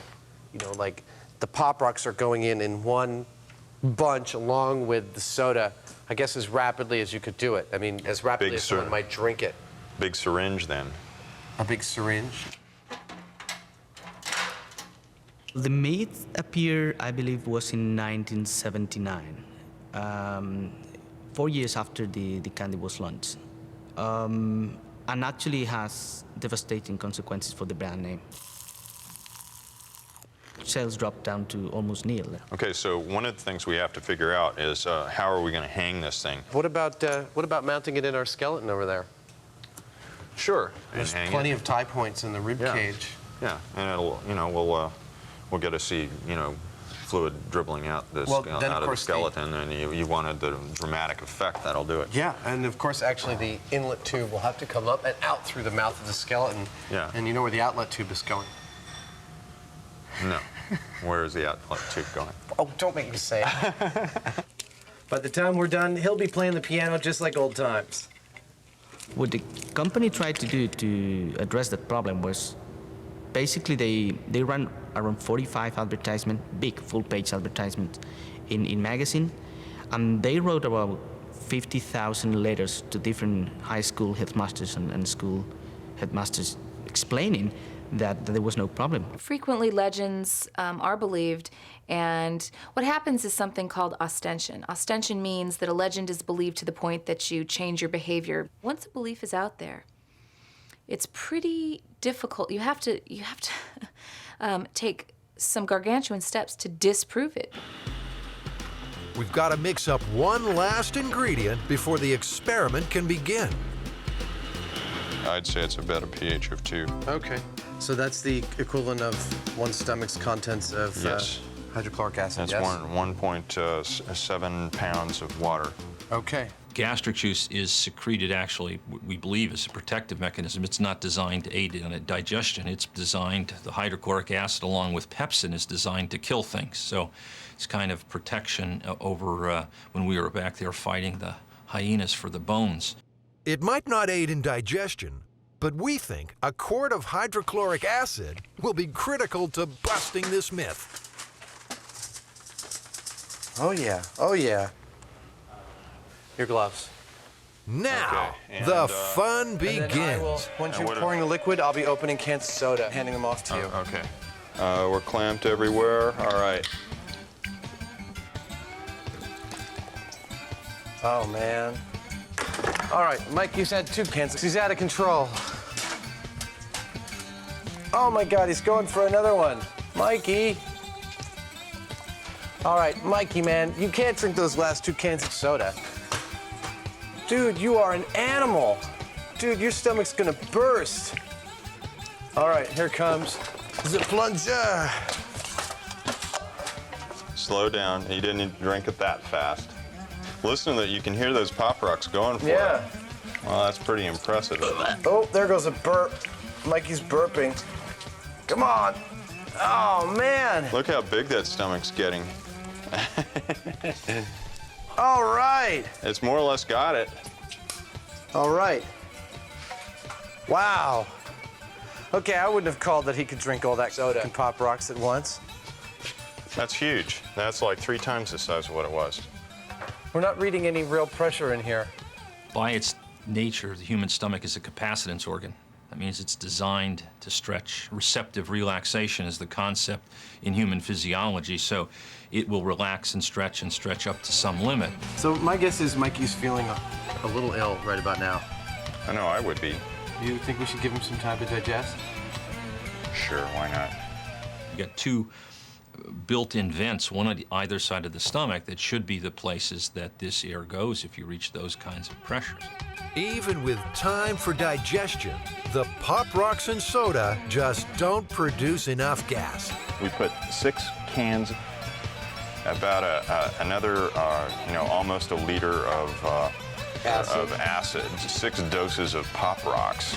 I still hear it, can't you? You can still hear it crackling. Yeah, pop rocks are going. So, does this myth contain any elements of truth? The human stomach clearly can rupture. There's no question about that. You can get rupture in blunt trauma, automobile accidents, for instance. It's starting to get kind of special in here from a olfactory standpoint. After a quick reset, we're going to try and see if we can make our pig's stomach explode. Who the hell could be calling me? I can't answer that. I'm tying a pig's stomach into a skeleton. Clamp. My name is Fernando Arguis, Vice President General Manager of Pop Rocks Incorporated, and you're watching MythBusters. Now, it turns out that in the annals of medicine in the last century, there are a half dozen cases of people's stomachs exploding from an excess of CO2, usually from something like baking soda. We're going to see how the bicarbonate of soda compares to Pop Rocks in terms of the expansion of the stomach. All right. 1. Let's do 3. That's an awful lot of sodium bicarb. Well, you know, I've taken 2 with heartburn. Let's say someone feels Unlike really bad Pop there. Rocks, the baking soda and acid react. Injecting acid. All right. The result is carbon dioxide gas. Lots of it.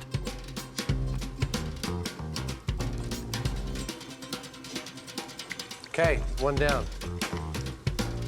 Yummy, and good for you. The single most popular food item in the United States. 3 cans down. 4. Come on, you gotta drink a little faster, piggy. 5. 6. We've fully drunk the soda. Bicarbonate. You ready? Ready. Oh, yeah. Oh, my God. He's still drinking. Now it's getting really big. He can't hold it anymore. Clamp it. See what the pressure is rating. Whoa. Okay, that's much bigger than before. It's still hardly reading. It's reading about half a PSI.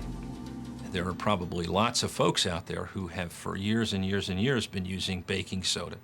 And in the amounts that would be prescribed to reduce acid, there's very, very little gas formed. It usually stays in solution, comes out, doesn't cause very much by way of distension if you stay within the limits that are recommended. Here on MythBusters, we're never afraid to push the limits. 1 second. Okay, ready? Ready. Oh, I feel the pressure. If you have a stomach that's greatly distended by a large meal, and then you add on top of that either gas in the form of sodium bicarbonate to try and relieve acid indigestion, you can, in those very, very unusual situations, see gastric rupture. But no one should have the impression that this is common by any stretch of the imagination. Okay. Whoa! Wow. Well, that did cause a reaction. That turned out to be a little too much. Yeah, that's what we call a hell of a Saturday night. Oh my gosh. Totally blue. With the addition of a little more stomach acid and the bicarbonate of soda, what was that, 2 tablespoons? Yeah. Just ripped a hole right in the back. I felt the pressure as I was plunging it. You know, wanted to push the plunger back out again. Yeah. And then that final bit, I don't know if we were watching what the meter said, but it might have spiked. Yeah. I mean, in a body, something like 2 or 3 PSI is a huge amount of pressure. Yeah. I can't imagine a human consuming that much crap. Well, maybe I can, actually. Well, the sodium bicarb with the person's own stomach seems to me to be the main thing. Yeah. Somebody that's just taking, you know, eating candy or something, I don't see it happening. MythBusters tried to contact John Gilchrist, the actor who played Little Mikey. He never returned our calls. Another one bites the dust.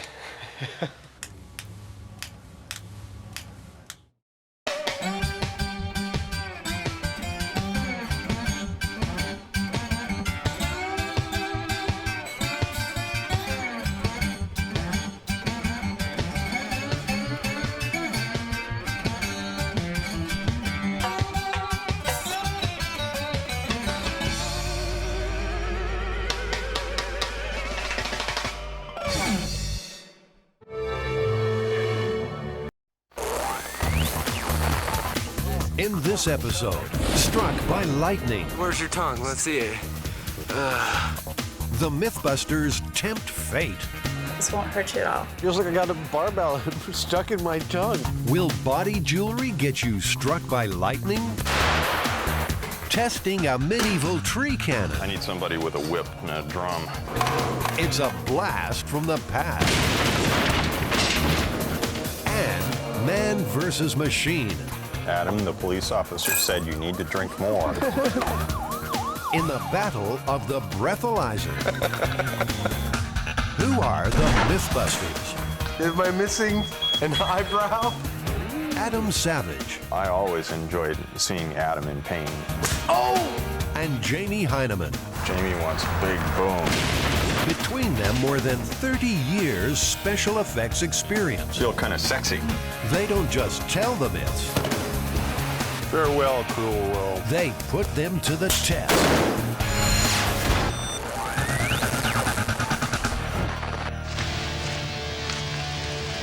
Come on, please help me up. Yes, we'll carry you.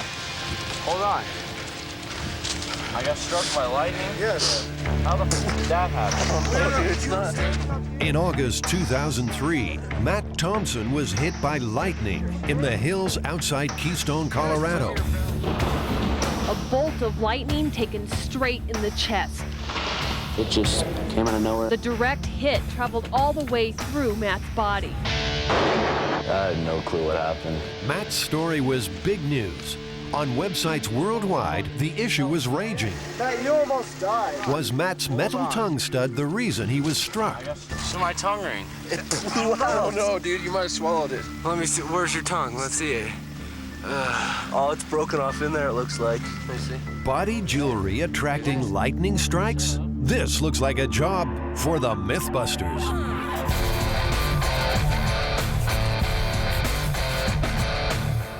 The myth is that wearing a tongue stud increases your chances of being struck by lightning. So what kind of cockamamie theory is this? Well, this cockamamie theory says that the lightning bolt is being attracted directly to it. Like a lightning rod. Yeah, exactly. It sounds kind of silly. Being loaded into an ambulance with a fried tongue, you can bet Matt Thompson didn't think it was a silly myth. Still, the boys are skeptical. It's obvious that jewelry does affect your body if you get struck by lightning, but the question still remains. Does it increase your chances of being struck by lightning? For the tongue stud lightning test, 2 heads made from ballistics gel will be mounted near a lightning generator. One of the heads will be pierced with metal studs. Adam and Jamie want to know which head the charge jumps to. That'll be fun. Well, that's definitely why we're doing this. The first job is to build a rig that will attract lightning. They need something big, metal, and round. Ah, here we are. That's them. What, these? Yeah. Oh, okay. Well, we're using woks because the round surface of a wok is a perfect thing to test an electrical field around because it doesn't have any point that can gather the electricity to a single point. 7, 8. It's like they knew we were coming. Imagine that. Normally, you'd probably put the heads on a spike, but that would not give us an accurate test as to the conductivity of the piercing as it relates to the whole head.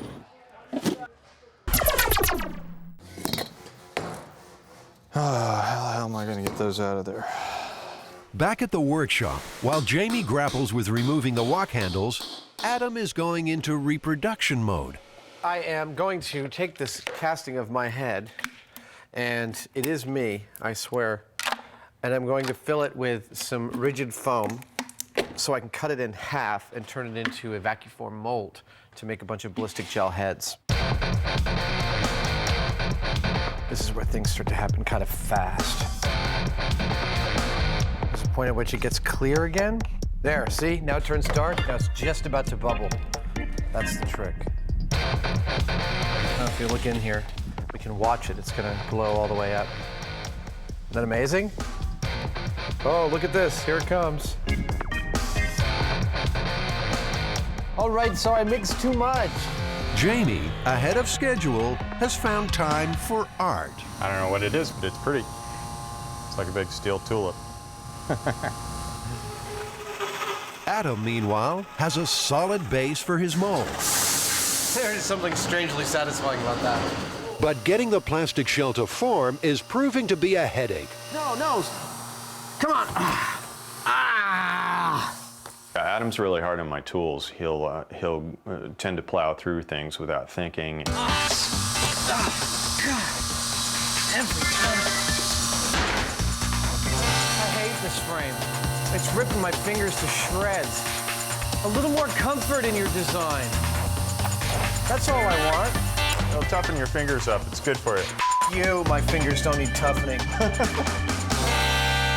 Here, let's see if it still fits. Ew. No, that doesn't fit. My head's gotten fatter in the intervening years. As if nobody knew that. All right, let's go do another 9. Jamie is attaching inverted walks to the tops of metal rods. A non-conductive plexiglass spike will protrude above each walk to hold the dummy's head. It has to be something that's not going to attract electricity on its own in any specific way. So this is a mount for the head, and when the electrical current, when the lightning bolt is attracted to the head, it'll go to wherever it wants to go on the head, not because of the configuration of this. Adam has finally created 10 head molds. They need more than 2 in case the high voltage strike blows them apart. They'll be filled with ballistics gel and will mimic the electrical conductivity of the human head. Smart work. But Adam's about to do something not so bright. To get into the spirit of this myth, he's volunteered to get his own tongue pierced. Hi, are you Joey? Yeah, hi. I'm Adam. Nice to meet you, Adam. Jamie? Hey, Jamie, how you doing? Good. And I'm here to get a tongue piercing. Well, let's see your tongue. Yeah, we can put some jewelry in there for you.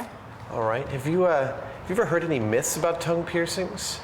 No, I've heard some realities about tongue piercings. I don't know about any myths. What do you have in mind? Well, there's a story going around about a woman in Britain who apparently was struck by lightning, and she said it was because she had a tongue piercing. Never heard that one. You never heard that one? Never heard that one. You ever had any complaints of anyone struck by lightning? None of my clients have ever been struck by lightning. So these are some of the basic beads that I have for you to choose from. Probably the most comfortable size to start with is this one right here. If you want to go with something a little fancier, it's possible to wear gemstones for it as well. So if you want to get really flash, you can wear something like that. What do you think, Jamie? Should I go flash or plain? I think you should go for maximum conductivity, actually. Yeah, I suppose you're right. Do you have anything shaped like a little, lightning rod or No anything? lightning rods, and we don't have any copper. I think you're going to have to go with the stainless steel. All right, the stainless steel ball about that size was exactly what I was thinking about. Okay, that should be great. So why don't you come on in here, have a seat on the dinosaur chair there. Oh, do I get a lollipop when this is done? You do get a lollipop when this is done, but only if you earn it. He's just seen the needle. For once, Adam's at a loss for words. All right, so, you ready? It's very, very quick and very, very easy. You can set your glasses right there. What I want you to do is swallow one last time. Breathe easy. Give me your tongue. There you go. This won't hurt you at all. I'm not gonna pull on you. Just wanna make sure I got you right where I need you. Piercing's real quick. I'm just getting lined up. Here you go. Give me a breath in and out. You're done. Your jewelry's in. I'm gonna take the clamp off and screw the bead on the bottom, but it won't hurt you. You're absolutely done. Let me just make sure the beads are tight. You can have your tongue back. There you go. You're done. All right. Woo. That was not so bad. Oh, but now I'm talking all funny. Feels like I got a barbell stuck in my tongue, man. How about that? She sells seashells by the seashore.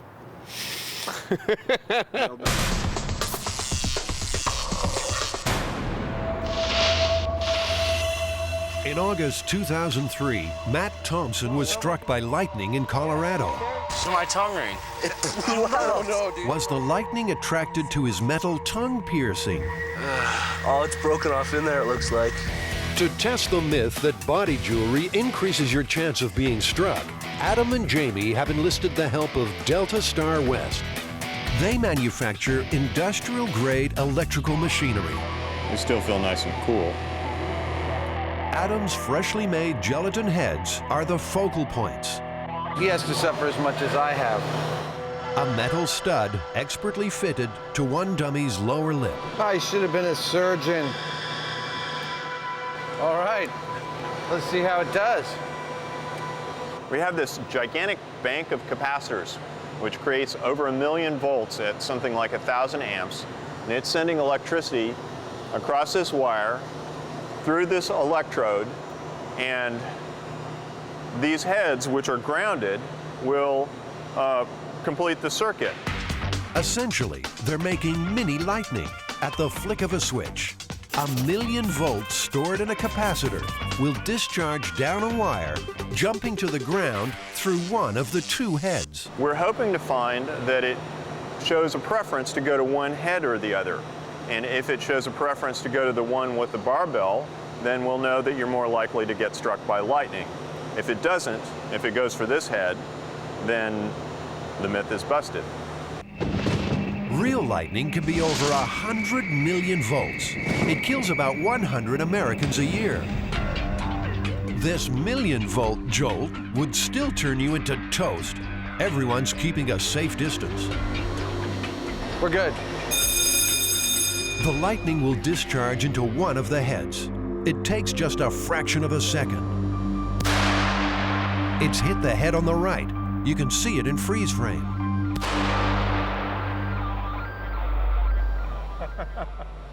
Here it is again on high-speed camera.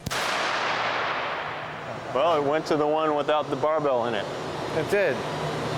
We learned a couple of really important things from the first test, and the first thing was that the lightning bolt went to the top of the head and no place else on the electrode, which tells us that that our rig is nicely set up. It's pretty neutral, and we are getting current to go through the head itself and not through the steel. The second most important thing that we learned about this was that the discharge actually went to the head without the piercing. So this not looking too good right now. But the testing has just started.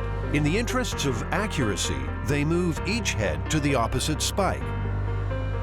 We're just doing a control by swapping the heads on the rig and making sure that the rig doesn't prefer one direction or the other.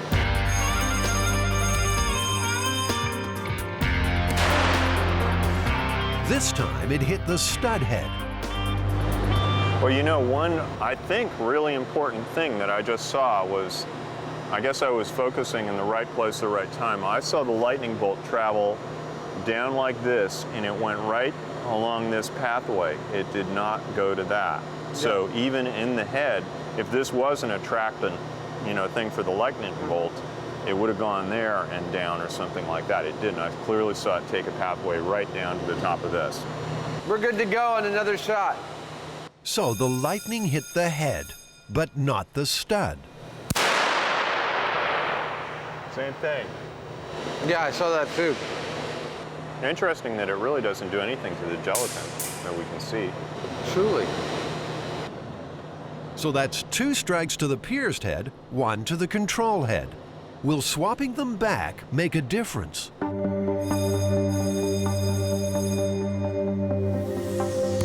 It's the pierced head again, but a confusing pattern is emerging. The charge often goes to the piercing side, but it never seems to touch the metal. The MythBusters won't be satisfied until they can see the lightning hit the stud directly. Jamie, we've now run this a dozen times or more. The heads are working perfectly. The rig is working great. We're getting consistent strikes, always to the top of the head. Not once has the lightning gone right for the stud. Yeah, all we've got left to do is put a bunch of studs in there, some really big ones maybe, see what happens, see if we can get something to react to them. Like nuts and bolts and knives and forks? Yeah. Adam has apparently read the Hannibal Lecter style guide. All right, I think that's a pretty good look there, Jamie. What do you think? Well, maybe more is better. Let's fire it up. Okay.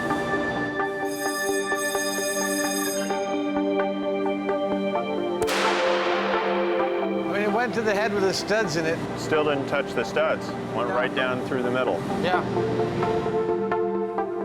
Maybe even more metal. Of course, if your tongue piercing is this big, lightning is the least of your worries.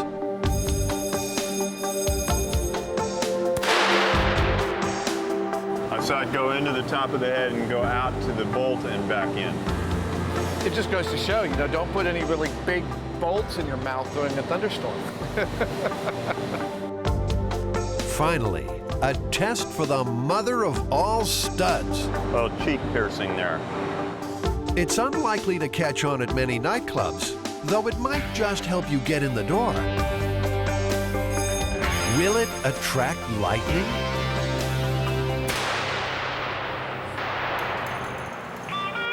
At last, a direct hit.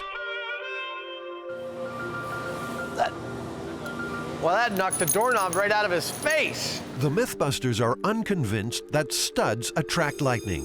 While the Zap did seem to prefer the head with the piercing, a lack of consistent direct hits suggests some other unknown factor was involved.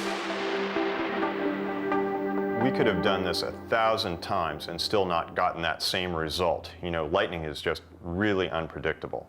You know, that might be the case, Jamie, but we do know that metal does have an effect.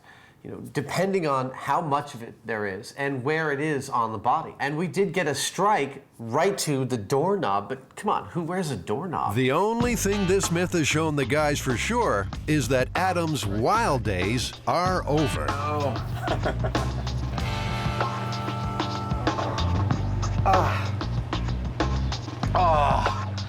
Heaven. Oh, God. That was horrible. There we go. My tongue is free.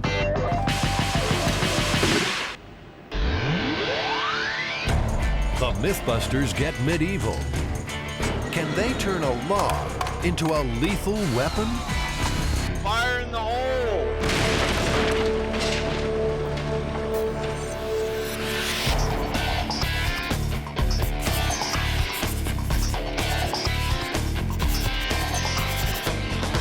This myth is from medieval times, actually, and it involves a Hungarian town called Pakish that was being threatened by their neighbors. So the entire town got together. In one night, they apparently made a cannon out of a tree. And they put some gunpowder in there, and they shoot off this cannon. The entire body of the cannon exploded, killing half the townspeople. And the mayor, in his infinite wisdom, looks up and said, "If we have so many dead, how many left of the enemy can there be?" That's the earliest known record of spin, I think. To test this myth, Jamie and Adam will try to build a tree cannon and see if it explodes when fired. To do it like the villagers, they need to drill a hole into a log using medieval-style tools. They'll have to fashion a cannonball and make some medieval gunpowder. John, have you ever heard of a tree cannon or a cannon made out of a tree? No, Adam, I frankly have not. If anyone can help with this myth, John Morris can. He lives safe and very secure in West Virginia with his collection of more than 100 cannons. Wisely or not, he's agreed to show Adam and Jamie the safe way to fire one. My back hurts just thinking about it. So we'll use a pre-measured charge of powder in aluminum foil. We'll make up a small cartridge. Cannon Firing 101. Are we ready to load? I think we're ready to load. Are you ready? I'm ready. John's neighbors have learned to love the sound of cannons in the morning. It's only a blank, but this is still dangerous business. From now on, it's going to be loaded and nobody gets in front of the muzzle. Is that okay? Mm-hmm. We're going to load. Then we'll take the fuse and hopefully it'll touch the powder inside. Ready to proceed? You bet. When you are. Fire in the hole.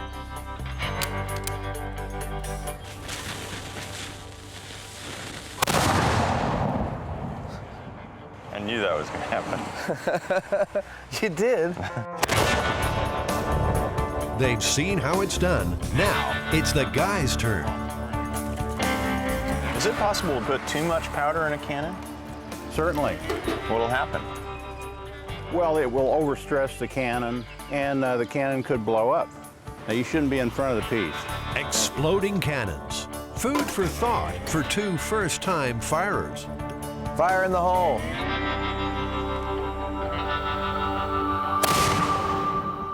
Excellent. Wow. Very good. You're not qualified. That's very exciting. Thank you so much. Yes, sir. That was really cool. Tree cannons were used in 14th century England and just 100 years ago in Eastern Europe.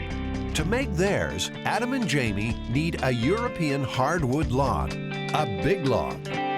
This is a piece of English elm here that we took out. It's a tree that actually died from Dutch elm disease, and this weighs several hundred pounds, this piece here. If I can do that with it, we can get it on the truck. Jamie, you're doing such a good job.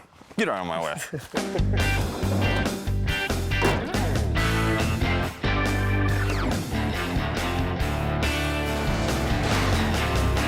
This was done in medieval Hungary. They didn't have power tools, and there would have been a lot of things that would be different about what we're doing. They learned how differently by examining pictures of a 1,000-year-old toolbox found in Sweden. For authenticity, they want to make similar equipment. Jamie's starting with an axe to strip the log.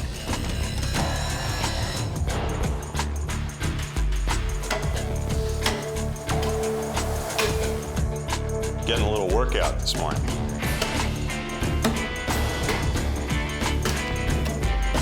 Adam's having a workout of his own. He's making a medieval saw out of a forklift pallet.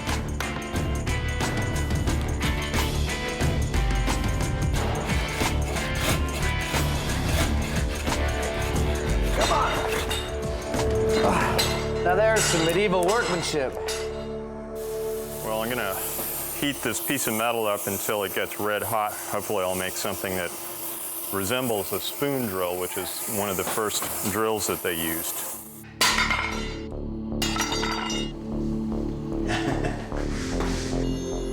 It's the best medieval drill Jamie's made all day. Now there's just one more job before they get started on the barrel. San Francisco has a community arts center that specializes in old-style forging. Instructor Chris Niemer specializes in keeping his cool. Chris, we need some iron bands around this thing. Okay. We're making a cannon. But if you don't hear from us again, you'll know why. We'll know what happened. The steel bands around the log will help it absorb the blast. They'll be heated in a furnace, then hammered into place. When we start wrapping this, I think I'm probably gonna have one of you two with a hammer just kind of tapping behind me. Test run number 1. They've got to pull the band tight while it's red hot, then rivet it in place. That's the ticket.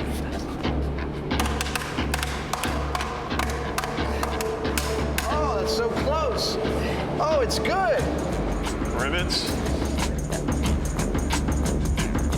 The band is cooling and shrinking before they can hammer the rivets home. Somebody else grab this one up here. You got it. Come on. Wait.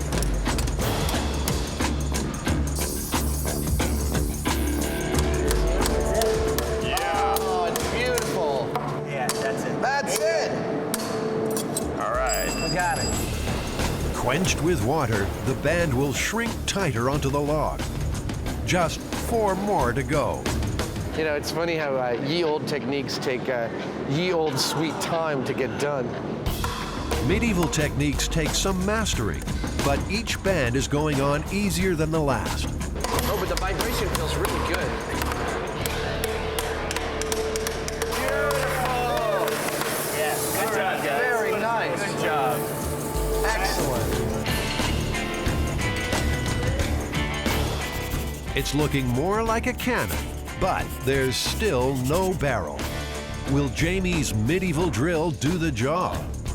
drill's nice and sharp, and I've flattened this out so that I can grab this like that to crank it. Remember, according to the myth, the tribe made their cannon overnight.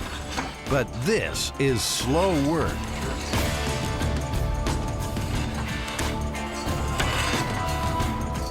We're about ½ an inch in. I need somebody with a whip and a drum. They've got to drill through about 5 feet. You know, just moving more, I guess. Let's see. Medieval tools just weren't built with myth-busting in mind. Based on what I'm seeing here now, I'm thinking it'd probably take a couple of days to get through it. The myth says that overnight they'd be able to drill a cannon, and I would say that is unlikely. I would say that the myth is busted because of that. They've come too far to stop now. Adam and Jamie resolve to test the rest of this explosive myth, and that means building the cannon their way. I'm not doing anything that the Packish wouldn't have done if they had had a chainsaw.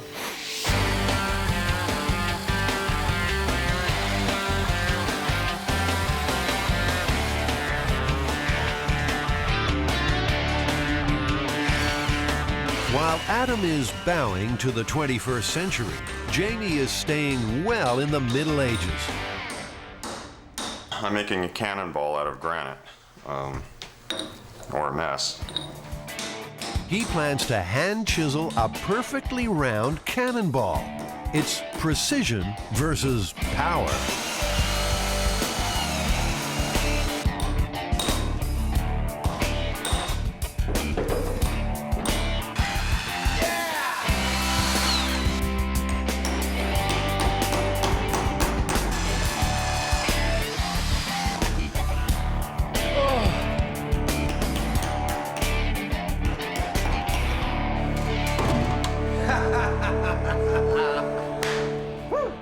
That is a tree cannon. Jamie hasn't done a bad job himself. It's so far beyond anybody's experience that we're all like kind of blown away, right? And don't think he didn't know it. So they've made the tree cannon, made the cannonball. Now they need to make medieval gunpowder. They've called in expert pyrotechnician Jack Morocco to help. You know, what we need to do here is something a little bit different in mimicking a medieval gunpowder formula. Jack knows what ingredients existed around the time of the myth, so they can make up a crude gunpowder. But how well will it work? For safety reasons, they'll light the fuse electronically from a distance. Ready?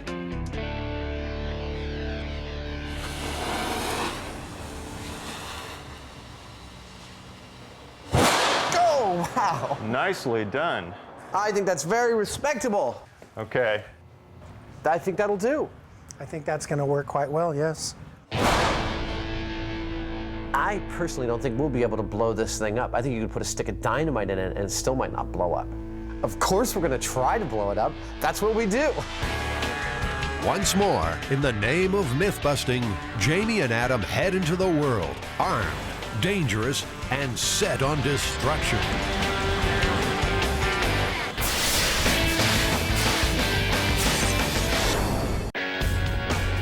It's a normal day out for the Mythbusters. They're driving through San Francisco with a medieval tree cannon in the back of their pickup. Their destination? The abandoned runway at the Alameda Naval Base. The cannon is a replica of one built by medieval Hungarian villagers, which, myth has it, blew up when fired.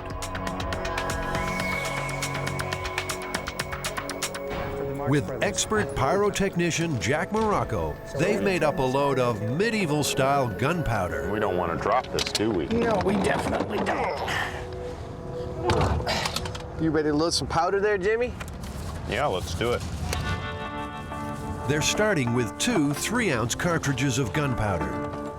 All right.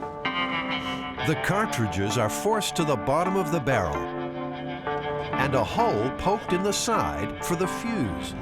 Ah, we are in the load. Tennis ball? Okay. Well, did you bring your tennis racket? I could stand out there with this, you know, and try to get a good hit on it. The tennis ball will squeeze down on the blast, increasing the pressure in the barrel. An electric igniter is taped into place. They're ready to go. Okay, standing by. For safety, the MythBusters are behind Lexan blast screens. Ready? Fire in the hole! 3, 2, 1. Hot set! Ooh. Wow, it's still going. Is that a flaming tennis ball?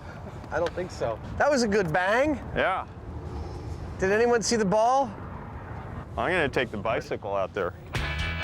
Is that where the paper cup landed? Yep. Oh, okay. It seems their tree cannon has quite a serve. Oh.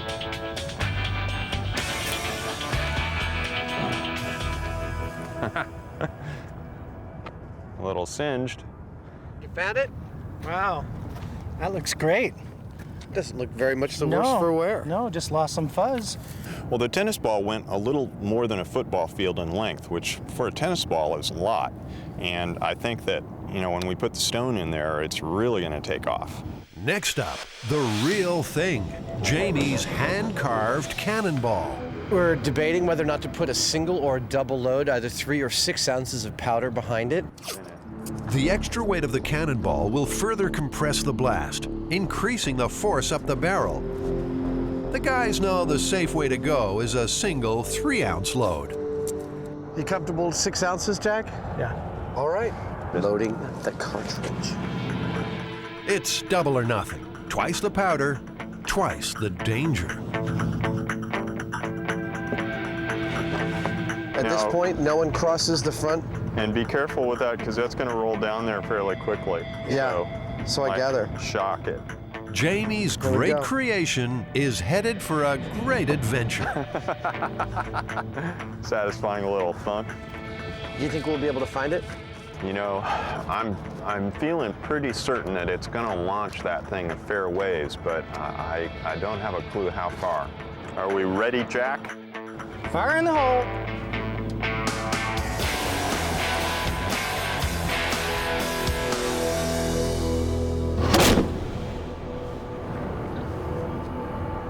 I don't have a clue where that went. I didn't see a darn thing. Did you see anything? Wow. What everyone did see was a remarkably successful tree cannon.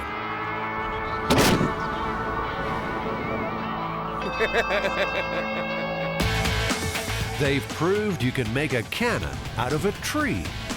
Long way. Really? Yeah. But Jamie's cannonball is long gone. I'm a little bummed out not to find the ball, you know. I put a lot of work into that thing. It's a rough thing trying to find it. We've got a runway that's 1.25 miles deep. I didn't think we were going to find it, and I don't think it's unreasonable that we didn't find it. The ball might be gone, but the myth-busting continues. Remember, the cannon in the story is said to have exploded. Well, we're going to take all the powder we have left, which is about 12 ounces, 14 ounces of powder left. We're going to dump it all in here, see what happens. Remember, children, MythBusters has hired a licensed pyrotechnician to help us blow stuff up. You should never try anything like this unless you have your own television show. I wish I had my rock back. This is twice the amount of powder they've tried before. They're jamming everything they can find down the barrel to clog it up and increase the chance of explosion. You have one other thing you want to add to this, Jamie? I want to see this thing blow up. You know, it's keeps working. What are you going to do? So I'm going to jam a can of soda down this. It's a tight fit, maybe too tight. Oh, ladies and gentlemen. That's not good. Oh, it squirted out of the hole. The water squirted out of the hole? Oh, whoops. You could have done something worse, but I can't for the life of me think of what that might have been. Okay, here comes the golf ball. Oh, there's a lot of soda. Oh. Yeah, it's definitely been contaminated by the powder. Their chances of blowing up the cannon seem to have been washed away in a flood of soda. But the MythBusters won't take a setback lying down. Undeterred, they re-rig, calling in another pyrotechnician.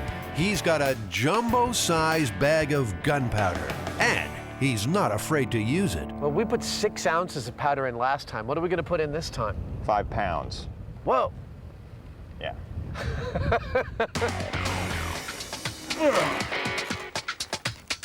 5 pounds of gunpowder. On a danger scale of 1 to 10, this rate's about 9. Now it's at 10. They're sealing the end with an aluminum plug. If this doesn't blow up this cannon, I don't know what will. This is basically going to be a bomb, and there's going to be splinters going everywhere. So it's not a question just of hard hats. It's a question of you have to have something like a shield or an automobile or something like that between you and the cannon. I'm going to get back about probably 150 feet on the field there, just in case. The rest of the team is even further back. They're hoping that'll be far enough.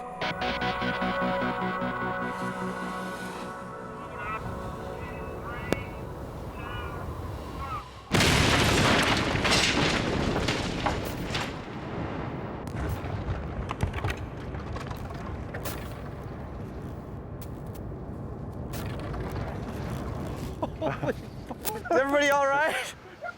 I mean, like, the heaviest parts go farther than the fence. There's a piece of log way back there, look at that. Oh my God! It seems tree cannons can explode with even more force than anyone imagined. Cannon went away. There's a little black on the ground around where the cannon was, and that's all that's left.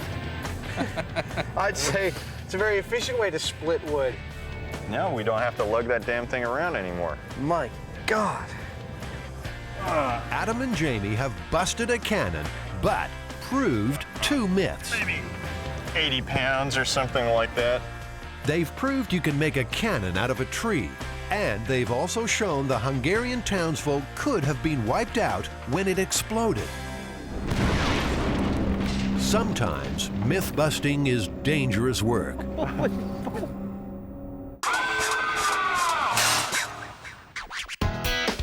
One for the road, as they say. But they bit off more than they could chew. Cheers. Can they beat the breath test? This is definitely going to be a strange day.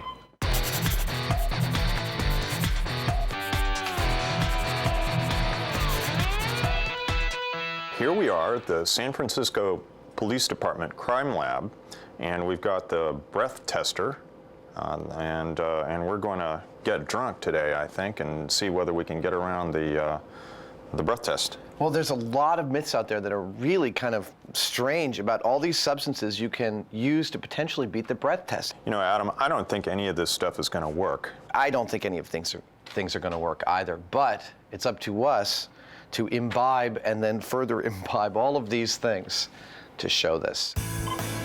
So the idea is to get drunk, then put different products in their mouths to try to fool the breath test machine into giving a lower reading. The San Francisco Police Department generously offered its crime lab for the day. Officer Bruce Gendron will be watching over Adam and Jamie. Adam's drink of choice is scotch. Neat. Jamie's mixing vodka with cranberry juice. I don't know if I've ever had a drink this early in the day. Nostrovia, Kampai, Prost. Right there with you, buddy. In California, you're considered legally intoxicated with a blood alcohol concentration of 0.08. Spirits are about 40% alcohol. How many the guys need to reach the limit depends largely on their weight and how fast they drink. A little bit of food to cut the alcohol. I'm lit. It's like 1 in the afternoon and I'm lit. Food does slow alcohol's absorption into the bloodstream, but their livers can only metabolize 1 drink an hour, and just 5% of alcohol is expelled through urine. Put simply, their bodies can't keep up. so I've had 4 drinks, right? Yes, this is number 5. Let's try control. There you go. Here we go. You want to try one? Yeah, let's try one. Go ahead. Very good. That's very good. Thank you. He's an 03. That's an 03? It's an 03. Wow. I swear I'm a cheap date.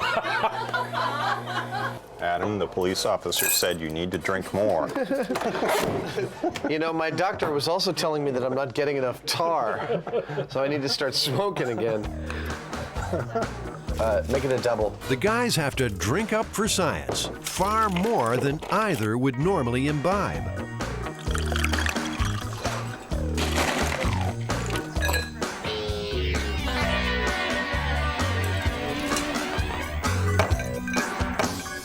So we've had 13 drinks over 3 hours. I know I'm drunk, but I can't even remotely tell that you're drunk. It's kind of annoying. I want to see you like put a lampshade on your head or something. Sorry, bub. All right, let's go. I feel totally fine. Allow me to place this on your breath testing machine and I'll be happy to be tested. You are pretty smelly. That's it. Keep it up. Listen to the music, and that's what we're trying to do, is keep that sound going. Very, very good. That's good.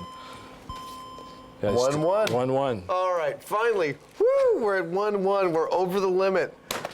I'm guessing Jamie goes to 0.9. I think the extreme difference in muscle mass will make Jamie process alcohol a lot more efficiently than I do, apparently. He's doing fine. You just sit over there and be quiet. It's rough enough having one of you here, but having 2. Of course I'm causing trouble. Yep, 09. 09, legally drunk. Legally drunk and illegal behind the wheel. Strangely enough, the first refuge of a driver pulled over in this condition seems to be breath mints. Right after you get stopped, and we're making it up to the vehicle and can see them rushing around in the car trying to find mints or trying to find anything to put in their mouth. In America, if it looks like a rose and it smells like a rose, it's a rose. And if you have your certs and your mouth is fresh and you feel fresh, then perhaps you just aren't drunk anymore. Unfortunately, you are. A roadside sobriety test quickly reveals that. Okay, now stop. I want you to turn around just on the balls of your feet. With your right index finger, touch your nose.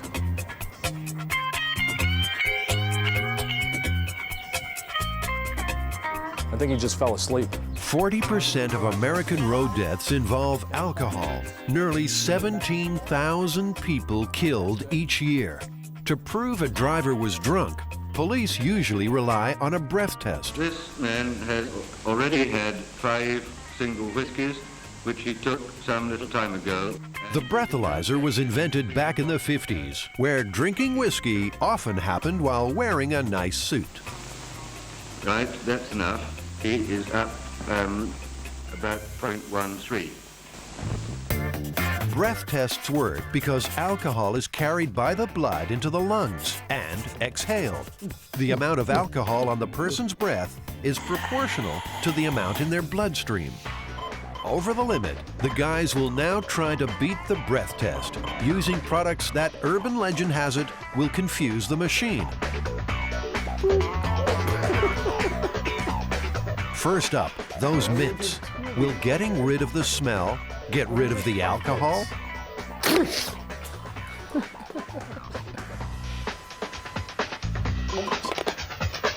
Ooh. Okay, that's minty. 1-0. 1-0. Fat lot of good that did me. He's still blowing over 08. Maybe something with a stronger smell. Your best bet is probably to hold your nose, literally, and just take a big bite out of this onion.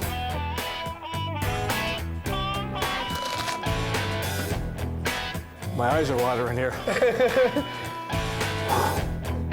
Let's try and see if you were able to fool us. Nice and steady. Keep going. Keep going. That's good. That's good. Jamie, that was an 08. The onion didn't do anything. Some breath testing machines act like a fuel cell.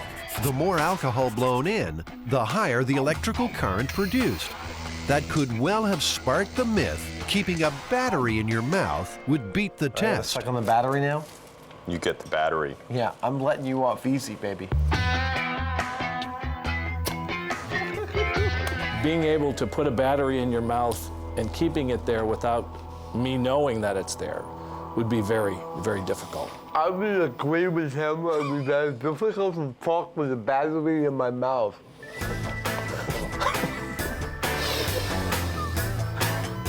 I'd say you're charged.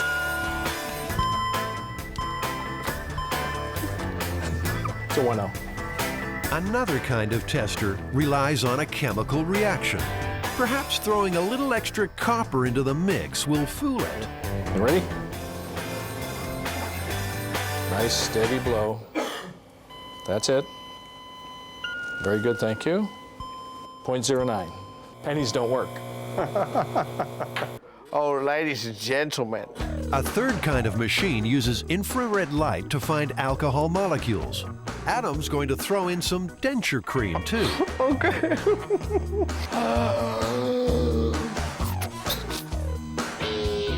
Adam, you did a great Oh, that was nothing, baby.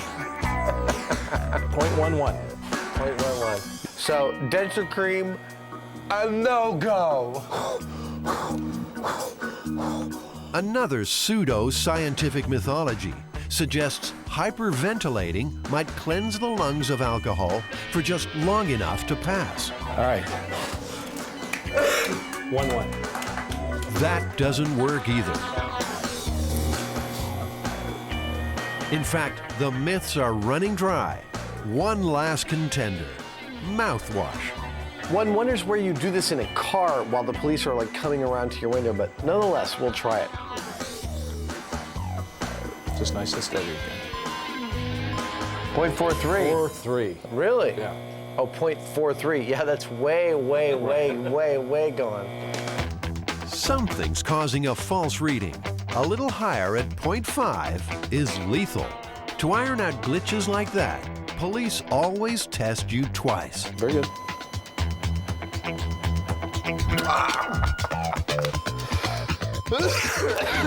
1-3.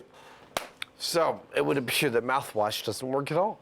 I mean, even if they got two readings that were grossly out of sync, all they do is take your blood test, and your blood test would tell them exactly how much alcohol you have in your system.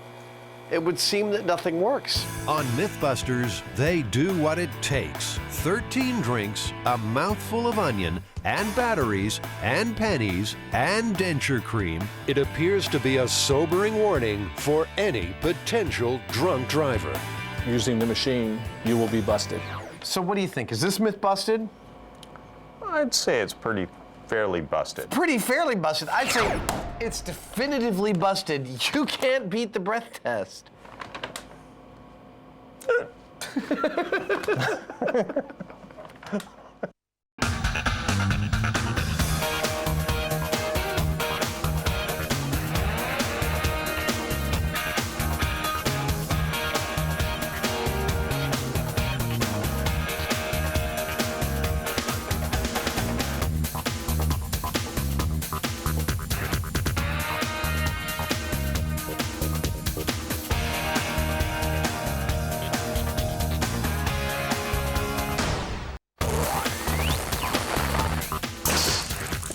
This episode of MythBusters. Whoa! Like that. Sparks are flying. Totally me. We finally get a reasonable experiment here, and he's like, and trouble's brewing. I would say that the rig is not safe at all. Adam finds out that the falling penny myth can really be a pain in the... Oh! We'll see why these guys don't have their own cooking show. And find out the link between Japanese spies and Lucille Ball's teeth. The Morse code. Who are the MythBusters? Am I missing an eyebrow? Adam Savage. I always enjoyed seeing Adam in pain. Oh! and Jamie Hyneman. Jamie wants big boom. More than 30 years special effects experience. Feel kind of sexy. They don't just tell the myths, they put them to the test.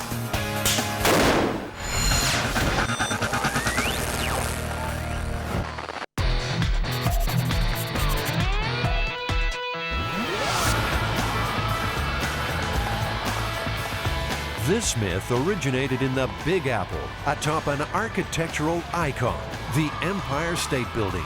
The myth is that if you throw a penny off of a building this height, that it'll either get going so fast that it'll embed itself in the concrete at the base of the building, or it'll hit somebody in the head and kill them.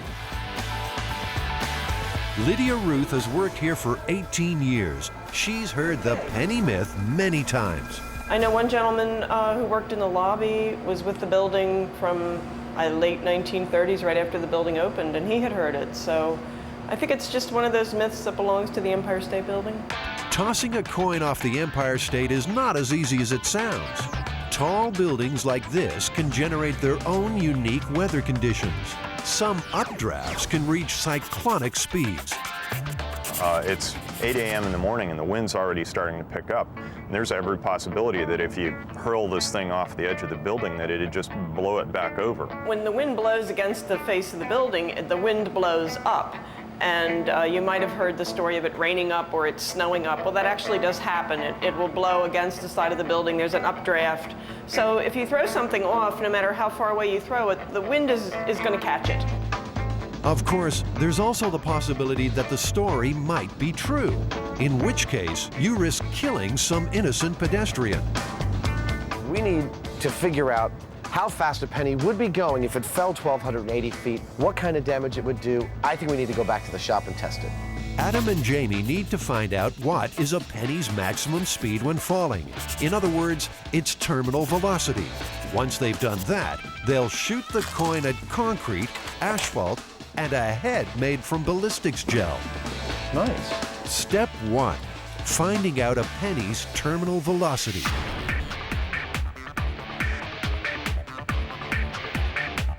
Now, we know a person's terminal velocity is about 120 miles per hour. But is a penny's the same?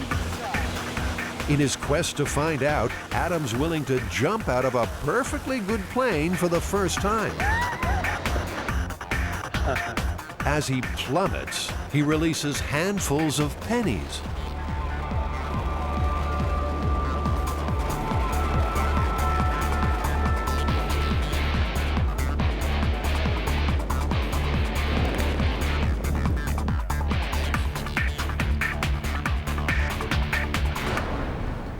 Well done. How'd it go? That was amazing. I mean, it's unlike anything I've ever tried before. You really should have done it. What'd the pennies do when you let them go? The pennies flew right out of my hands. I opened one hand and then the other, and the pennies just like shot out towards the sky. Out of one hand, they hovered for a second in like the burble above my hand, you know, the air bubble vortex, and other than that, I was traveling way faster than they were. I want to do it again. That was awesome. The guys have seen complex equations that put a penny's top speed at somewhere between 35 and 65 miles per hour. I used to be able to juggle them. But Adam's not taking those figures at face value. He wants to test them in his own penny wind tunnel. At the bottom, wind speed is clocked at 65 miles per hour. Holes in the tube allow the air to dissipate, so the speed at the top drops to 35 miles per hour. If the penny stays in the tube, then the equations are correct.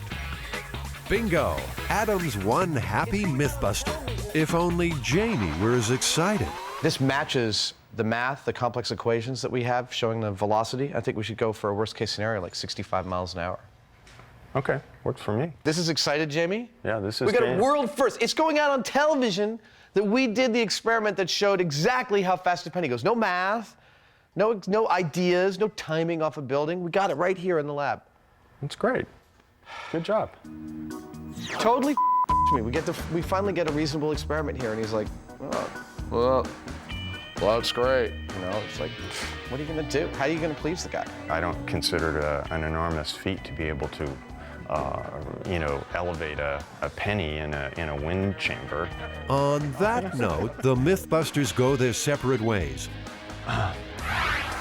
Jamie's looking for a way to fire a penny at 65 miles per hour, while Adam begins work on the dummy head.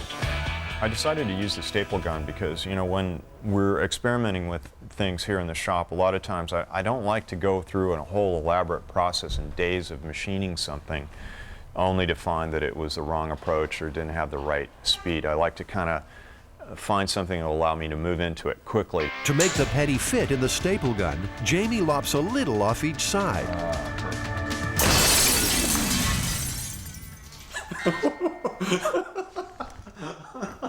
Whoops.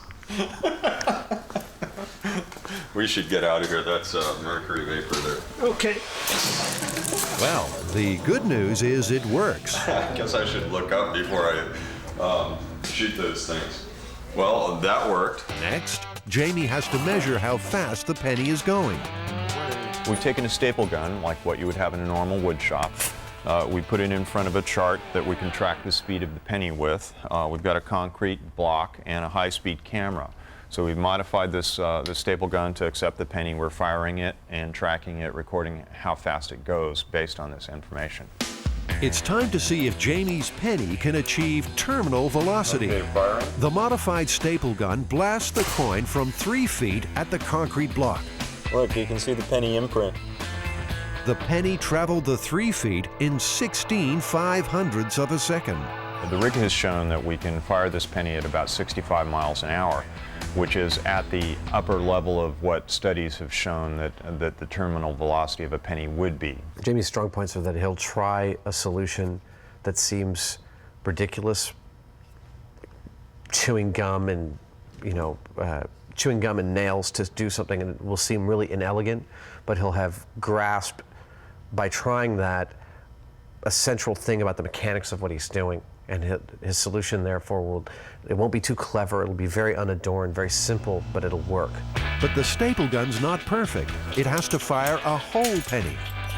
Obviously, it was really easy to nip the corners off of this penny to make it fit in the gun, and it's not that much different in mass than what a real penny is. So I'm pretty sure, based on that if I widen the channel or the throat of this staple gun, that I should be able to make it fire a full-size penny just as well and with the same kind of speed.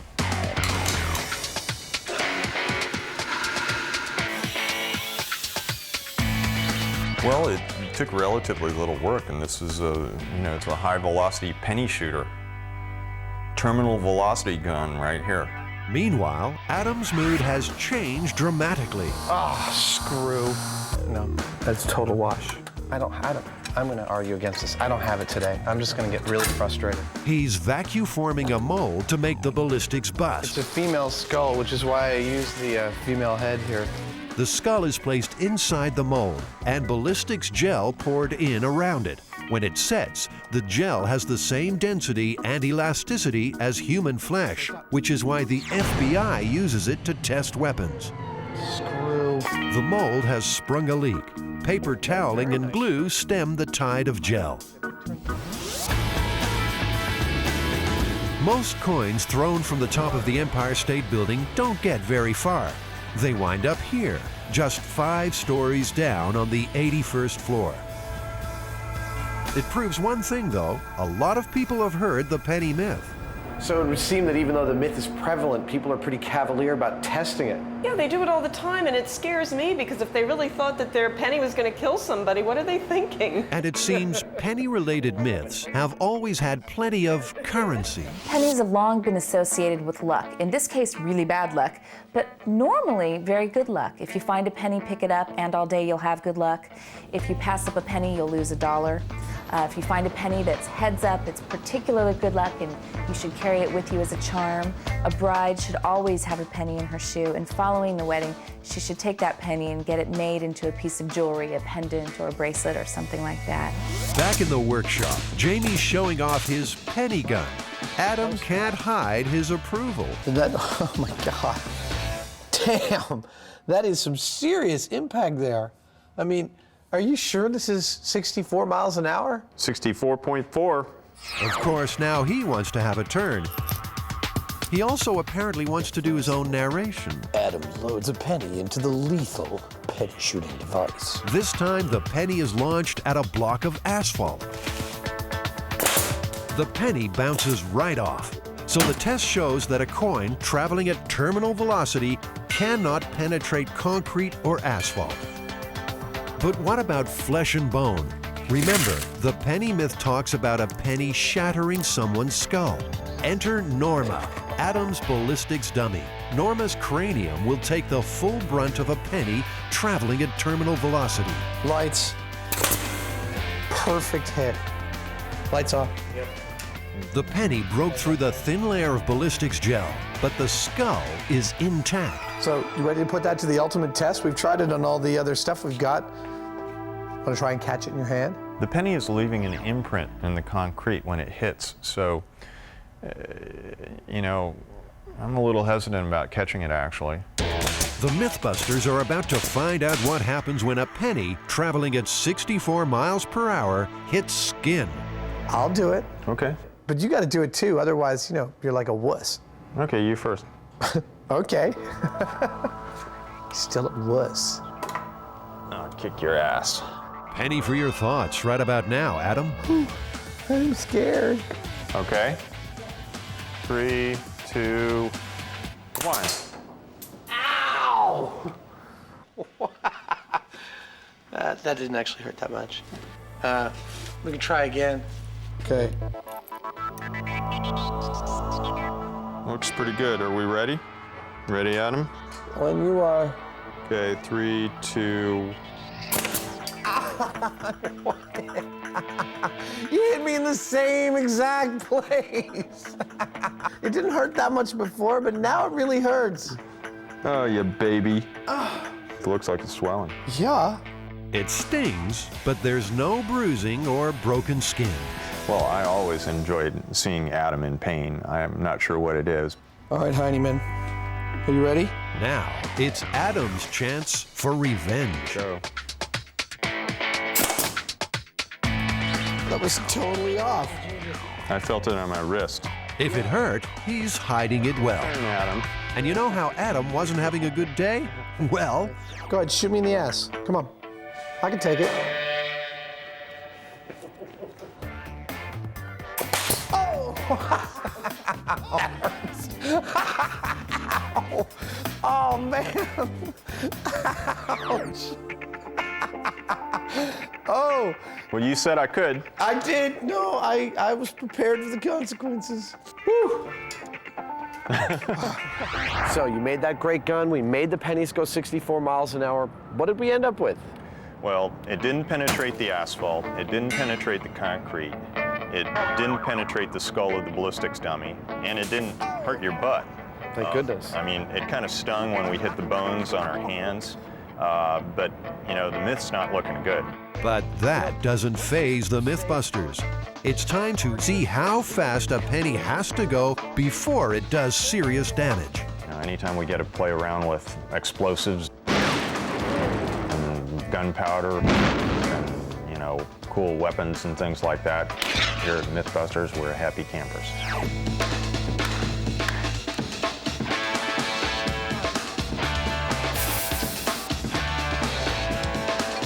Adam's modifying a high-powered rifle so that it will expend a penny.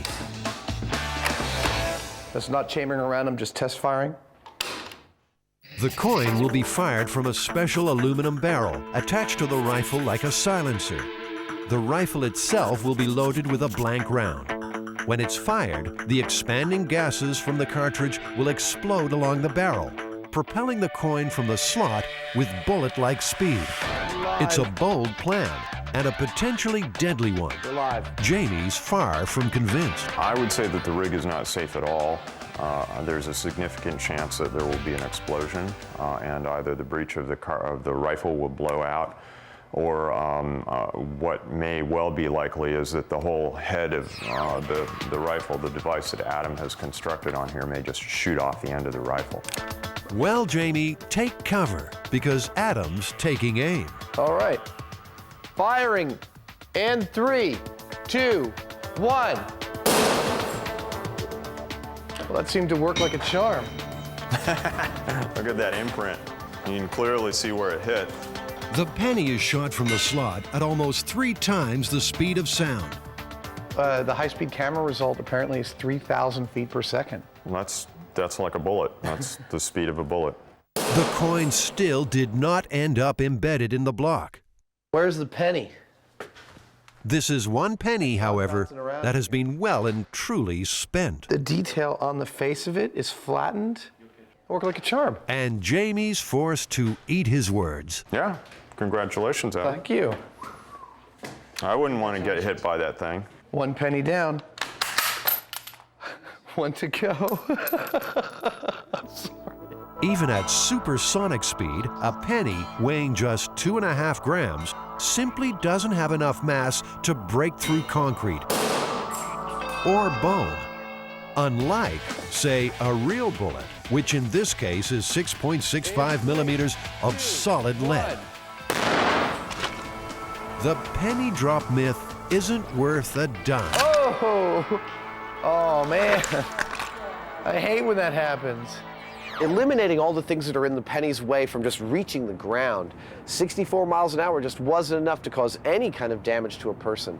And then when we made it go almost 3 times the speed of sound, it still wasn't enough to break the bones.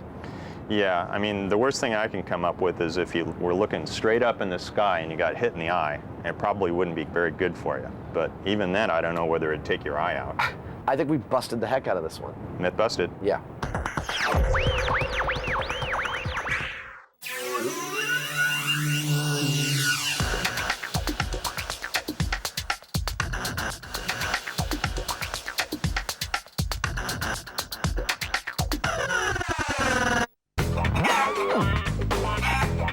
That's really disgusting.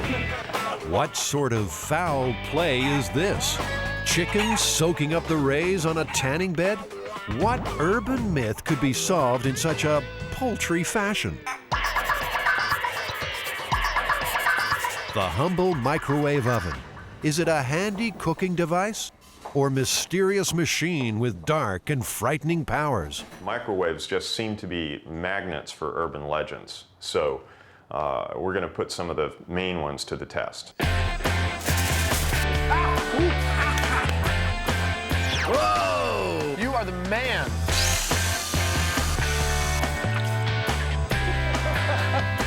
Of all the myths surrounding the microwave oven, none is more famous than the story of the poodle sent for a spin in a microwave to dry its fur. The result? One hot dog. Well, meet Jazzy, a 2-year-old show poodle. Jazzy's being groomed for her MythBusters guest appearance, so we'll come back later to check how she's doing. Meanwhile, it's time to turn up the heat on microwave myth number 1. 30 million Americans tan indoors at salons like this. And in recent years, one microwave myth has caught on and spread like good quality tanning lotion. Have you actually heard the myth of the tanning bed cooking the insides of the bride-to-be? Oh, yes. There's a woman who's getting ready for a special occasion, and she decides she'll look fabulous in her dress if she's very tan. So she goes to a tanning salon, and she's very annoyed that they have this half-hour daily limit on tanning. So she goes there, and then she goes to several other places, and basically is tanning for hours a day. After a few days of this, her husband says, "Honey, you smell kind of funny." So she showers. "You still smell kind of funny." So she goes to the doctor, and the doctor does numerous tests, upon which he finds that she's microwaved her internal organs and only has 2 weeks to live. Rick Mattoon is director of the National Tanning Training Institute. How many different versions of the story have you heard over the years? We have a tendency of getting a different version about every month for about the past 4 years that I've been involved in the indoor tanning industry. Do you keep an archive of all the stories that you've gotten? I do, and it's very interesting. It's picked up typically anywhere, or grows anywhere from the local level to a national level. And bottom line is, it always has a tendency to go back to the microwaving theory or story. Can a tanning bed act like a microwave oven?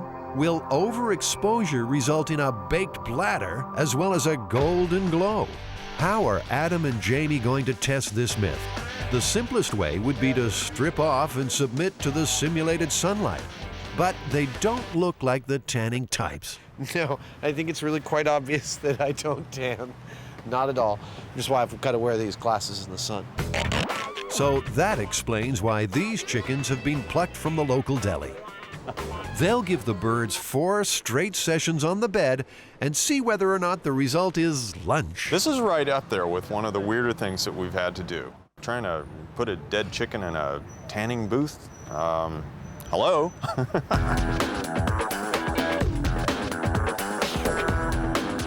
Time to see if the chicken's goose has been cooked. So how many sessions did these go through? 4 sessions, a total of 48 minutes on the tanning lights. So if I'd been in here, I'd be pretty badly burned by now. You would have a severe sunburn at this point. But would your gizzards be goners? Not at all. Pink and perfect.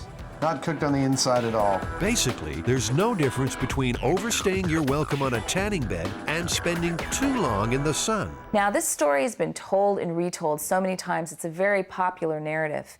Indeed, it was published in at least 2 Dear Abby columns, so it's got a lot of veracity. A lot of people believe it. Also, the industry magazine, Tanning Trends, had to publish an article telling people that it's not true, don't worry about it, but clearly the narrative is still out there. Do tanning beds put out microwaves? They put out nothing of the sort. They put out light waves, and that's all there is to it. Besides, for the myth to work, microwaves would have to cook from the inside out, and that's easily tested. Simply throw a roast in a microwave for 20 minutes and carve. Look at that. I mean, it's totally cold on the inside. It's not heating from the inside out. It's definitely heating from the outside in. Yeah. The myth is totally busted. Apart from testing these microwave myths, Jamie also wants to build the microwave oven from hell. Let's take a moment to find out how microwaves actually work. A microwave oven uses radio waves to cook food. A device called a magnetron bombards the inside of the oven with radio waves, which react with water molecules in the food, causing them to vibrate at enormous speed. That friction creates heat, which cooks the food. The Amana radar range microwave oven is quality. In the early days, it was hailed as a revolutionary kitchen It's convenience. a family-sized turkey. 675 watts of cooking power means faster cooking than most other microwave ovens. Uses 50 to 75% less energy than a conventional electric range. 5 and 30-minute timers with automatic defrost cycle. This store has been selling microwaves ever since those heady times. The main thing I'm interested in personally is raw power. Well, the average microwave today is about 1,100 watts. But you can go up from there or you can go down from there. How many people are going to be using the oven? One very strange television show. Just one. Is this the soul of the microwave oven? More the heart of the microwave. This is a little radio transmitter, and you plug it in and it converts it to DC voltage, and out comes the microwave. And it looks like Jamie's suffering a little microwave madness. Sorry. Did you get enough, Jamie? Microwaves are really cool, you know, they're like X-ray guns. And I think the same thing that makes people afraid of them and makes them generate a lot of myths about them is what's always fascinated me. I'm gonna, you know, make this super powerful microwave gun that I can heat things up around in my shop with. And, you know, that for me is a lot of fun. I think he wants to take apart all these microwaves and make some kind of super microwave. And I don't know if he's planned on shielding or anything, but I don't necessarily want to be in the building when he does it. Back at the workshop, it's time to test microwave myth number 2. That microwaving metal makes the oven explode. You know, I once had a roommate where I accidentally put a spoon in my coffee cup in the microwave, and he refused to use it ever again. Made me buy him a new one. Wow. It's just those kind of misconceptions I want to clear up here on MythBusters. Yeah. There you go. Adam and Jamie are going to microwave several metal objects. Just in case something dramatic does occur, the pair will watch from behind a Lexan shield. Lexan is a bulletproof material used in the windshields of NASCARs. It's time for the first metallic test subject. No, nothing happening there. Spoon's been in there for 2 minutes. I don't see nothing. Turn it off. So, I mean... I'm guessing if... Ah! Ooh! The spoon was really hot. That spoon was really hot, but it didn't do anything. Okay. I mean, it didn't arc, it didn't, like, buzz or, you know, all that stuff.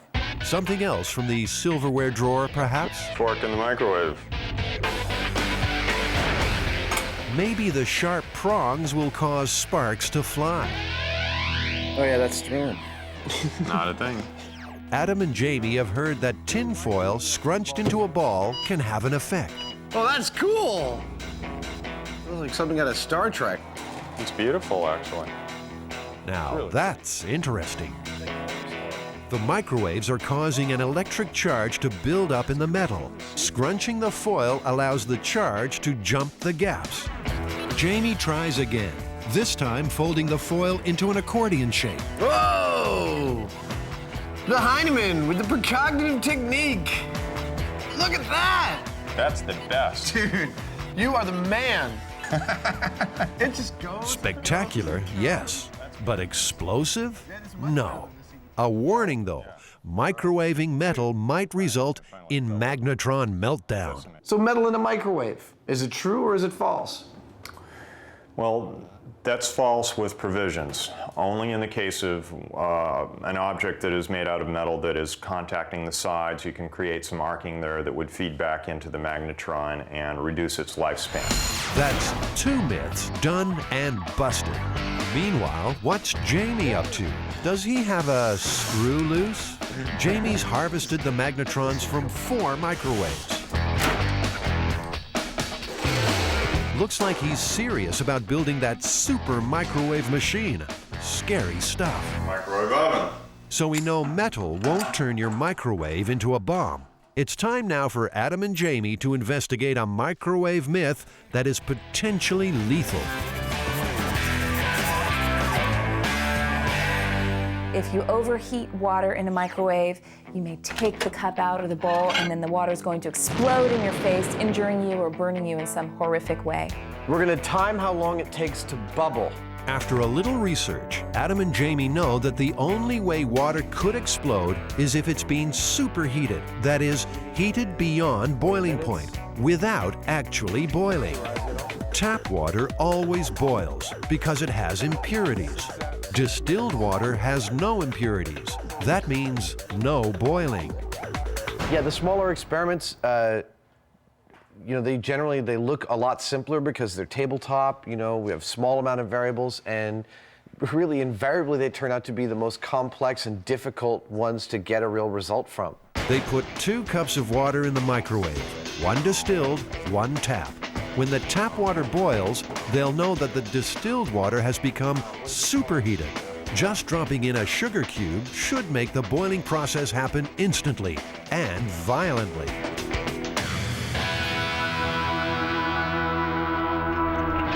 Hey! Spectacular.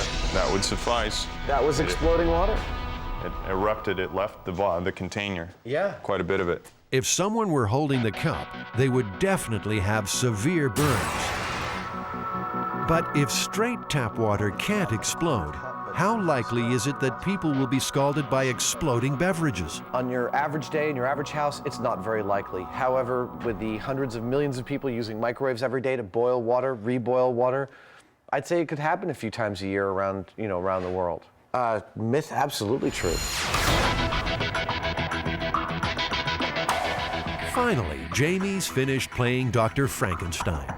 What we have here is a super duper microwave oven. I've taken the guts out of 4 microwaves, the magnetrons, and I've put them in a box, all aiming at a single glass of water. So in theory, this should heat up that glass of water about 4 times as fast as a regular microwave would. Maybe it'll just go, we'll find out. Jamie, I'm ready to test this infernal machine of yours, but could you wrap me up a little more? I don't feel quite safe yet. What are you, a turkey?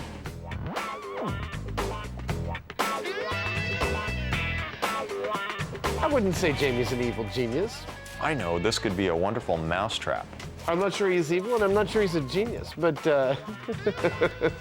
We're ready for a mega microwave test firing. What, about 30 seconds? Jamie flicks the switch. The room's filled with an angry buzz.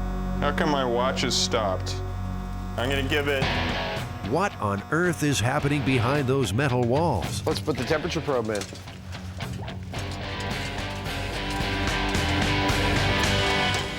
That doesn't look like it's boiling. No, in fact, 66 degrees. You've made a refrigerator. That's amazing. For all that humming, you ended up with bupkis. Looks like that's the evil genius theory out the window. Time for the final myth, the famous poodle in the microwave. It's the moment of truth for our guest star Jazzy, who's been primped and preened to perfection. Or is it? There's some things that even we on MythBusters can't do, and I think this is one of them. There's just no way that we could put a poodle in a microwave. It might dry her hair, but it'd kill the dog. Fortunately for the viewers, this one's just going to have to remain a legend.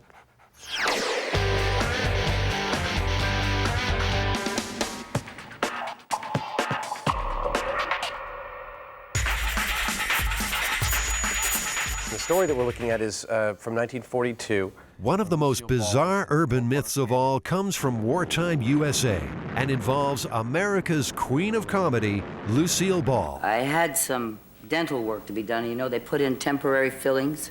I was just driving along, and a road that I'd taken many times, and all of a sudden, I heard music. But I mean, with a great beat, you know. And I looked down to turn off my radio, and it wasn't on.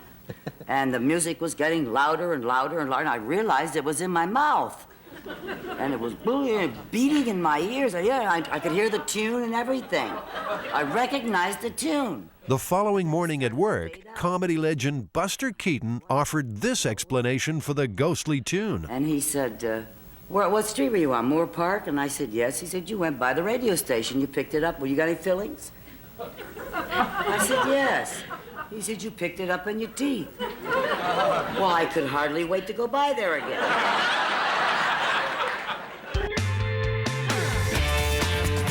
Here's a challenge Adam and Jamie can really get their teeth into. Is it possible to receive radio transmissions through the fillings in your mouth? We need to get a skull. Two of the skull's teeth will be given different fillings. One gold, the other amalgam. We'll also obviously have to have some sort of a radio transmitter. That transmitter will pump radio frequencies into the air around the teeth. A voltmeter will monitor any change in electrical activity across the fillings. Well, let's do it. Okay. First question. Where are you most likely to come across a spare cranium? The number 4, the bone room. The number 4, UCSF School of Anatomy. The number 4, UCSF Dental School. I'm looking for a human skull. Do you guys have any skulls? A rental? Yes. Finding a skull is hard enough. Finding one complete with fillings, well, that's another matter. One with fillings. Would any of them happen to have fillings in them? So you don't have any with fillings right now? There's a dental chair. Eventually, Adam tracks down a skull. It's his father's. Well, his father owns it, that is. Next step, a little dental work. Hi, doctor. That's a grody-looking skull. Okay. Is that of a real dead person? Yes. You bet. Not got much teeth left. He has trouble eating his steak these days. Does this guy have a name? He's a very dried out teeth. Smells the same as it usually does. Yeah. I have 7,000 patients. I'm a practicing dentist. Never in my career of being a practitioner for 30 years had anybody complain to me they were picking up sounds or signals from their fillings.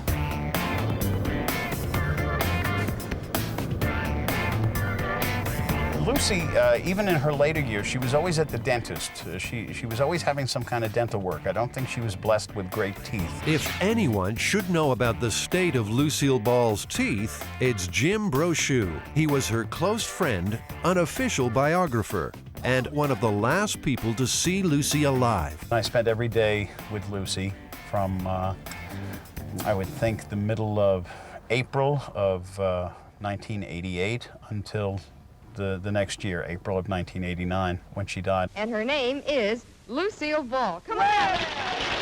And although the star mightn't have had great teeth, Jim's positive she was always of sound mind. Lucy had no kind of psychosis. She didn't hear voices. She didn't put her faith in the supernatural. Okay, Kay, don't be ridiculous. Well, you just met me. Hey, listen, a chowhound doesn't have to wait for dinner to be hungry, you know.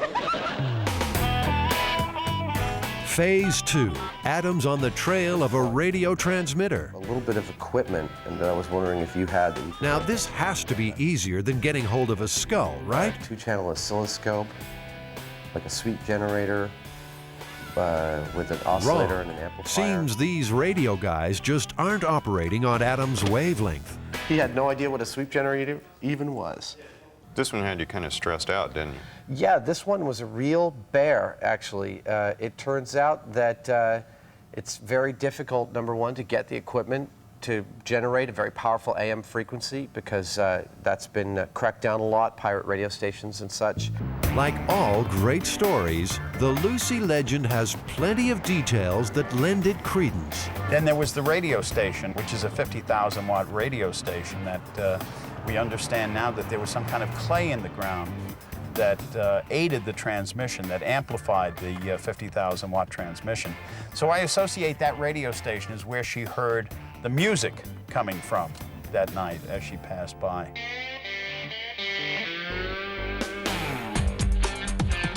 Things might be looking up for Adam in his hunt for that elusive radio gear. The Foothill Swap Meet is a Bay Area institution. Its stalls are a paradise for electronics enthusiasts. If he can't find what he needs here, he never will. Back at the workshop, this brass screen will shield the skull from outside interference during the tests. The Faraday cage is, it's like a ground. It eliminates any radio waves from getting to the testing equipment, which makes our test, makes us know that our test is happening in a, experimentally clean space. Of course, it works better if you can get into it.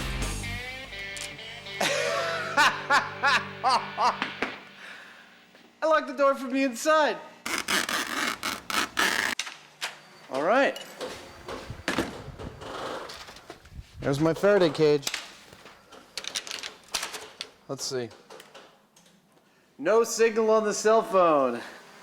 No signal at all. One theory is that if Lucy's fillings were made from different metals, then they might just have acted as what's known as a point contact diode. Point contact diode is the basis of the earliest radio crystal sets. In fact, in World War II, soldiers in foxholes built what's called a foxhole radio, which we have a crude model of here, in which our point contact diode is simply a razor blade and a pencil lead. Two different metals combining to capture a radio frequency. I hear a buzz. A pencil and a razor blade and some coiled, some common household objects. It seems unlikely that we could actually hear a radio signal from that, but we can. Yeah, well, right now we're hearing a buzz. Yeah, we're pulling something out of the air. Did Lucille Ball's fillings fleetingly become a primitive radio, picking up a signal and broadcasting it into her head? Tune and everything. I recognize the tune. One tooth already has an amalgam filling. We need another metal. And Adam and Jamie are going for gold. That is real gold foil.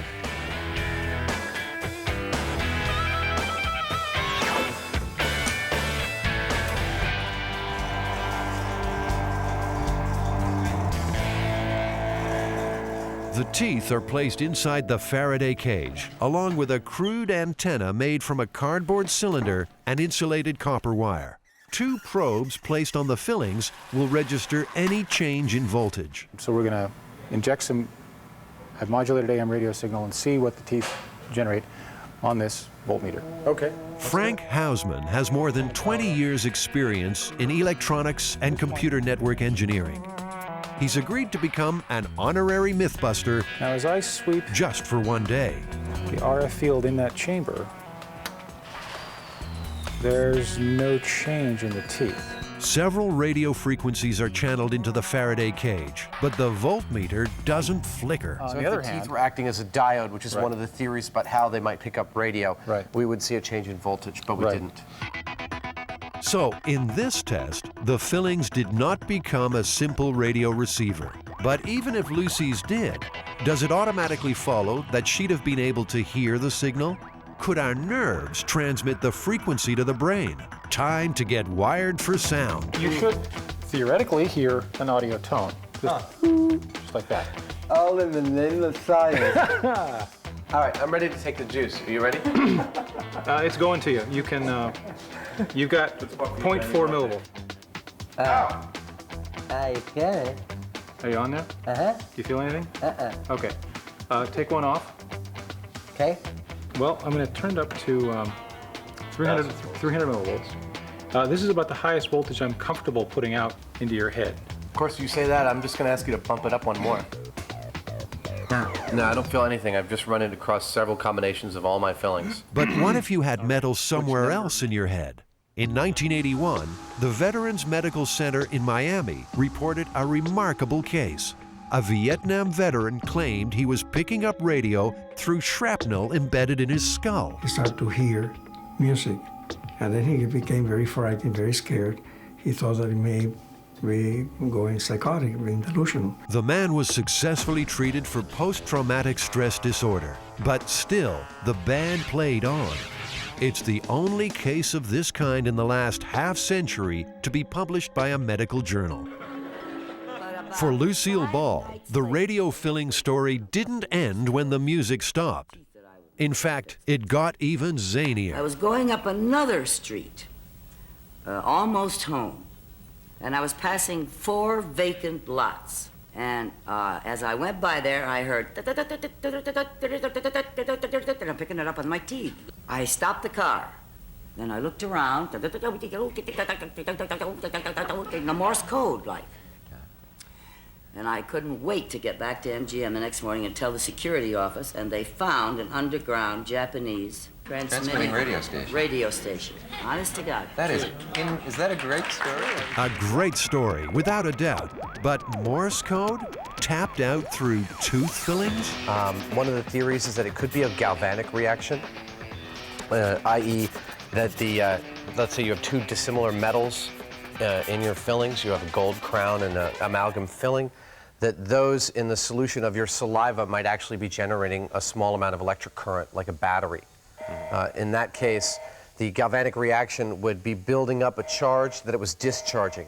Build up and discharge and build up and discharge. And you might actually think that was Morse code. Jamie and Adam want to recreate what might have happened in Lucy's mouth. It's been a little while since this mouth saw any saliva, so Adam and Jamie are going to sit the teeth in vinegar. Vinegar's level of acidity should make it an excellent conductor. That ought to be enough for a little galvanic resistance. I have the teeth in solution just so that they're, the metal of the teeth is both in the bath of vinegar and slightly above. Okay, we'll set some probes next. All right. We have positive contact on everything here. Great. Adam and Jamie have heard the Japanese bombing of Pearl Harbor had just forced the United States to join the Second World War.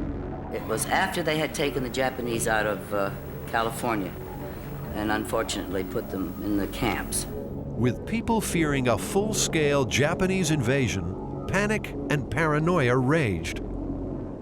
Professor Rusty Capps was with the FBI. He now lectures on Japanese espionage during World War II. There were all kinds of rumors after the attack on Pearl Harbor. There was one I'm aware of a Japanese submarine that fired, and I think the number is 20 or less than 20 rounds into a petroleum tank farm. There were also instances of Japanese trying to bomb America with high-altitude balloons that were going to drop incendiaries. You didn't know how to reconcile this fear. So then suddenly you have Lucy, of all people. Hey, What am I going to get, a kiss or a quart of milk? If these incompetent Japanese people couldn't even get one over on Lucy, how could they hope to win out over our American military? So it's really a comforting tale for people of that time period. It's saying, well, they couldn't possibly win. All in all, I'm quite pleased. Okay. To test for a galvanic reaction, the probes are once again placed on the fillings. But now we're seeing 7 millivolts. Okay, let's see. And if you lift the probe off, lifting, it should go to 0. And there it is. The fillings, reacting with the acid in the vinegar, are generating their own tiny current. This voltage would probably be similar to what would be if someone had a meal and their pH of their mouth was around this vinegar, around 4.5, 5. Right. That's right. This might exist in their mouth. That's right. Was Lucy's spy message nothing more sinister than a reaction between her fillings and her saliva? So it's possible someone could mistake that voltage discharge, if they had a nerve close to a filling, for something like Morse code. That discharge would be an oscillation and they would feel it.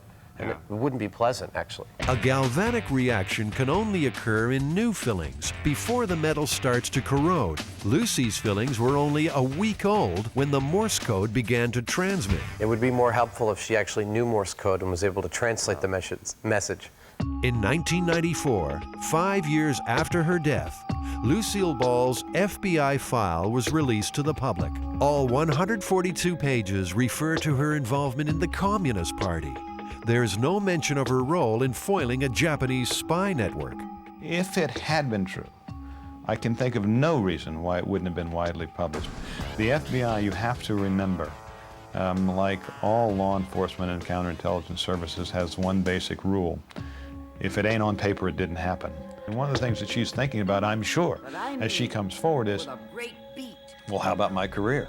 You know, I'm an actress, but if I'm also a war hero, if I'm also able to help the war effort in this way, I mean, it's going to raise my stock dramatically. I don't know how much publicity this story actually got when it happened. I know eventually there was a Broadway show called Something for the Boys with her friend Ethel Merman in it.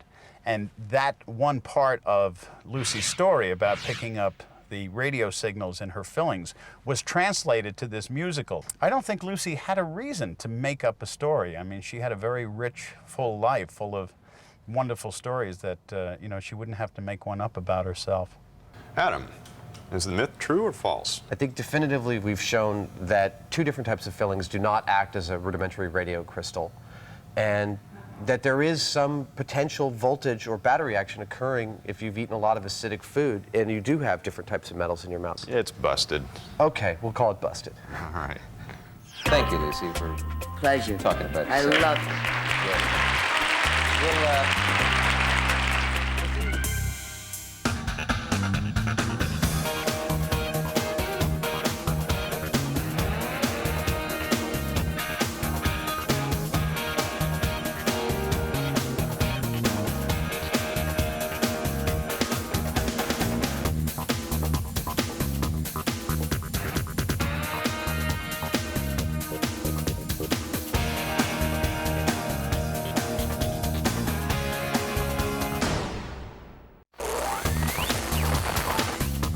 In this episode, Welcome. the MythBusters are busting out. Count on getting very, very cold. Can they escape from Alcatraz? Quack, damn you. Science or quackery? I want you to do this. Got it? Does a duck's quack echo? And out of their skulls, have we all been injected with mind control chips? I feel perfectly normal now. Who are the MythBusters? Am I missing an eyebrow? Adam Savage. I always enjoyed seeing Adam in pain. Oh! And Jamie Hyneman. Jamie wants a big boom. Between them, more than 30 years special effects experience. Feel kind of sexy. They don't just tell the myths, they put them to the test.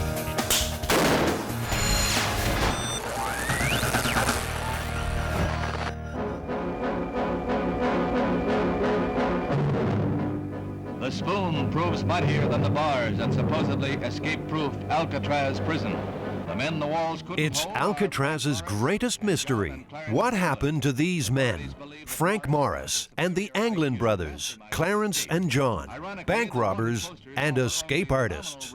One night in June 1962, they busted out of the rock and dropped off the face of the earth. Whatever their fate, the three convicts have apparently accomplished a feat that many have tried with no success. The authorities presume the three drowned, but the myth says they got away clean on a homemade raft. 40 years later, Jamie and Adam aim to prove it might have happened.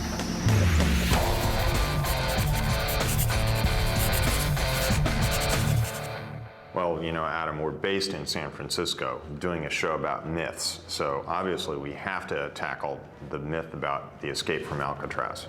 That three prisoners in 1962 built a raft out of raincoats and got off the island? Yeah. Did they actually do it? Was it successful? Where did they go? According to folklorist Heather Joseph Witham, this story has endured because people often cheer for the underdog. The idea is, you know, David against Goliath, the little man really winning out over the concrete authority, the faceless, nameless concrete authority. America's worst were caged in Alcatraz's 9x5 cells, cold as stone, perched high above the currents that chain the island. Officially, no one ever escaped and lived to tell, though in its 29 years, 34 prisoners tried, and as many as 11 died in the attempt. Adam and Jamie will follow the most famous escape attempt of all. It began here, in these cells. They painstakingly fashioned dummies of plaster with hair of paintbrush bristles to stand in for them during cell check, while they covered an escape hole with a cardboard grill. All of this was within easy visual range of the guards in the gun galleries. Alcatraz had begun to crumble. Morris and the Anglins were all able to chip through ventilation grills using spoons.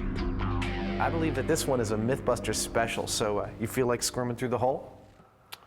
Sure, why not? You think you'll fit? I think I'll fit. I'm not so sure about you. Let the breakout begin.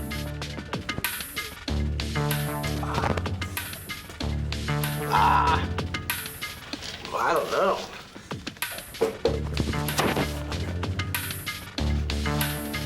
Seems beer and fast food wasn't on the menu at Alcatraz.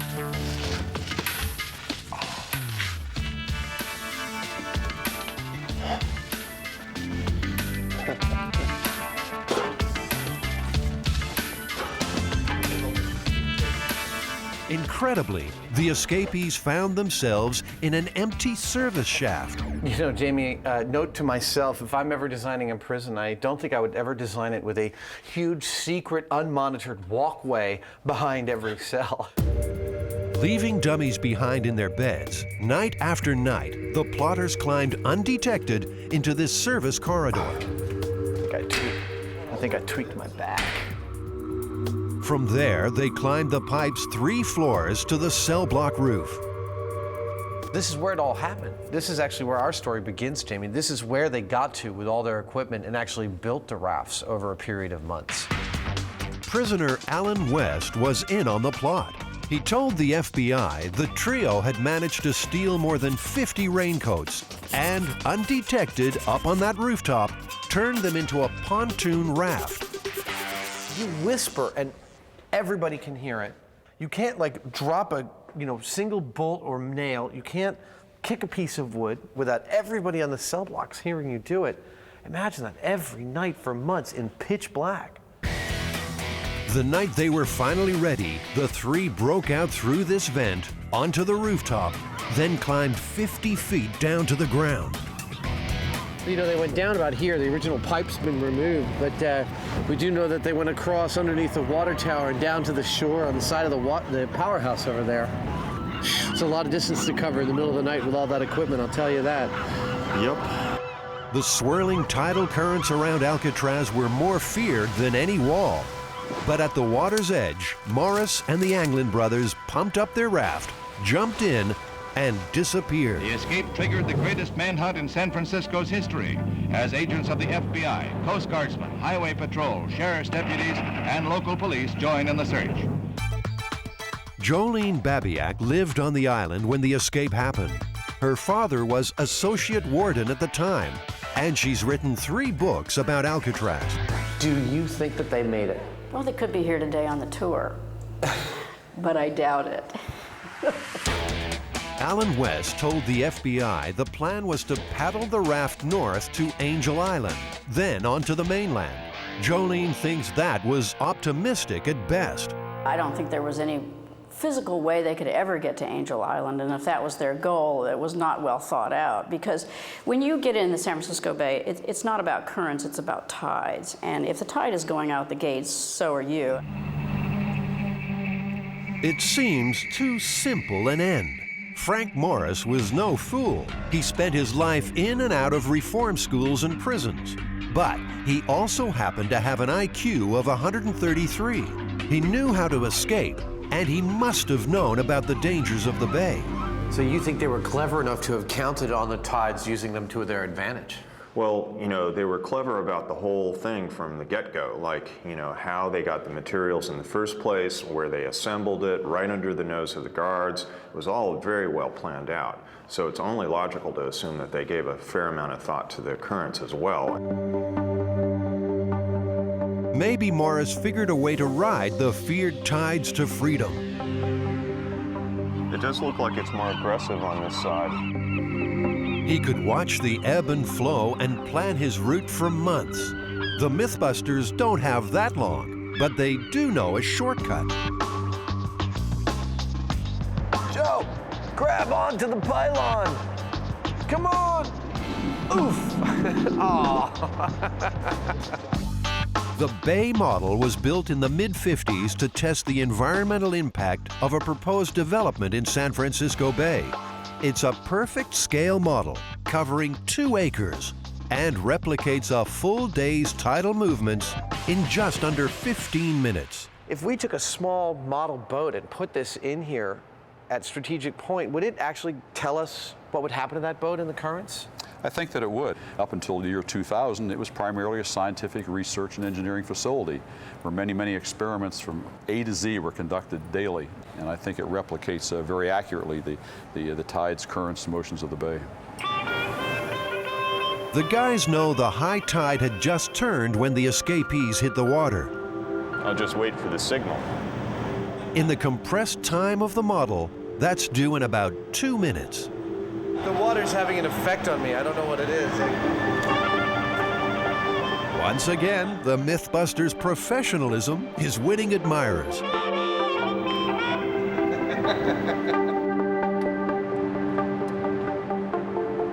Oh, we're good.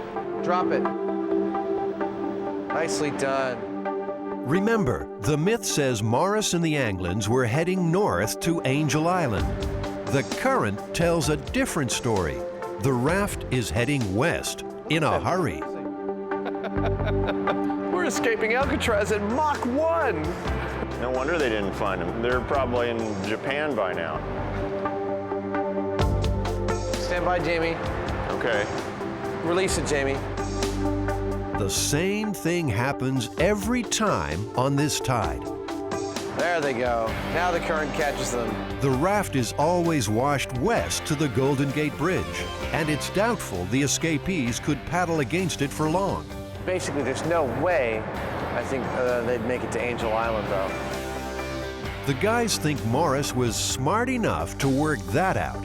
So, despite what they told other prisoners, maybe Angel Island was never in the plan at all. I think they actually took advantage of the currents and got on them as a you know, like a river headed towards the Golden Gate Bridge, and specifically the north side of the Golden Gate Bridge, where they could easily make it to shore. The MythBusters have hatched a new theory and a new plan. Forget Angel Island. They're going to see if they can build a raft and paddle across the tide to reach land around the Marin headlands. Jamie, what do you think our chances of success are? 100%. 100%? Yeah, absolutely. All right. No doubt about it. We can pretty well count on getting very, very cold. Jamie sounds like he's getting cold feet. But before he does, the guys have a date with some webbed feet. Another bird-brained myth to bust. Could it be true? Or have Adam and Jamie gone quackers? Anything to say to the ducks back home?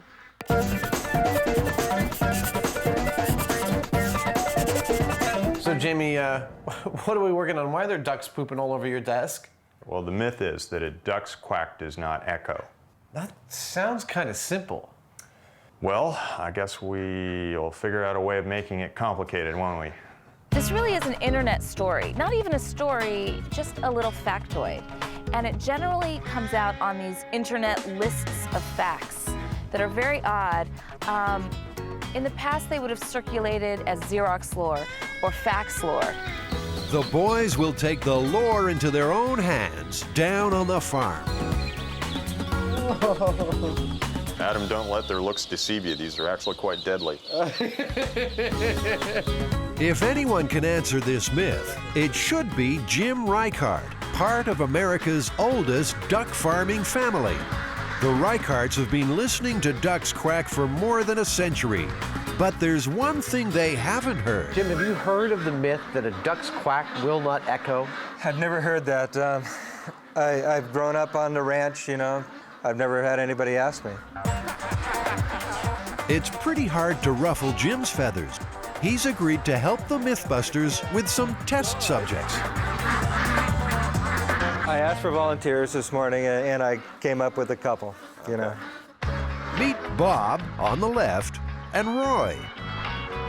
And going in from this side. All right, side. you go down that side. I'll walk him down this way.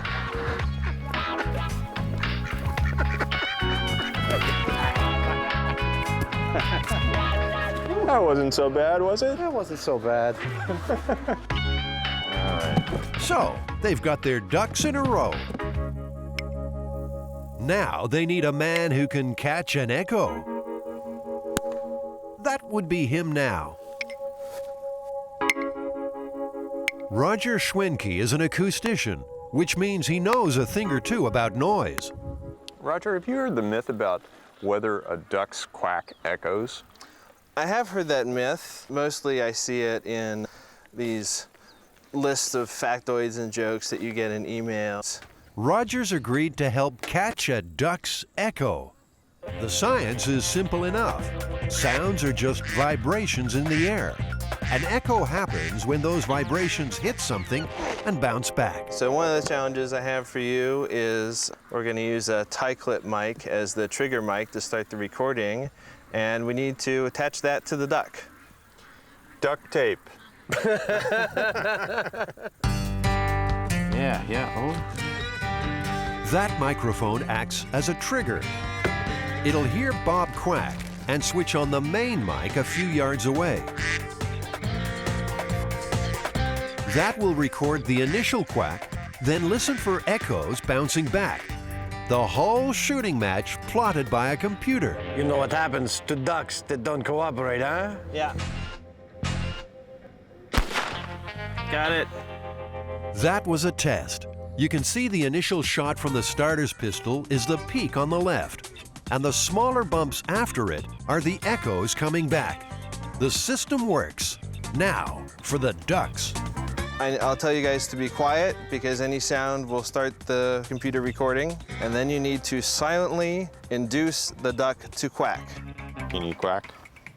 Silently induce a duck to quack. Look me in the eye and quack. Quack. Come on, boy. Quack.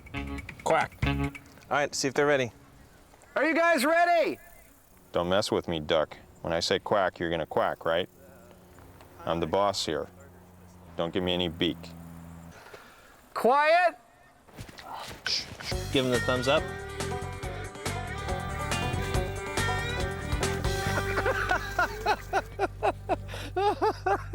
It's like he's trying to collect a loan from the duck. Duck Loan Collection Agency. I want to talk to you about some outstanding feed. Who'd have thought ducks get cold feet? Oh boy. There's nothing but wind noise. Clearly, Bob's got stage fright. I want you to do this. Got it? Quack. Quack, damn you. Done. I'm gonna swap him out with the other one. All right, I'll bring him over to you. Bob's out. Roy's in. But a funny thing happens in the changeover. Oh, maybe bringing them together. Yeah. They just needed someone to talk to. Seems obvious now. The MythBusters are back in the hunt.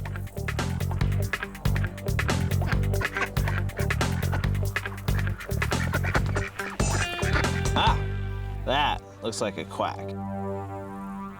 It's astonishing how well that works. There's something else astonishing. They've got the quack, but they don't have an echo. Not a one. But then, there's not much here for the sound to bounce off. In terms of trees and plants and so on, you don't get very much of an echo, certainly not off of leaves. Roger thinks if there were any echoes, the background noise drowned them out. A sweetheart duck. To prove that, and bust this silly myth once and for all, Bob and Roy will have to go hi-fi. Okay, that's really cool. Meyer Sound makes top-of-the-range concert speakers. Roger's their staff scientist. Hi, guys. They plan 2 experiments at the lab. First, to capture a crystal-clear quack with no echo. Then, they'll record Bob and Roy in a room that does echo. The computer should show if there's a difference. To get the clear quack, they'll use an anechoic chamber. It absorbs echoes by trapping sound vibrations in baffles on the walls and ceiling. All right, let's take him into the chamber. There we go. Bob and Roy are game. I noticed there's a hole in the screen. Maybe I can goose the duck.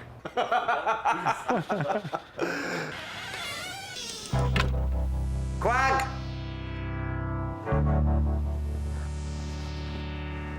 Nothing. Bob and Roy have wised up. Jamie, I have an idea. We get underneath the platform and we stay there for like a full minute or two, and then we both pop up on both sides of them.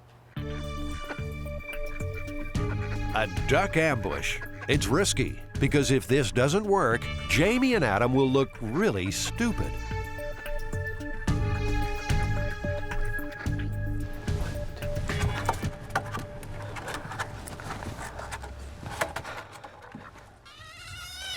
Anything? Nothing. Nothing at all. Peep. Not a peep. It's all starting to look like a high-tech waste of time. When, for no apparent reason, Bob and Roy get chatty. Got something. It's a pristine quack. And it turns out there is something different about it after all.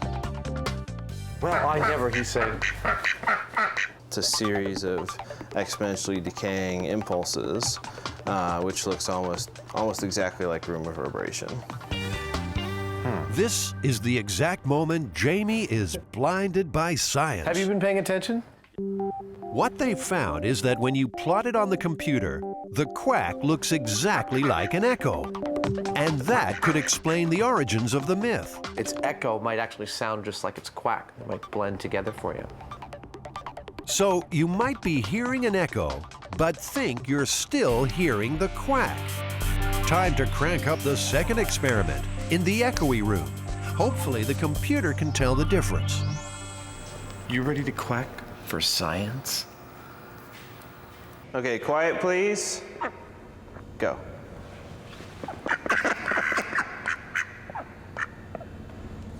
Got it.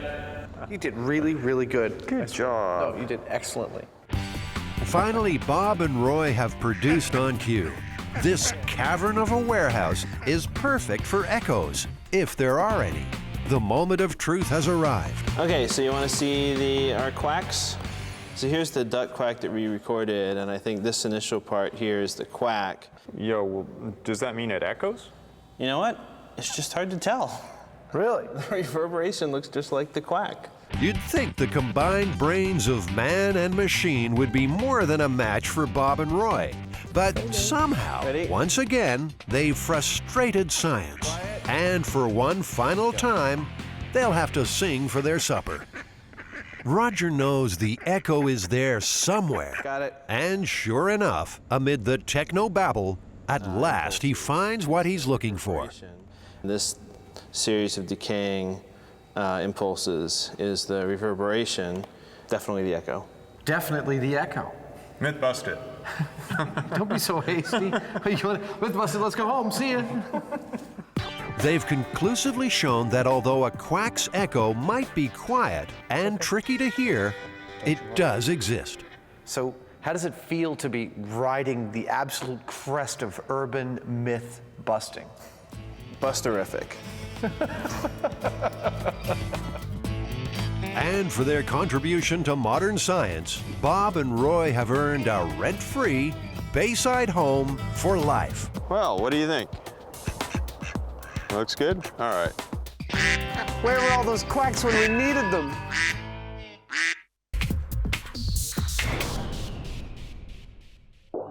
Jamie and Adam are immersed in the Alcatraz escape. Did Frank Morris and the Anglin brothers drown, or could they have gotten away on a raincoat raft? To find out, the MythBusters will make a raft and attempt the crossing themselves. Some living history will help their cause. That's the raincoat. So this fabric now is very fragile. If I tried to unroll it, it would deteriorate, it would fall apart. This brittle old raincoat was actually part of the escapees' raft. For some reason, they left it behind on the cell block roof. It's kept in archives at the Maritime Museum and may yet give up a few secrets. And you can definitely see the glue on the edge of the seam here, contact cement. The tiniest hints will help them make their own raft more authentic. Yeah, it definitely looks, like a military-style raincoat that I've seen. 2 paddles were also recovered. Look at that, that's the real thing. It actually kind of sent chills up my spine to see these things, you know. There was somebody in a dark kind of alcove somewhere out there on Alcatraz that was secretly pulling these materials together and building this stuff, and we actually, handled it. They've reached back 40 years to touch the myth.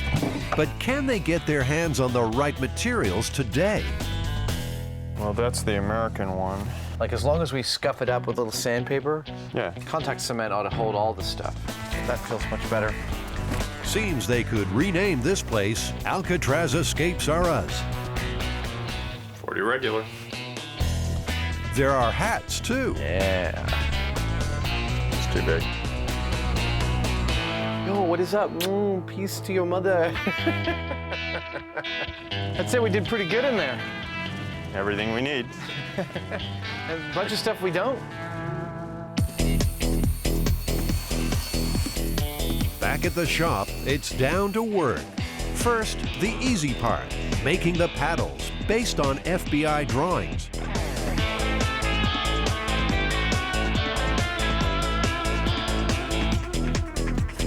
One prison escape paddle.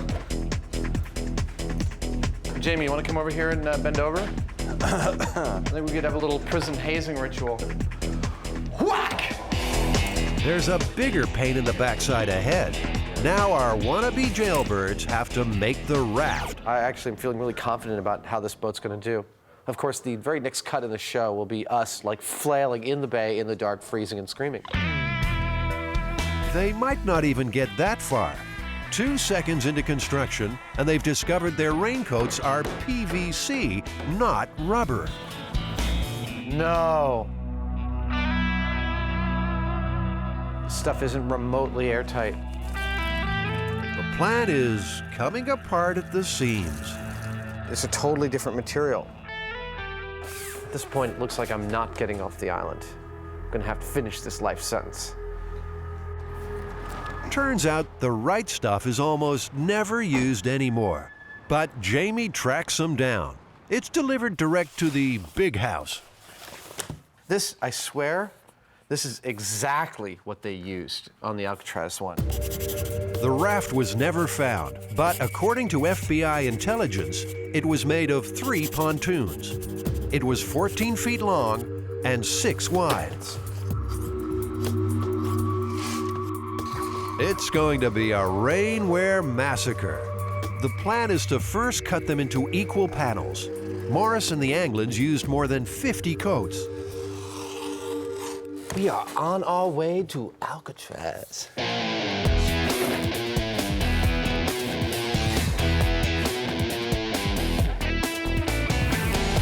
According to the FBI, the escapees had access to contact cement in the prison workshop.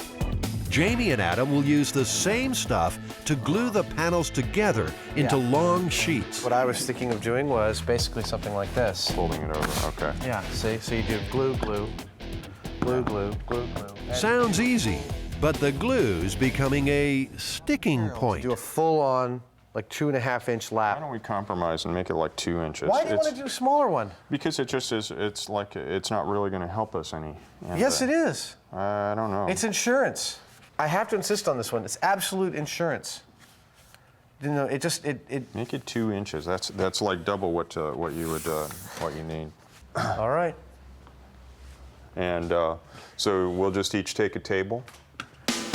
To make sure the raft is airtight, each seam needs to be glued, dried, and compressed together. The real escapees did this in the dark and silently. Wait, was that a guard? No. Yeah, check it out, man. 1, 2, 3, 4, 5. We're at 5. We're just over 6 feet here. That's big enough for the first pontoon. Might help. They just have to roll it up like a rug and seal the ends. I'm a little worried. It looks a little too good. And it's almost going to be like, no, we swear it was raincoats. Hey. The fact that they even made something that was remotely inflatable for a period of time, got it up the roof through the blower, down to the shore and into the water is astounding. If they get this done, it'll be quite an achievement for the MythBusters, too.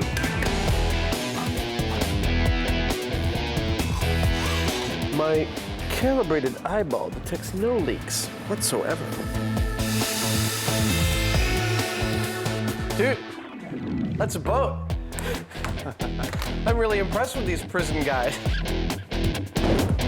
Come on, get in. Hurry up, they're coming.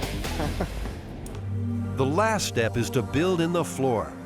Just a thin skin of raincoat between them and the sharks. But before they do it, there's a distraction no prisoner ever contended with. It's a little hot. They're needed for a Discovery Channel photo shoot. They've got to stop playing at bank robbers and start pretending to be stars. Ow! I don't do makeup. They get near me with you know, some powder and some scissors for my mustache. They're going down. Well, maybe just a little touch-up for the tough guy. You want to look your best. Is it okay if I trim this as a tidbit? No. No, it's not? Just a little bit. Put it around Put these guys in there? Yeah, he's tough, all right. It's a good thing they're not in Alcatraz now. Oh, baby! Here comes the other lady of the evening. Man, you look so beautiful. How They say these guys can make anyone look good. Sometimes they just have to try a little harder.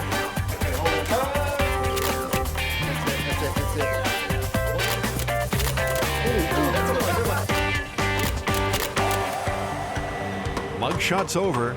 Back on the cell block. The guys are making up for lost time. Lower your end a little bit. You drew the line, so you have a good idea about where the whole deal sits, yeah? Just do it one section at a time. It's gonna wrinkle. Yeah. They're nearly done. Just a last check for leaks. There's one. See that? That's a leak. And a rousing sea shanty to get in the mood. Oh my God. According to the FBI, the gang modified an accordion to pump up their raft. As always with these instruments, silence was golden. I am your father. Using a ping pong ball, Jamie engineers an ingenious one-way valve so the thing will blow air in but not suck it out again. Works beautifully. That's pretty good. Working. Yeah. It took 30 raincoats, but the MythBusters have their raft. They're ready to use it to escape the rock. Based on the information that we have, I think the raft is very similar to what they had on Alcatraz. I give us a 60% chance of making it, 20% chance of immediate catastrophic failure, and 20% slow descent into the depths of hell. Hell will have to wait. It'll be a few days before the tide is right to make their attempt. In the meantime, the MythBusters have another mission. Adam and Jamie are about to go deep undercover, armed with only their wits and a large television production team. You're really sensitive. You've got a sensitive kind of belly button there, don't you? They plan to tear the lid right off a scandal that could rock the Western world. And see if we can determine when exactly the government installs their mind control chips. These guys laugh at danger if there's a myth to bust. And they know this one must be true. After all, they found it on the internet.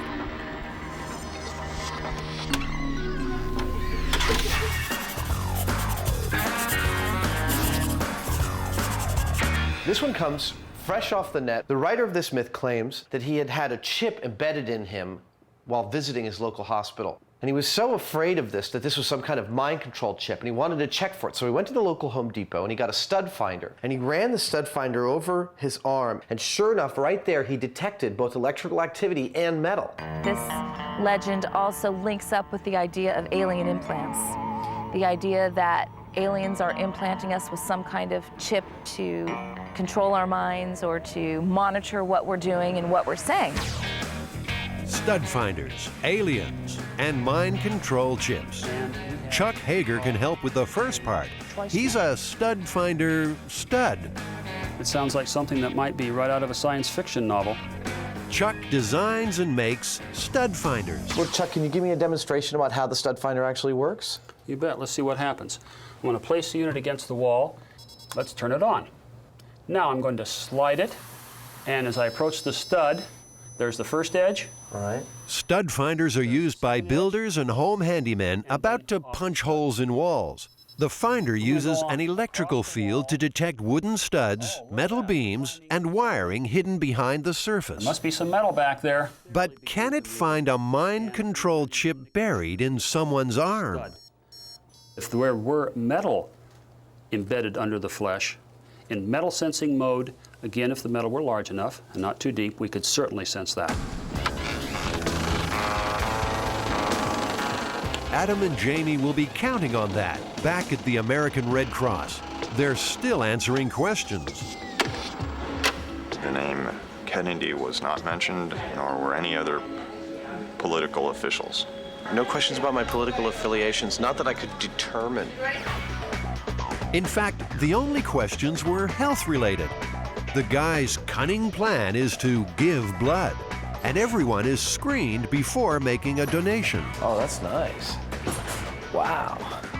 They can't drop their guard. According to the myth, the IV needle they are about to receive could well contain a mind control chip. You can proceed, but we're watching you. Okay. Before going undercover at the Red Cross, the MythBusters needed to be Jedi masters of the stud finder. Jamie's making a builder's nightmare, a wall with more studs than a Saturday night, wiring in between, and a sprinkling of microchips. So I'm supposed to use these things to try and find the wood, the metal, the conduit, and the microchips, hopefully? This is like a big grown-up version of Battleship. That's cool.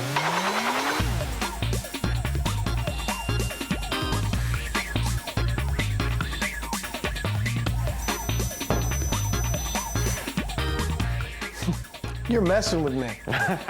I'm trying to work it out, but I'm not happy about it. Adam's map is pretty close, but he still hasn't found a microchip. And there's a nasty black hole top left. Come on around and check Can I it come out. check it out? Interesting. It's funny that, like, yeah.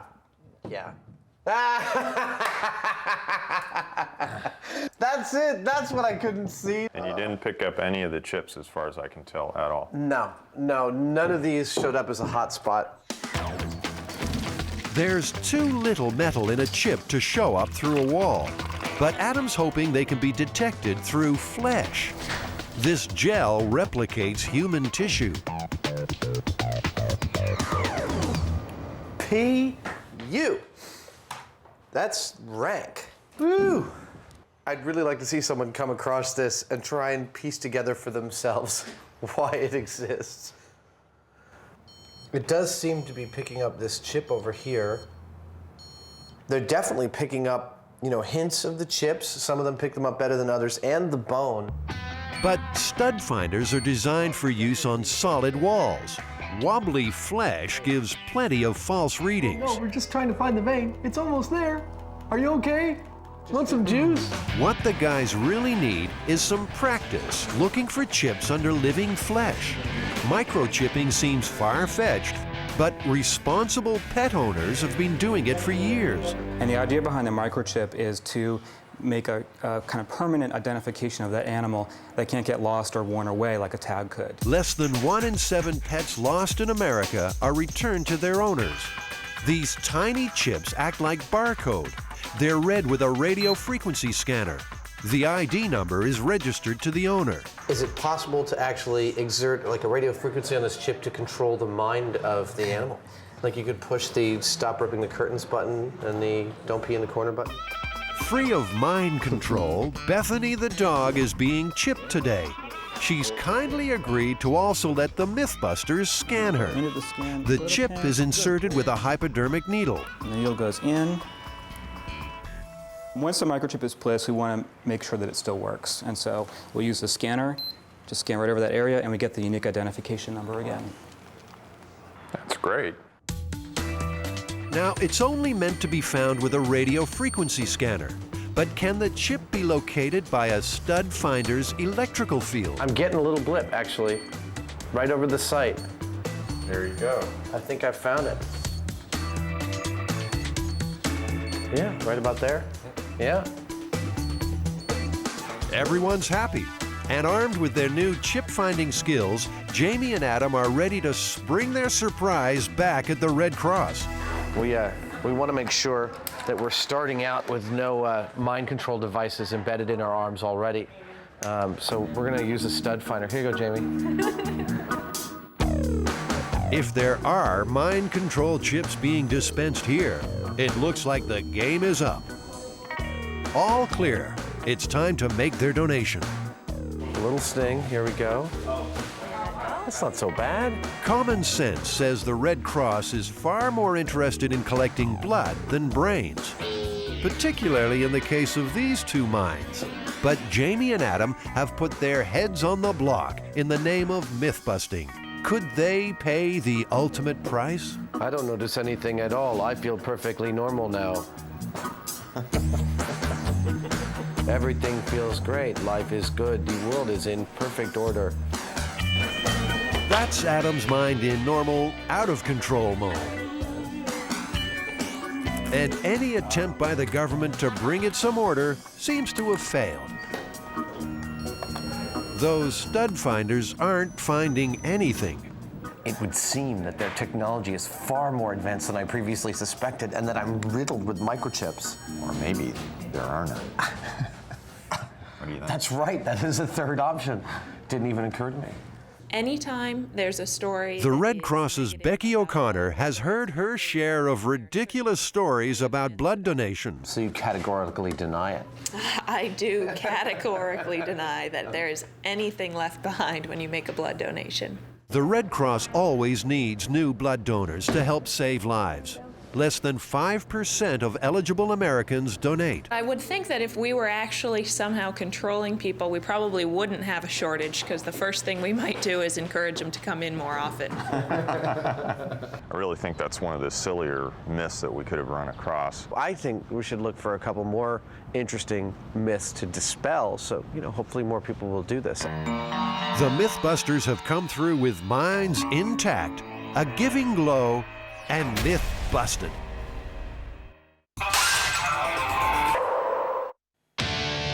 The night of June 11th, 1962, 3 desperate men break out of Alcatraz and trust their lives to the black water. They are never seen again. Frank Morris, Clarence Anglin, and his brother John.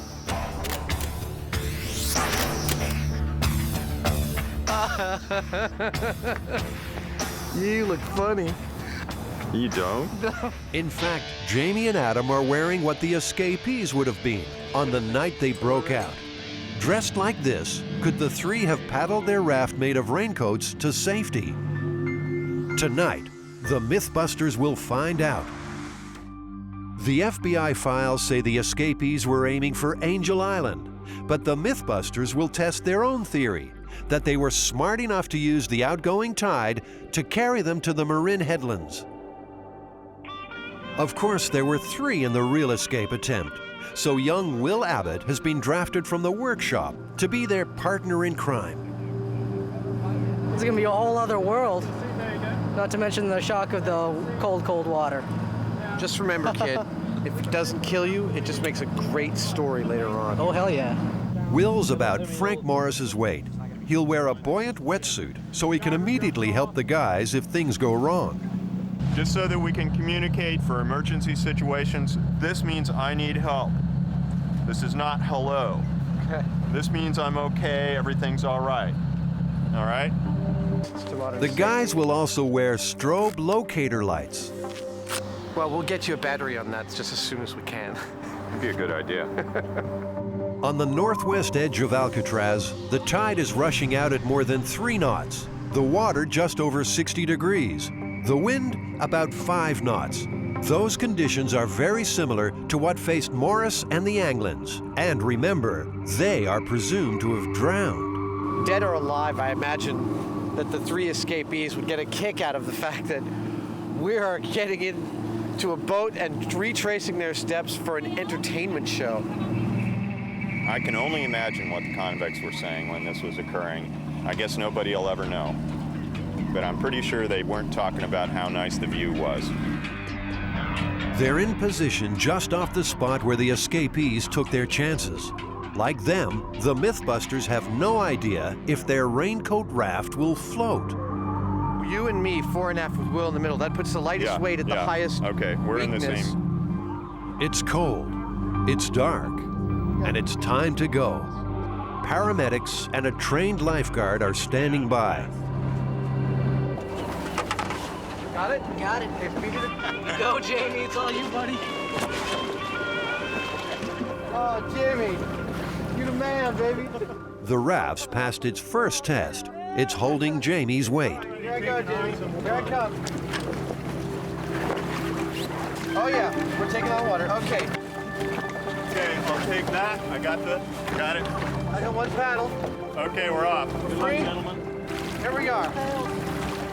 We're escaping! Somewhere around here, no doubt, Morris and the Anglins celebrated too. They'd escaped Alcatraz. But what lay ahead? If that raft sank, they were swimming. If they were swimming, they would be in trouble relatively quickly. It was 9 or 10 hours before they were found to be missing. If you're still in the water that long, you're not going to make it. I have no idea where we are. Adam, Jamie, and Will are paddling across the tide. If they've miscalculated, the current will sweep them under the Golden Gate Bridge and out to sea. I can't see Alcatraz because there's some damn big boat in the view. Our legs are falling asleep. The raft is getting weaker. Every 10 minutes, they have to add more air. And the tidal rip is getting rougher.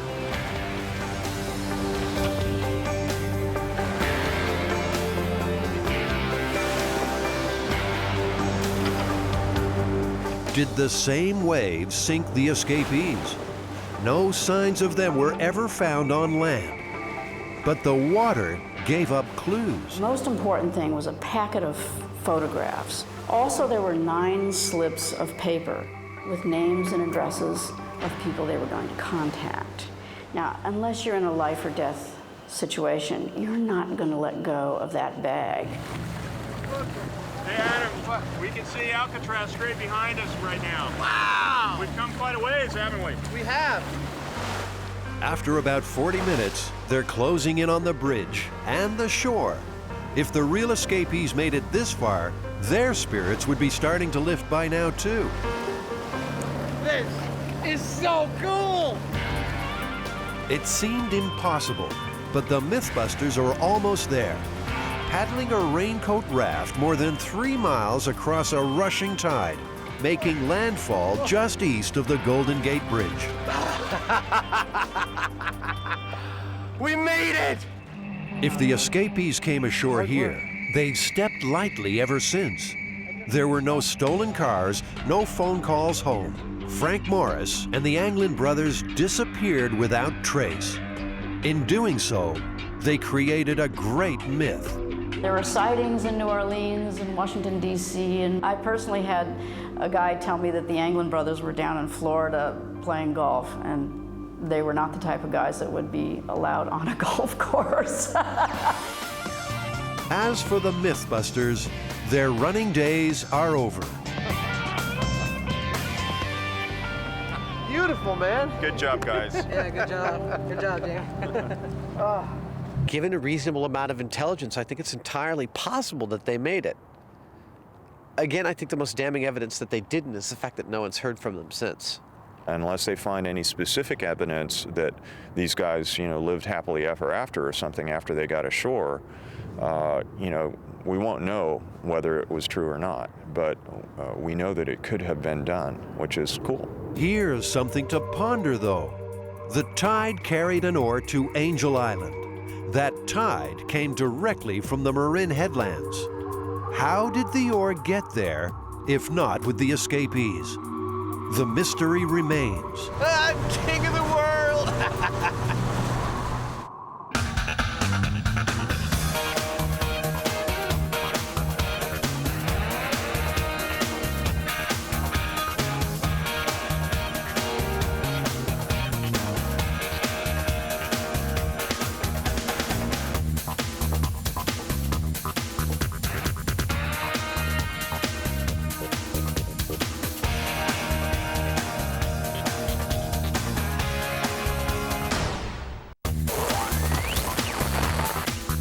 In this episode of MythBusters, There may be bricks everywhere. a barrel of bricks and the world's unluckiest builder. We gotta go now. Answering nature's call Oh, man. Warm. on an electrified third rail. You've got the legs almost full. It's a total disaster. And the eel and the credit card. The ultimate smackdown. Electric eel is looking at me right in the eye. They go zap, knocked backwards off the rail. Oh, that's disgusting. Who are the MythBusters? Am I missing an eyebrow? Adam Savage. I always enjoyed seeing Adam in pain. Oh! And Jamie Hyneman. Jamie wants big boom. 30 years of special effects experience. Feel kind of sexy. They don't just tell the myths, they put them to the test.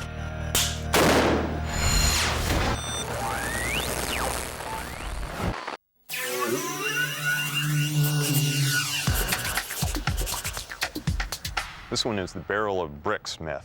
Oh, this is the one the guy is trying to take bricks off of a roof, and The barrel's too heavy and it drags him up, hits him on the way up. Cracks his skull, injures his collarbone, keeps shooting straight up until he's about 2 knuckles deep into the pulley. Of course, the barrel exploded when it hit the ground, losing the load. Then his weight was obviously heavier than the barrel's weight. The barrel goes back up, and this guy goes back down. He hits the barrel about halfway down. And I'd even heard that he then let go of the rope, and what was remaining of the barrel came down and hit him. But he survives. Yes. So we're going to replicate this. Yeah, it's going to be tricky. This is a study in physics and bad luck. Victim holds rope, heavy barrel pulls him up. The barrel breaks and loses its load, so the victim falls. Victim lets go of the rope, gravity does the rest. To test this myth, the guys will have to create a building site scaffold 30 feet high. They'll run a rope through a pulley at the top with a 500-pound barrel of bricks on one side and the victim on the other.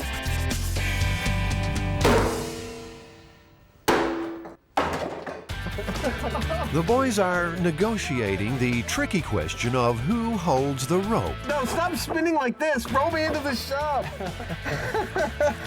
Oh, God. I'm gonna spew.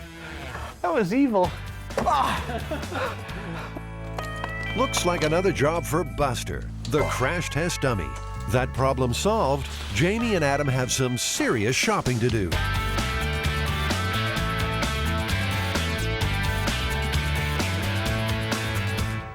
First, they need a rope and pulley capable of lifting 500 pounds. This is a roofer's block. So if you have a 500-pound load of bricks and you're pulling that load of bricks 500 pounds on the opposite side, but with the rope, you'll be putting 1,000 pounds of capacity on the block. This is a more traditional rope. It's manila. It's made out of tree fiber. Of course, it's a little rougher on the hand. Manila rope. That'll hog tie this myth, which just might have some truth to it. So is the myth widely known in the rigging industry? I mean, a lot of people know about this one? I think so. I think that's, yeah, I recall it. I remember hearing the story a couple of times, so it's quite a calamity. Over at the Brickyard, Kevin's heard about this one too. I think I may have seen it in a trade magazine where somebody, he had put in a claim to workers' comp or something like that. Truth is stranger than fiction. According to folklorist Heather Joseph Witham, this story regularly pops up in print. It purports to be an accident report or a workers' compensation claim or something like that. So it's by showing the written form of it, it has more veracity and seems more truthful. It's almost like Wile E. Coyote on one of his adventures, getting hit here, getting hit there, dying here, dying there. For some reason, we think that's funny or interesting. It's interesting enough to have the guys testing the rig back at the workshop. Nothing is left to chance. This is serious business. Thank you. There we go. That's what I knew we could do. Okay, stop. Buster has been fitted with a quick release hand, so the guys can make him let go of the rope at the right moment. In this myth, precision is everything. We get to see what happens when you fall from 8 feet. Okay, go ahead. The quick release failed its first test. Adam, it's a good thing to figure all this out before we get down there with 500 pounds of bricks on the end of that line. I have some ideas about how to fix that. I gotta say, that looks like it hurt. Unfortunately for Buster, there's more to come.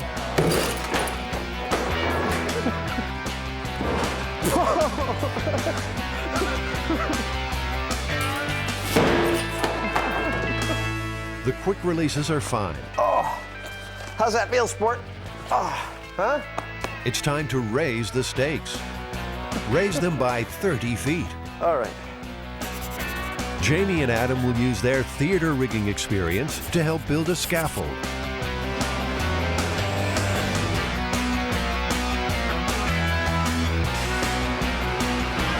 You got any idea what these are for? Oh, okay. Am I about to feel really, really stupid? Probably.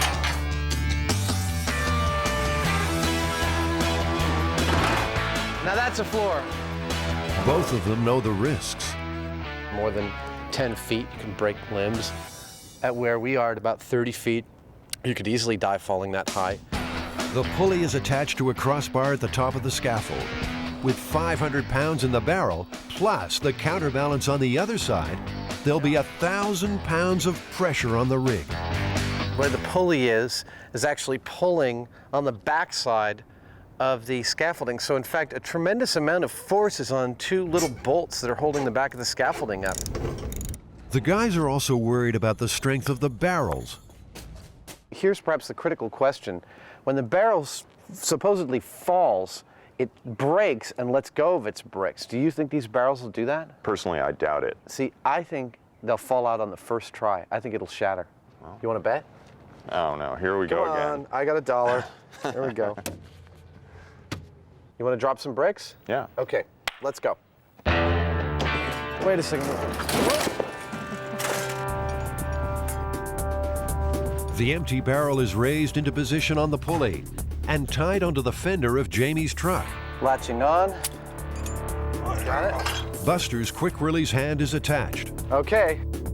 And things start to get dangerous. 500 pounds of bricks will be loaded into the barrel. Everybody keep their eyes on the barrel and keep yourself out of its path. A lot of creaking going on up here. Our main pipe is bending a little bit. If that pipe bends any more, the whole rig could crash. Back me away from this a little bit. Jamie's got the last bricks in, but they don't know how long the rig will hold. The rope's stretched about maybe 5 feet. We're down to about 20 feet. I'm not even sure actually that the pulley's going to stay on that pipe. The pipe's bending. We got to go now. Yeah. Okay? In 5, 4, 3, 2, 1.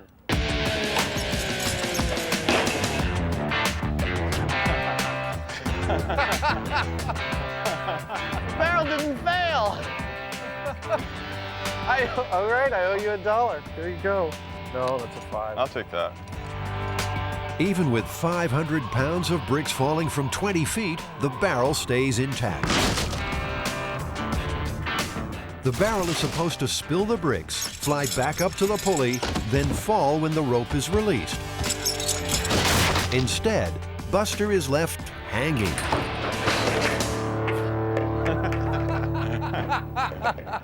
So far, everything seems to be spot on. The amount of weight in the barrel is certainly enough to really launch this guy. It was violent. It made him sling into the barrel. It whipped him around all over the place. And, you know, we just need to get the whole thing timed just right. It's not only timing.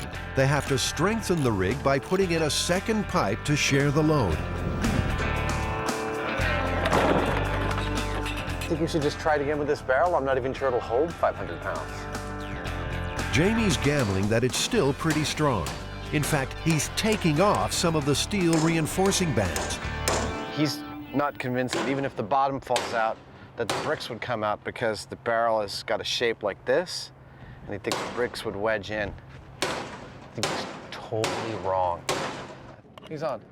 They'll soon know who's right. The rig is holding and ready to go. 3, 2, 1. Oh! Damn barrel! It didn't do squat. What is this? This barrel is too damn strong. You know what? I was right. All right, you were right. This 2,000-year-old technology is proving a tough nut to crack. Unexpectedly, the problem isn't the bottom, but the sides. You know, I'm starting to believe that the myth didn't happen because of the nature of the taper and these steel bands that are on it, it just doesn't want to let go of those bricks.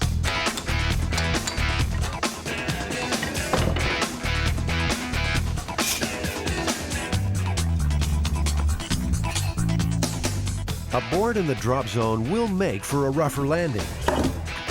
But Adam's confidence is shot. I've been wrong every other time, so I don't know what the hell's gonna happen. They've taken off so many rings, they're not even sure it will hold the brick's weight. Okay, remember, Adam, it may be bricks everywhere. So far, so good. You've got that knife blade of a board down there. I don't know what that's gonna do. You don't know what it's gonna do? It's gonna wreck the barrel for us. In 5, 4, 3, 2.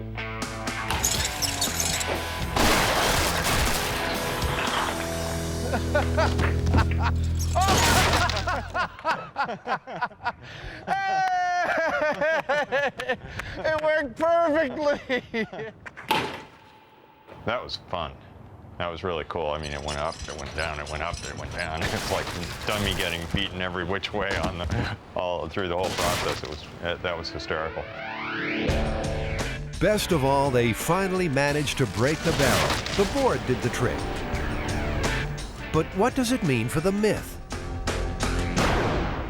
If you were dumb enough to load a barrel that had already been modified to fail, I'd see that the sequence of events is definitely possible. Just the fact that we were able to get what we got is I believe, very strong proof that it was conceivable. But alas, not true.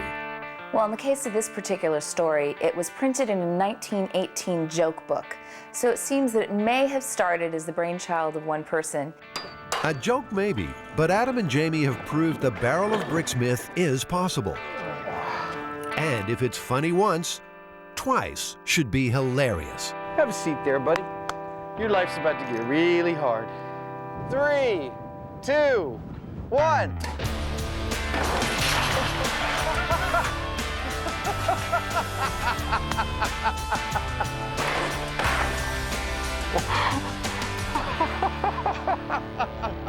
Buster is busted.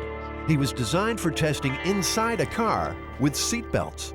Smashing unprotected into the barrel was just too much.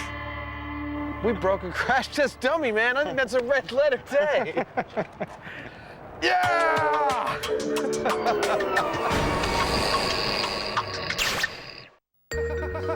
It's late. You've had a few drinks. There's no train expected. Nature's calling. What could possibly go wrong?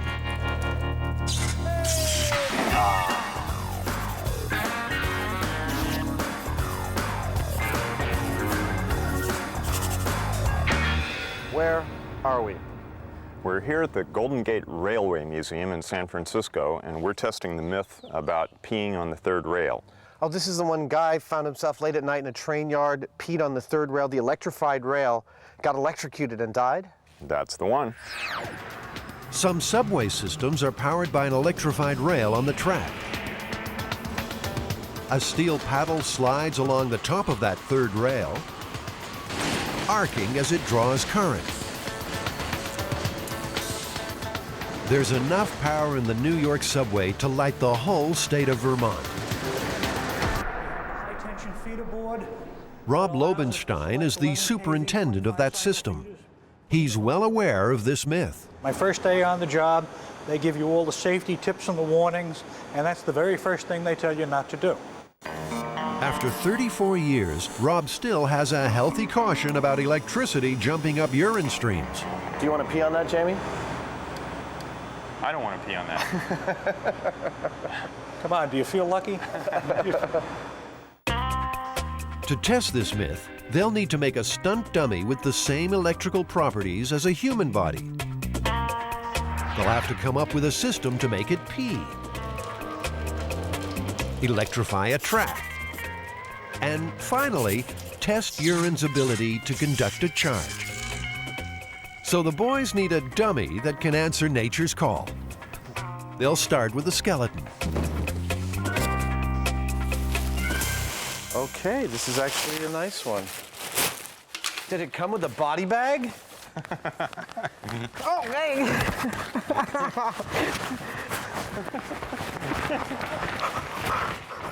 Stop.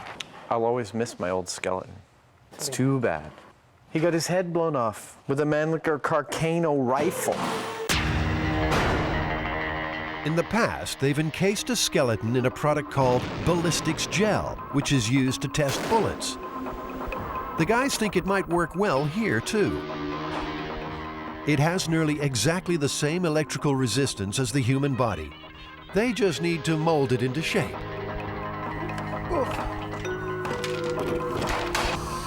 We use the vacuform for all sorts of things. We use it all the time here in the shop. Let's carry this over and cut it out.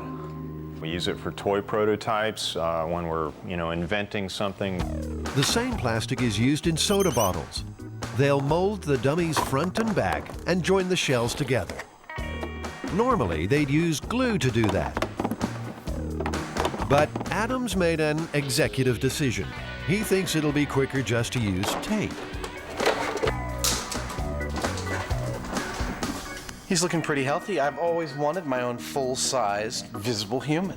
The same speed that Adam has when he goes through and does a job will elicit an occasional mistake because he doesn't think before he does something.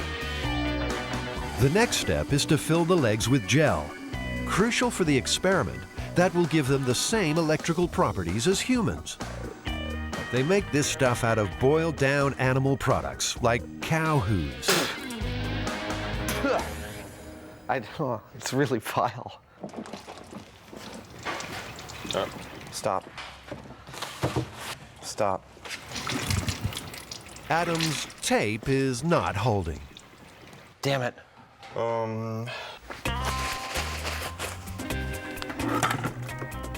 It's leaking from everywhere. We didn't glue that at all, huh? No, I didn't. Adam. Yep.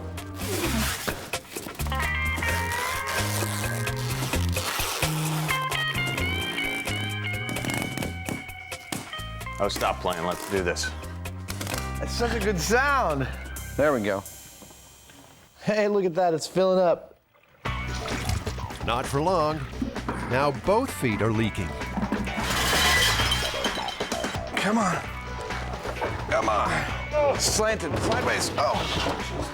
If we get lots of ice in here really fast, we'll be okay. Ballistics gel sets solid when cooled, but they only have 4 bags of ice. I kind of think you're... There we go. That's fast enough. Is there a spigot on this garbage can? No.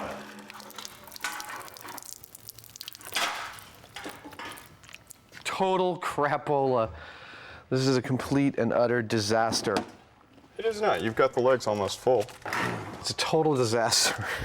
I mean, the tape not only didn't hold, but the gelatin acts in a completely negative way upon the tape to render it, like, useless. He just kind of forged ahead because, he wants to get the job done, and I normally applaud that, but it's clearly a situation where we need more speed, less haste. At last, a break. More ice means they'll get the legs set for the experiment.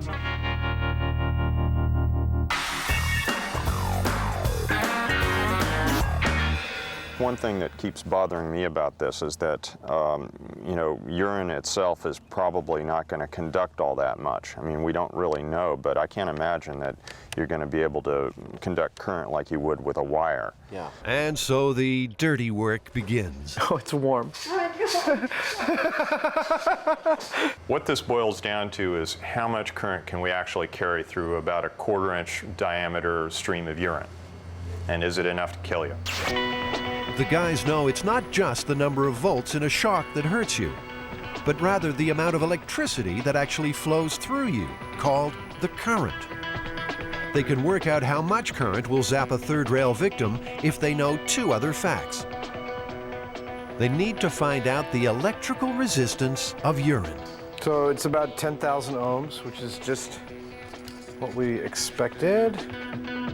And they know a subway train runs on about 650 volts. Your home sockets are 110. They'll match the subway with a transformer from a fluorescent light.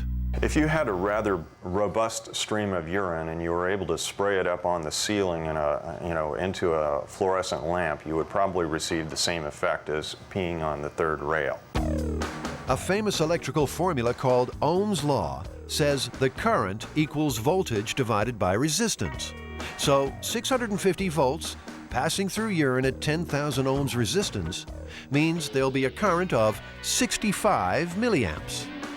Just 30 milliamps is enough to paralyze your breathing. 65 can give you a heart attack. So that part of the myth is true. Urine can carry a shock big enough to kill you.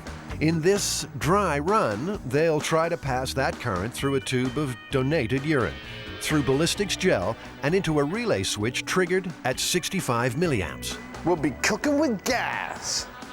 And I think we should hear the thing click if it's going to work if I plug it in right now. There you go. That's fantastic. Something actually worked for a change. So they've got the body built, tested the urine, now for the bionic bladder. Well, here on MythBusters, it seems we'll do just about anything for science. Got 250 milliliters there. It took about 18.5 seconds, and that's what we're going to try and replicate with our rail rig. Here I go.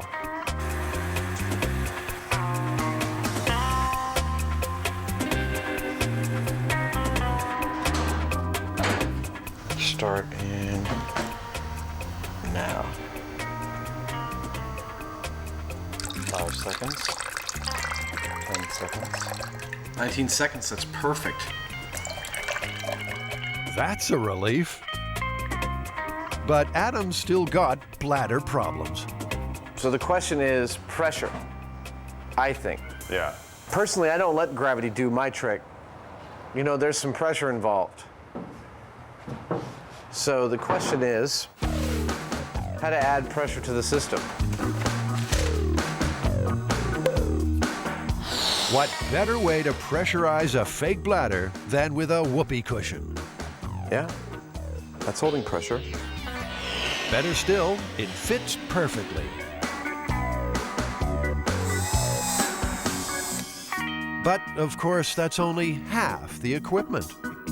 If you make the stream really small and narrow, the surface tension is going to tend to make it go into a spray or a droplet. Yeah, I've gone as close as I can to the real thing. You got to fill it up? Yeah. Are you ready? Ready. Commencing wee-wee.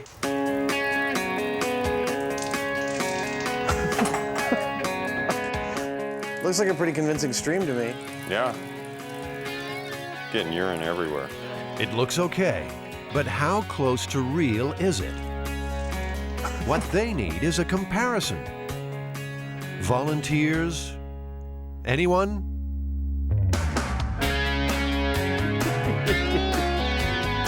Once more, Adam is forced to offer his bladder and dignity to science. Here on MythBusters, we're prepared to put our pants on the floor for you. The moment to remember will be captured on high-speed camera. I think I got 100 mils. You ready? All right, here we go. This is not our ballistics dummy that we're looking at here, right? It's a real live dummy, is what it is. All right. We have a match. Finally, Adam has a leak he's happy with. You know, the science is good. We know why things are working and why they're not working, and we're getting some really good results. I'm having a great time, as dirty as the work is. Okay, there we go. The MythBusters are ready to ride the third rail. That's good.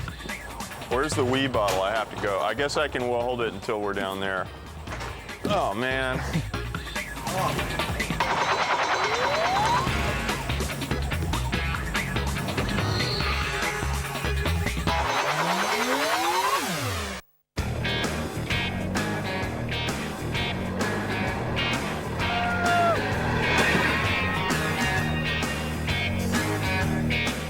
Jamie and Adam have rolled into the Golden Gate Railway Museum to test the myth about the guy who died the nastiest of deaths, relieving himself on an electrified third rail.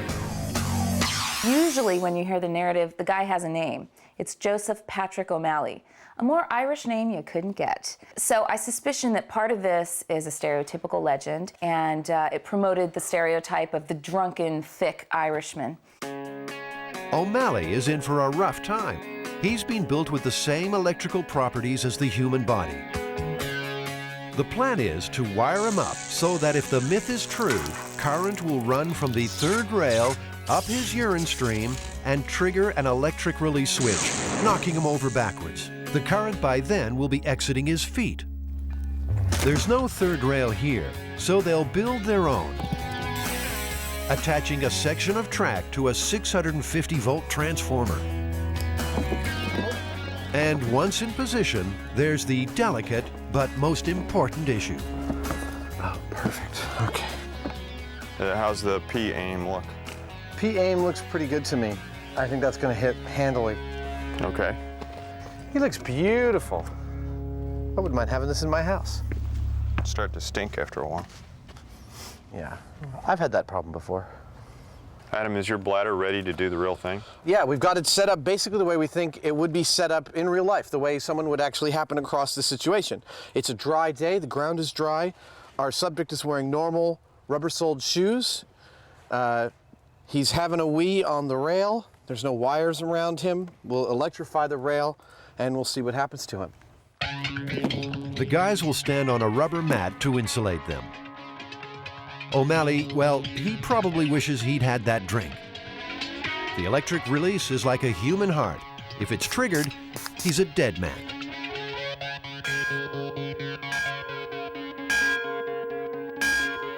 Let's make the set hot. Hot set. 3, 2, 1.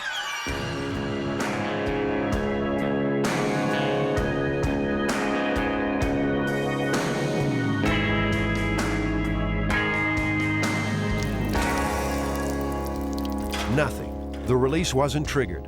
O'Malley lives another day. Adam's putting on a brave face. That's exactly what I expected. He's got rubber-soled shoes, he's on dry ground. There's no way a mere 600 volts is going to arc through his shoes. But there's life in this myth yet. Maybe it was a rainy night. The guy's shoes were wet. That would help complete the circuit with the ground. Bladder recharging. Hot set. We're electrified. Here we go.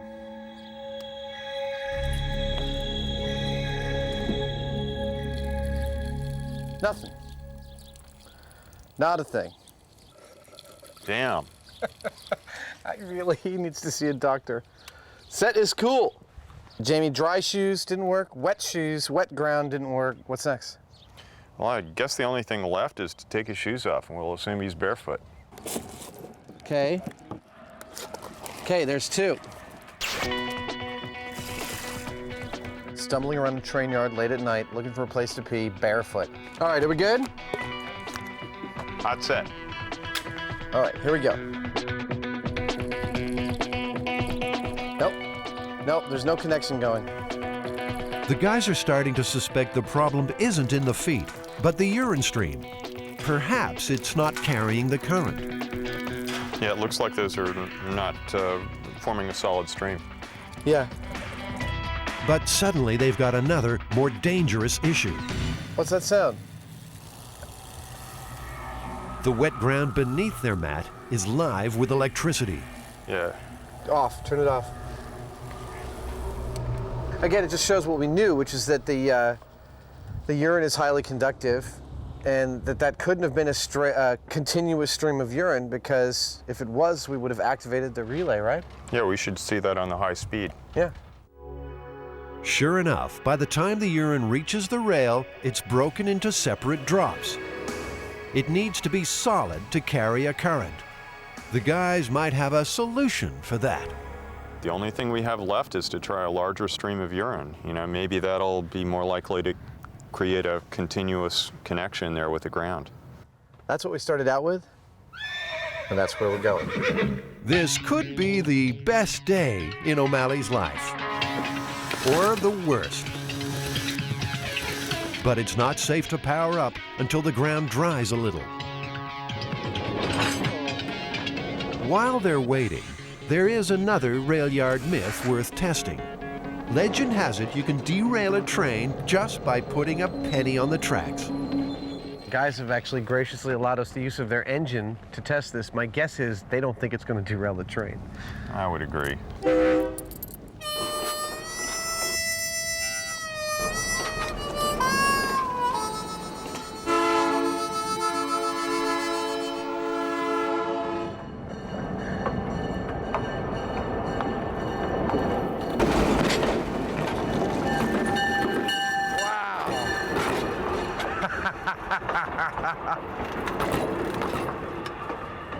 Oh, yeah.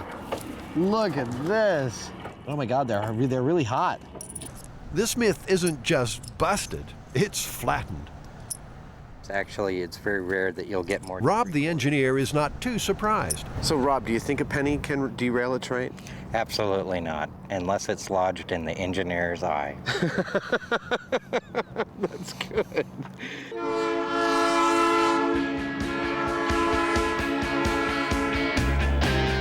The guys are hoping their luck will change. This is their last chance to prove the third rail myth is possible. We've gone with a more, perhaps, equestrian stream of urine. Pachydermian.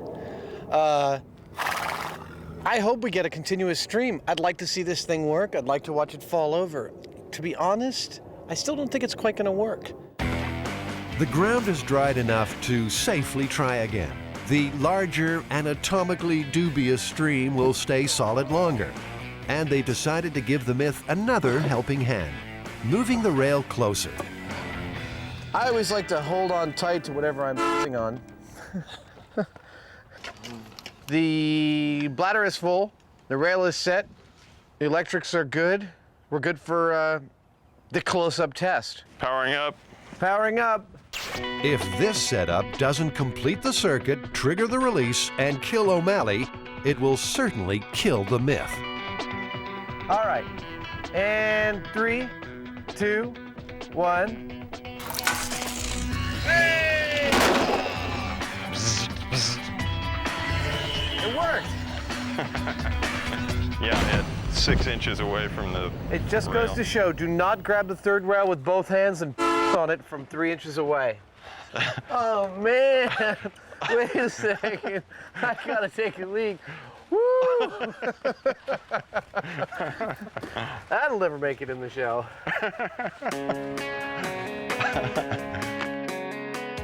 It was tricky, but they've successfully jumped a current from the third rail up a stream of urine with lethal results. So after all the testing we did, Jamie, do you think it's possible to electrocute yourself by peeing on the third rail? Maybe given the right circumstances, it's raining, the ground's wet, his shoes are wet, or maybe he's not wearing shoes. Could happen. In fact, there are no recorded cases of O'Malley or anyone else dying like this in the New York subway.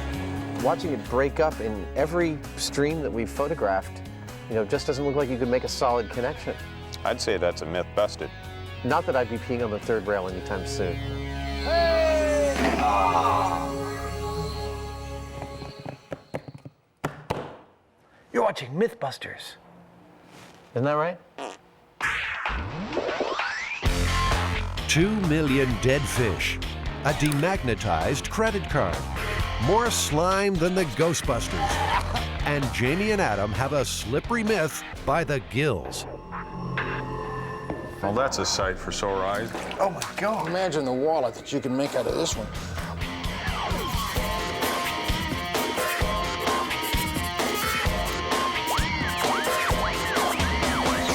The myth here is that in 1986, reports started to surface that there were problems with credit cards due to eelskin wallets. Apparently, the rumor was that the eelskin wallets were coming from electric eels, and therefore electromagnetic currents or something were causing problems with the credit cards. Eelskin wallets wiping out credit cards? A fishy myth if ever there was one. There's only one place to start. John McCosker is Dr. Eel. He just loves them. And there are plenty among the 2 million specimens at San Francisco's Steinhardt Aquarium. I was called about eel skin wallets and the fact that somebody who owned this had on more than one occasion found a credit card didn't work. So she asked me, is it an electric eel? The eelskin myth slipped out of the deep. It was soon shocking readers coast to coast. Electric eels really pack a wallop. This is an electric eel right here. Yeah, it got about 400 to 500 volts. It sure puts you on your keister. Turns out that there is an electrical discharge in you and me and every fish when they move a muscle mass. But they have concentrated this in muscle packs so that it builds and stores a very large discharge. And it's able to release it all at once. And when it does, it just stuns everything in the water around it, and then it just gobbles it up. The guys know flowing electricity creates a magnetic field, but surely leather from a dead eel can't hold a charge. Their mission is to put a lid on this myth once and for all.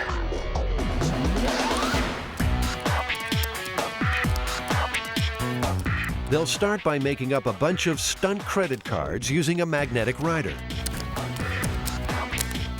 The strip on credit cards is made of magnetic particles, each about 20 millionths of an inch long. They record information in the same way as audio cassette tape. They all have the same information on them, and now they're ready to be abused in various ways. Let's see if we can take the information off. Where are we going to start? What are we going to test on this one?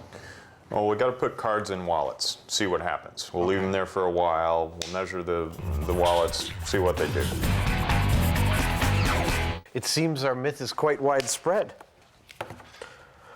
Eel skin has proved to be a natural leather that is harmless to the magnetic strips on credit cards. They'll be the judge of that. First, what happens after just a few seconds contact? Want to swipe them, see if anything happened? Yeah. There it is. All the data. No surprise there.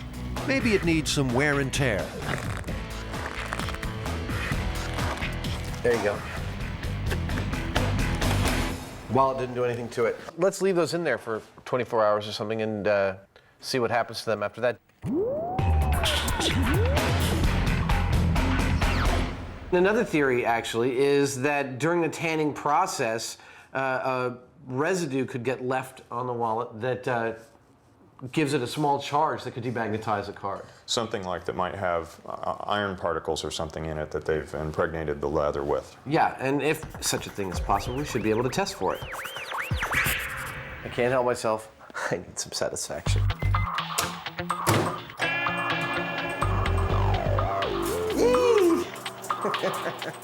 It's like a bad television effect, but it's happening right in my microwave. Ah, that's the best. The microwave arced the metal in the disc. If the tanning process leaves metal in the wallet, it should do the same thing. Well, normally we'd see some kind of sparking going on, wouldn't we? Normally we would. You think it's hot? Might be warming up a little bit. No sparks, no metal. The guys need to find another explanation. It's warm. That's about it. You know, Adam, there's a common theme to all this. You're putting it in and out of your pocket, you're creating a static charge maybe that the wallet's retaining, and then it's messing with the credit cards. Yeah. You know, I don't know, but it's a common theme with all of the stories. So, can Adam use eel skin to generate enough static electricity to wipe out a credit card? The charge is stored in this capacitor. Oh, okay. I am able to generate a very small amount of static this way. Maybe some nylon underwear will do the trick. Let's see what we get. It works just fine. They just can't seem to get a grip on this eel skin myth. Maybe that's because there's a twist in the tail. So eel skin wallets aren't actually made of eel skin at all, right? Well, not electric eels, not moray eels, or any other kind of eel. Actually, made from a disgusting fish called a hagfish, called the slime eel. Now this is a slime eel. You gotta be a little odd to like slime eels. Somewhere, somehow, a fisherman discovered this skin makes great leather. You know, I wouldn't look at this and think, wallet. No. This is Adam and Jamie's lucky day. The aquarium has live hagfish. They just look like snot in the bottom of the tank. Look at this! Wow! Look at this thing. Looks like the mummy. Isn't that great? I'd rather put my hands in formaldehyde than in a tank full of hagfish. The slime is a defense mechanism in the wild, which seems to work pretty well in captivity too. Oh, that's disgusting. Yeah, that's really spectacular. Oh, there you go. Oh, please get it. There we go. There we go. You guys are hired. I warned you. Yeah, no, I know. They are no closer to busting this myth. The slime eel left them empty-handed. Or did it?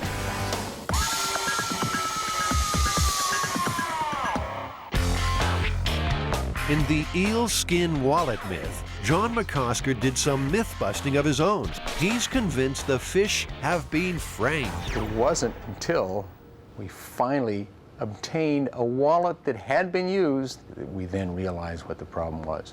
What turned out to be the problem? Problem was geography. There was a magnet right over the band of the card where the signature was located. Could it be true? Could a small magnetic clasp be erasing bank details? How hard is it to wipe out a credit card anyway? Jamie and Adam vow to find out. We should point out that the way this holds the bills together is magnetic. Yeah. Okay. Shall we try and read it? I read it just fine. I'm actually really surprised how robust these cards are. So am I. I would have bet money that they would have messed with them. So why don't we leave this one for 24 hours as well, along with the other eel skins. There's also a theory you can strip cards by rubbing two together. That one's good. Yeah, they're both good. Rubbing them up and down against each other didn't do anything. The guys are desperate to erase a card. They've built an electromagnet so they can find out exactly how much magnetism it takes. Here, hold still. By varying the electrical current, they can control the strength of the magnetic field. Up to about 8 volts. That's a magnet, all right. Gauss is the measurement for magnetic strength. Oh, It's okay. coercivity, I believe. And so we have this little nifty device that reads that. 1. The Earth's magnetic pull is about 1 Gauss. They'll be testing well beyond that. So this is 650 Gauss. Yeah. 1/1000. Okay. Let's see. Card number 1 is good. Are we going to 700? Yeah. Okay. They'll step up the magnetic field until they get a failure. Fine. 800 Gauss, man. Are you crazy?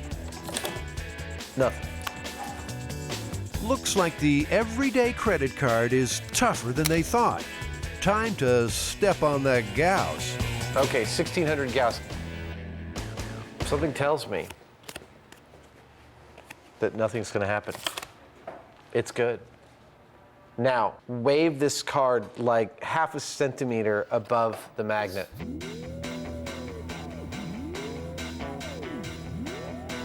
Let's see what that did. Hey, we got a read error. Read error. We got a read error.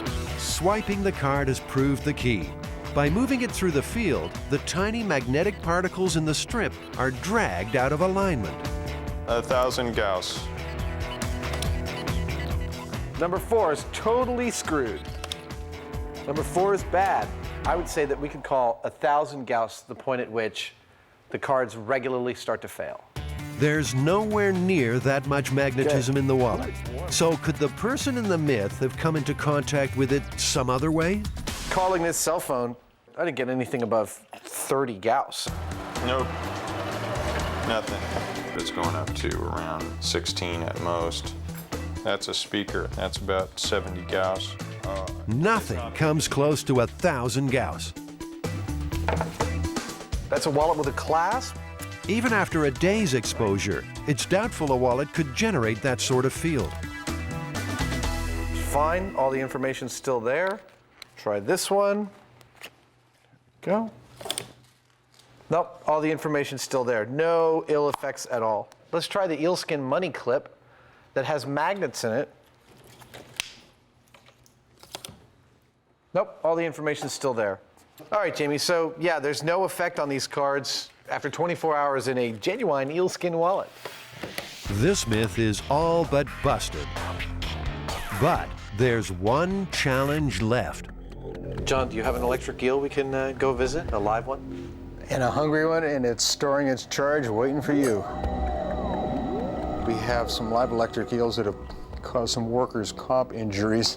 Guys feeding the fish got shocked, knocked backwards off the rail, and banged their head. But you can see it really hurts the fish. They kind of wince, they go zap. There's enough power swimming around the bottom of that tank to stun a horse. Let's put this card in the tank with the electric eel, who's right inside here. Got the Gauss meter set up all the way at the end, so if he gives a jolt, you should be able to read it.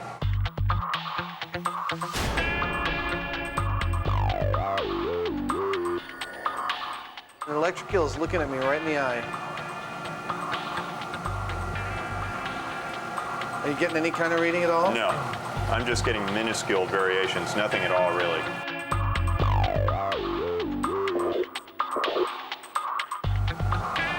Whoop! He just flinched. Oh, he just bit the card. You didn't see any sparks fly or anything. I didn't see any sparks fly, and thank goodness I didn't feel anything. Now he's swimming by it again. He's really very confused. You're not getting anything? Not a thing. Maybe 1 Gauss. 1 Gauss, that's nothing. Yeah. You have more Gausses than that. I have more Gauss walking into a room than that. Now he's just resting at the bottom of the tank. I'd say definitively he's sulking. Look, if people think eelskin wallets can erase a card, sticking a card in a tank with an electric eel, this ought to prove this once and for all. I mean, this is the ultimate test. Yeah. Okay. Myth busted. All the evidence is still in the card, completely not demagnetized at all. Myth busted. I'd say, yeah, myth busted.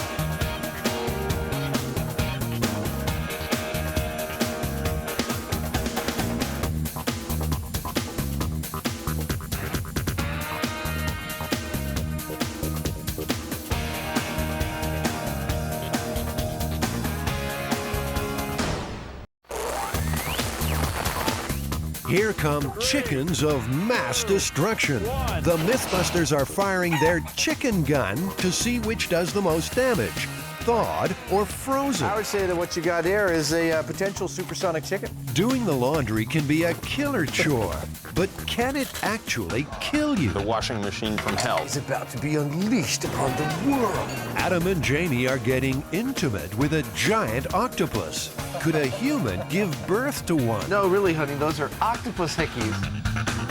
Who are the MythBusters? Am I missing an eyebrow? Adam Savage. I always enjoyed seeing Adam in pain. Oh! And Jamie Hyneman. Jamie wants a big boom. Between them, more than 30 years special effects experience. Feel kind of sexy. They don't just tell the myths, they put them to the test.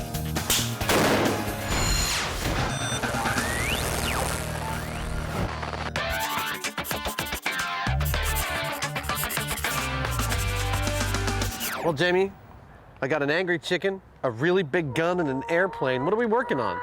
Well, we're here testing the myth of the chicken gun. Scientists conduct impact tests by firing bird carcasses from big guns. With more than 3,000 bird strikes each year, aviation authorities spend millions trying to protect the cockpit crews. We know that the military uses chicken cannons to test windshields, you know, how they would do with a bird hit. What's the myth? Well, the myth says that the British borrowed this technology from NASA to test high-speed trains. But they ran into a problem, and the problem was that the chickens were going right through the windshields of the trains and even embedding themselves in the seats further down inside the train. That would be bad.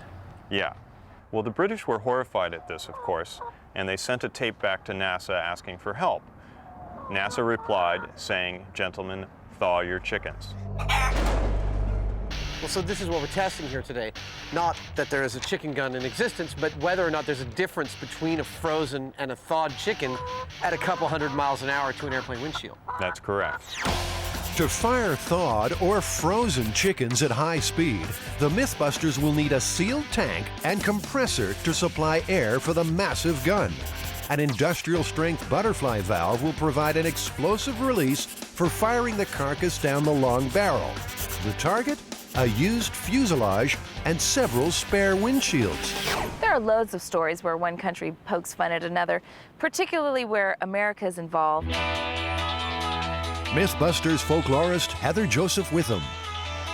There are versions of this narrative where it's the Royal Canadian Air Force, for example, that invents the chicken gun, and it's borrowed by American airplane manufacturers who don't know how to use the gun right. First stop for anyone buying light aircraft spare parts in California is Ken Faith's yard in Sacramento. Windshields I'm thinking about might be over here, some of them. Acres of used light aircraft components make it a prime location for Jamie and Adam to find a fuselage and extra windshields. I love places like this. I could spend hours here looking through the gauges and headsets and seats and, you know, hats. Look, a chicken. Looks like a bird already went through it. It did. What about something like this, Jamie? You know, we get double the bang for our buck. I certainly like the looks of these better. Aircraft chosen. Now, how to get it home. Jamie and Adam have been all over Kenny's yard, but there's one question they forgot to ask, an oversight that will come back to haunt them. Not bad, sir. Very good. Never done that before. Keep going. Good. Got a lot of Stranger Things in my pickup at this point, so this is another one to add to my list. Okay, set it down. Back at the workshop, the plane is stored until the chicken gun is built and ready to fire. Well, we've got our target, so the next step and the hardest step is going to be to set up the chicken gun. That means that we have to build a large tank to hold a whole lot of high-pressure air and rig some kind of a valve to let go all that air all at once to fire a chicken. It's kind of tricky. It's a lot of work. And Jamie should know. He's solved the compressed air problem once before. Yeah, baby. He built this 7-Up vending machine with attitude for a TV commercial. Cool. With impressive results.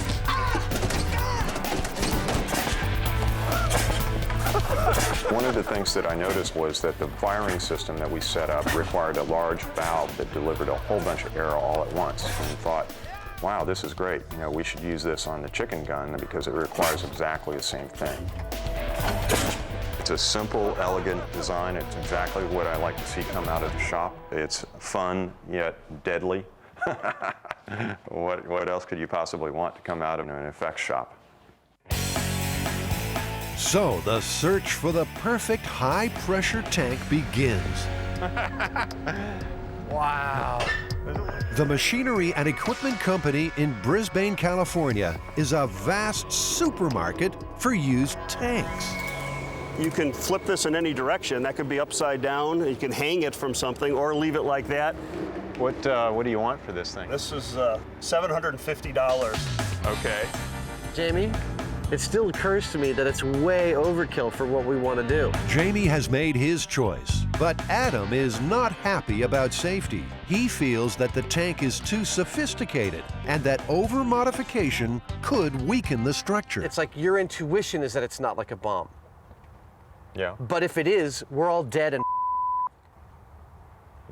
Well, this is true, but so erring against the side of caution, Okay. even if your intuition is right, is stupid. Okay, well, think about it though before you go off like that. Well, when everyone who you talk to describes 250 pounds per square inch as being like a bomb, and Jamie just says, "Well, I'm not that concerned about it." It's like, that's not good enough for me.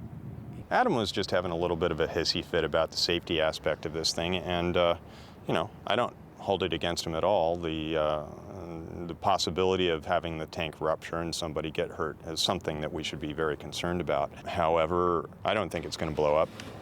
But Adam's not convinced. He's called around town and found another tank. What I've got, I found a guy who's got one. It's about half that size.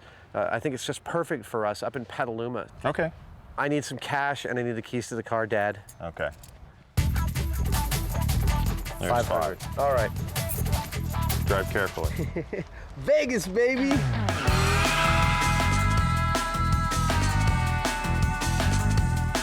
Adam's ideal tank is waiting out back at Maselli & Sons. And what's it rated for? 200 PSI. There you go. That is good. I love it.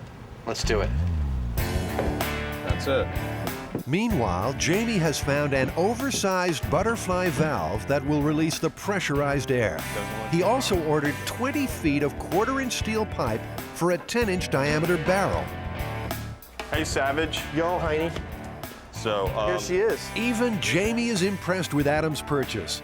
It's an ideal tank for storing enough compressed air to propel chickens. I recognize that your intuition, like mine, is... It appears Adam has a little something to get off his chest. I didn't mean to call you stupid this morning.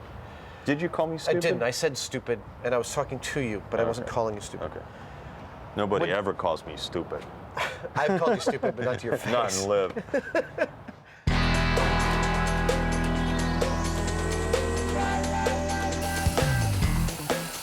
Jamie's using a plasma cutter, a high-energy precision tool to cut the pipe to length and to make a hole in the tank for the barrel. For the explosive release of air, the butterfly valve will be fitted between two lengths of pipe. Adam's job is to fit the short end to the tank.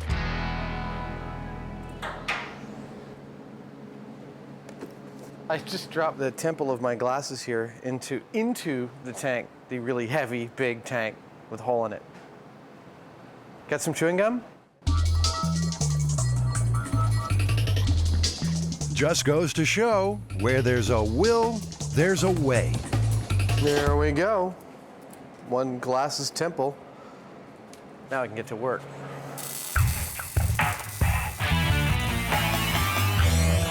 The big valve is the most critical aspect. It's the only mechanism standing between a great shot and a weak one. When we pressure this tank up, this can hold 250 PSI. We'll get it to about 200 and then yank on this, and chickens be flying. The air compressor is connected to the tank. Time for a chicken-free test blast at 200 pounds per square inch of pressure. Stand clear. There goes the neighborhood. Give us a countdown then. 2, 3, 1.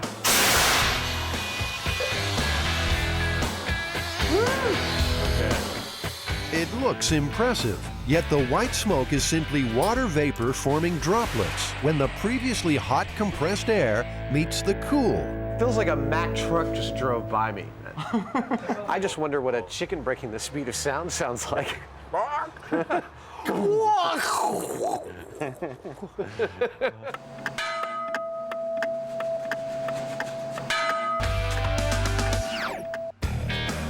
If you're going to let your chickens fly free range, there's no better place to stock up than Tarantino's. Tony's family has been in poultry for years, and he's heard all the chicken stories. Tony, do you think there'd be any difference between whether they use frozen or thawed chickens? I would imagine frozen would be harder. They could do more damage. Do a little bit more damage. I think the fresh just might kind of splat. Yeah. So if you were in a plane, you'd rather hit a thawed chicken than a frozen one? Correct, yes. Yeah, I don't imagine there's many frozen chickens at 2,000 feet. No, maybe. It's cold up there. And freezing down here. Their chickens of choice, 8 rock-hard 4-pounders. The key to launching chickens explosively is to ensure they fit the barrel snugly. Adam places them in a mold of expanding rigid foam. The result is a sleeve called a sabot. It enables projectiles to be fired from weapons of a larger caliber. So once the foam sets up and gets rigid, what we end up with is this perfect sort of molded cartridge for the chicken that equals the size of the barrel and allows us to propel it out. I would say that what you got here is a potential supersonic chicken. Just a few bolts to tighten, and this very potent chicken gun is ready for its first outing. Bringing up the rear is Bruce Bradford, a man who knows all about gigantic guns. He's the designer of one called Second Amendment. At the annual Pumpkin Chunkin in Delaware, these huge air guns blast pumpkins nearly a mile. With Bruce, the 2002 and 3 world champion, who better to consult on the business of big barrels? I think it's a great looking gun. It's got all the basics. It's got a tank, it's got a valve, and it's got a barrel. Excellent job of welding by Adam, that's for sure. And it's going to shoot a chicken at high velocity. The countdown to chicken blastoff has begun. Unsure of the chicken gun's firepower, for safety reasons, they sit the plane inside their blast chamber. You want to lean it right there? To check their aim, they need a test shot. So, a sheet of Lexan is positioned to protect the windshield. So our first test is a frozen chicken. Let's see here. The tank is primed to 120 pounds per square inch of air pressure. There we go. That is one loaded chicken gun. I'm good. All right. Get out of here. We are arming the chicken cannon. I'm going to stand back here. All right. 3, 2, 1. All right! I told you to wreck that. Oh, good man. Out of the barrel and free of the sabot, the frozen chicken clocked 121 miles an hour. Wow! So much for the blast shield. So even if you're flying with a rated plexiglass shield in front of your plane, you're in some serious danger. Where's the chicken?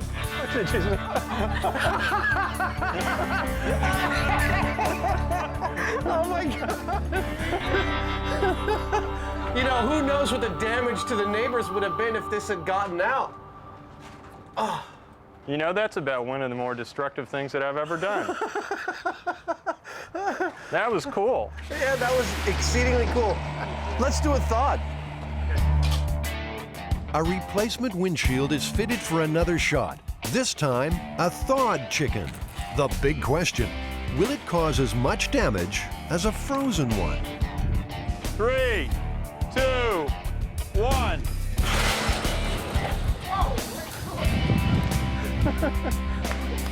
Under the same pressure, the thawed chicken was marginally slower than the frozen one, but still reached a destructive 99.5 miles an hour. For the next shot, the tank pressure will be reduced by more than half, down to 50 psi. They're hoping to see a difference between frozen and thawed at a slower speed. And 3, 2, 1. Another frozen bird is blasted. This one at 128 miles an hour. Jamie. Yeah? There was no difference in speed between 120 psi and 50 psi. It may just be that initial blast, like it's probably within the first like eighth of the valve opening, it's gone or something, you know? The rapid air release is crucial. Bruce's winning blast flew a 10-pound pumpkin almost 4,000 feet. Sometimes we can shoot just as far, shooting 75 pounds as we put 200 pounds in. Really? Yep. Yeah, just the timing and the way the valve opens. Yeah. Wow. Yeah. Once more into the breach for the thawed bird at the 50 psi mark. 2, 1. Its clocked speed a shattering 132 miles an hour. You know, if anything, the thawed chicken leaves a bigger hole. Which would kind of make sense. It would. Its impact spreads out as it hits, but it's still the same amount of mass going through the same amount of space. Right now, they're all going right through the windshield. So assuming that there is a minute difference and we want to find out whether there is, we're going to have to lower the speed down to find out exactly where that butter zone is. They cut the pressure again to just 25 psi for the frozen fowl. And then thawed. The MythBusters' awesome outcome, all their flying poultry highly destructive. I'm totally shocked. Does that mean that the myth is busted? I think that would mean that the myth is definitely busted. But wait, there's a hitch. Those light aircraft windshields they bought are not rated for bird strikes. Well, Jamie, that's the biggest screw-up we've ever done. I mean, we're supposed to test the difference between frozen and thawed chickens, and the Piper Cherokee, its windscreen is not even rated to be smacked into by anything. Yeah, it was like trying to check the difference between a 22 and a 357 by shooting at a cardboard box. I mean, it looked really destructive. It looked great, but it didn't really tell us anything. Yeah. For the moment, the MythBusters are stymied, but already they're formulating a new plan to measure the chicken's force of impact. We'll tell you about it a little later in the show. It automatically deboned the chicken, didn't it? Now, here's a twisted tale. It involves a strange proposition in the park. Does the Dane have to pee? And the MythBusters airing their dirty laundry. His feet go up and in, and then we lift him up. No. While building the appliance Bride of Frankenstein. We're about to blow the lid right off this puppy. You are about to get a load of the myth that defies the imagination. The killer laundry.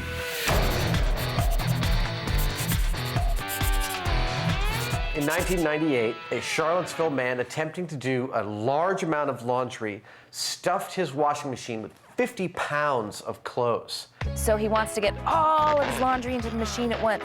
So he takes this 50 pounds of laundry and he's jumping up and down on top of the machine to get it in there when his foot accidentally kicks the on button. He sort of fell into the machine. His legs got stuck by the laundry and he banged into the shelf. He hit some bleach. Bleach blinded him. Apparently he might have even swallowed some. At this point, his dog runs in to see what the commotion is about. And as he spins around, this time he hits the shelf again and some baking soda pours out. This startles the dog, who then urinates on the baking soda, causing a small explosion, at which point the laundry machine went into its spin cycle, turning him at about 70 miles an hour, where he smacked his head into a shelf and died immediately. Well, that sounds ridiculous. Now, we do need some dog pee, but let's not rush into that. Start simple. Buy a washing machine. What's the largest one that you would have in stock? The large one. Yeah. It's a heavy duty, super capacity. Do you think that this could hold 50 pounds of clothes? Oh, yeah. Really? Yeah, I think. All right. So what do you think, Adam? My vote would be this one. Yeah? Yeah, for the volume. Okay. We, of course, went for Super Capacity Plus from a major maker of washing machines, and hopefully it'll be as powerful as about anything that's out there. And already, one part of this myth is looking a little busted. The very first precept of the myth, which is that he's standing in a washing machine that's running, is probably impossible. All the washing machines they have in here have cutoff switches when the lid is open. But this visit has proved one thing. Adam Savage can never leave a junk shop empty-handed. I'm thinking of, like, you know, maybe having it a way that my kids can get the toys out of their closet. Next on our laundry list, 50 pounds of clothes. Adam's favorite thrift store has what we need. Men's, women's, children's, lingerie. You can get a lot of lingerie for 50 pounds. We actually use a lot of lingerie on this show, don't we? We for have, some strange actually. reason. Okay, let's see how much we got there. You got the scale? There we go. I say we're good, 50 pounds. 50 pounds of laundry is a lot bigger than I thought it was. I mean, it's like 2 full, hard-to-lift garbage bags of clothes. I know we're not going to get all of that in the washing machine. You know, maybe about half of it at most. And that wouldn't wash it very well. The guys construct a mini laundry in the workshop. Just like in the Myth, bleach and baking soda are placed on the shelf. As far as I can tell, it's working. The machine runs like a dream. But they need to disable the cutoff switch so it can spin with the lid open. Go ahead. So is this the moment of truth? So it doesn't even want to spin me around. Like, I can go like this. I can stop it. All right. Okay, myth busted. We're done? No. I think the next thing is to get 50 pounds of clothes and see if we can even get this thing to run with that. Okay, let's load it up.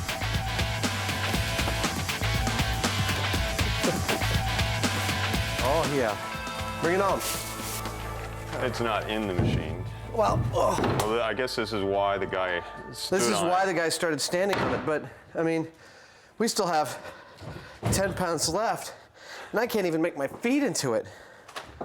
I mean, he's supposed to have sunk all the way to the bottom. All right. Let's see if the machine will wash it. It wants to spin. It really does.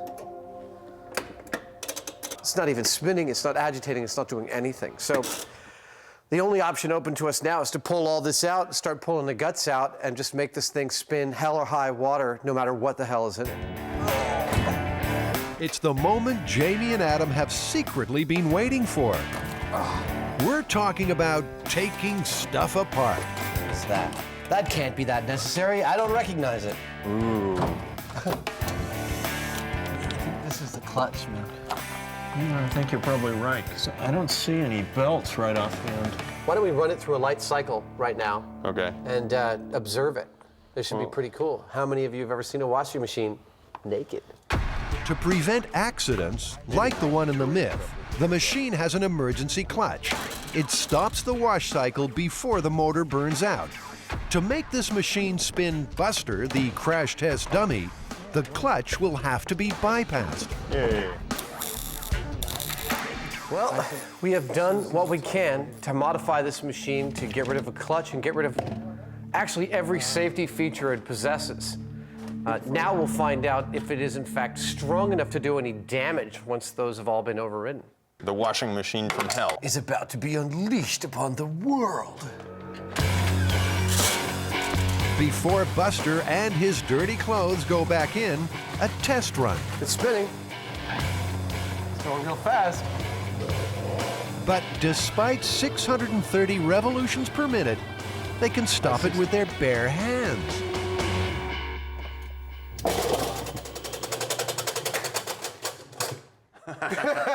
That was the thing that was going to break.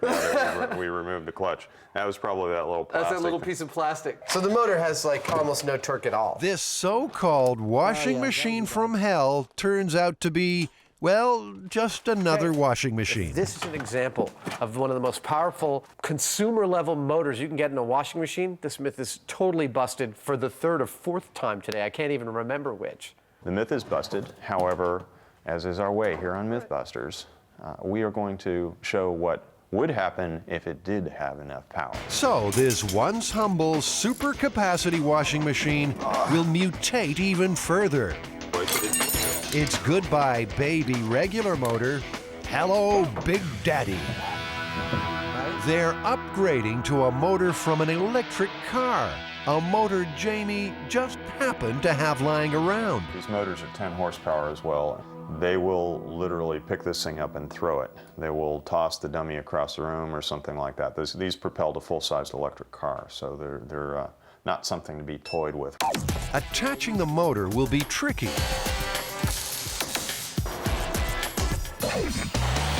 But Jamie has come up with a brilliant solution.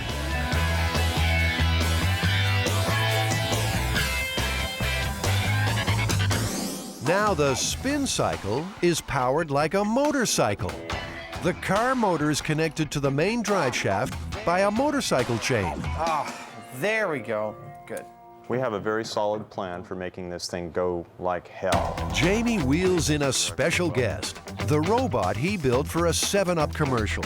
By plugging the washing machine into the robot's power source and speed controller, he'll be able to easily direct the washer's spin speeds. And what that gives us is a tremendous amount of power that we can control from relatively slow to as fast as it'll handle before it flies apart. This will fly apart at some point. The machine is not built for this kind of power, and we'll probably find another weak link, and another, until we end up having no washing machine left and some big massive motor and a drum that we've made from scratch just so we can swing the damn dummy around. Right now, this thing doesn't really resemble a washing machine anymore so much as it does an electric car. Time to bring the Franken-washer to life. This should be live, so watch out there.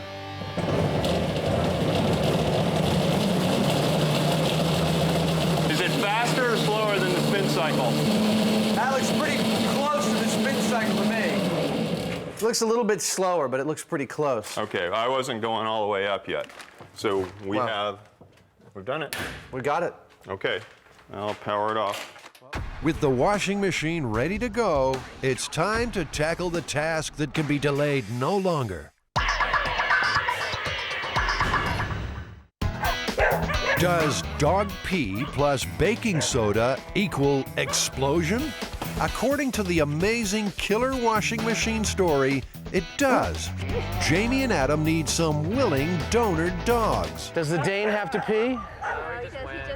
Oh, no. Now, where's the likely tree? Any ideas where the most likely tree is? That garbage can right there. That garbage can? Is that it? Stop and pee on the garbage. Excellent. Okay. All right. Jamie is sticking with the cup and stick method, while Adam is confident the foil pans will produce the gold. And sure enough, here's our first customer. Jamie! What? He was going to go in my pans. You messed it all up. Here, you take this camera and you go over there. Okay. You and I'll stay right here. Then a dog-loving friend of the MythBusters tries a rear guard action. Meanwhile, out on the park's perimeter, a lone wolf is on patrol. So, is your dog like getting close or no? Yeah, he's not putting out. Then a bounty hunter nabs a sample. Wow. Thank you. Good job. Seconds later, the persistent tailing by our panhandler brings up a speck of gold too. There we go. Beautiful. Excellent. That's not much, but that's all that I need. I got it.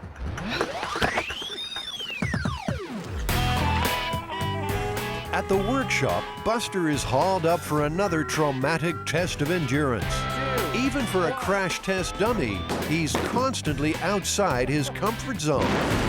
The MythBusters have dropped him, crushed him, blasted him, and still Buster survived! The dummy soldiers on till another day. But even lifting Buster's 180-pound frame into the washing machine is causing aggravation. Grab one of his feet. Tell me what you're doing. If you followed me, it would all We got a happen really forklift quickly. here. His feet go up and in, and then we lift him up. No. No. Well, we got a forklift. You're complaining about how heavy he is. We got a forklift sitting right here. In 2 minutes, we'll be done. So he's swinging the butt all the way upside down, like this. Is the camera out of there? Yeah. Here. Now we lift him. Oh, wait. He's copping a feel. Wait. There we go. Buster. See? See? We're done. See, that was easy. Some of last season's fashions are packed around his legs. I told you no colors with the whites. All right, we got the bleach up here. All right, let's do it. Okay. I'm gonna operate it from over here at safe distance. Jamie throws the switch on the Franken-washer.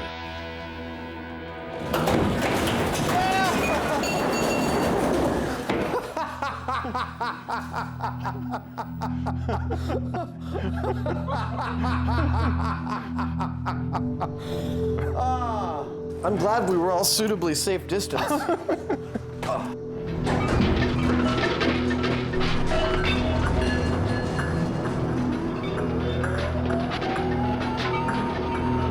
That was a lot of fun. That was pretty cool. He was like a top or a Tasmanian devil. And now, for the experiment's final phase. There's the baking soda. It's dumped all over the place. I think that's exactly where a dog would pee if a dog came in and was startled by all this. Which it no doubt would be. Well, So we have our carefully collected specimens. Shall we see if this causes a small explosion? Did someone say explosion? We'd better dress for the occasion. Basically now I'm about to pour the dog wee on the pile of baking soda, which, if the myth is correct, should cause a small explosion. Or if we're actually on Earth, we'll do absolutely butt-less. Fire in the hole!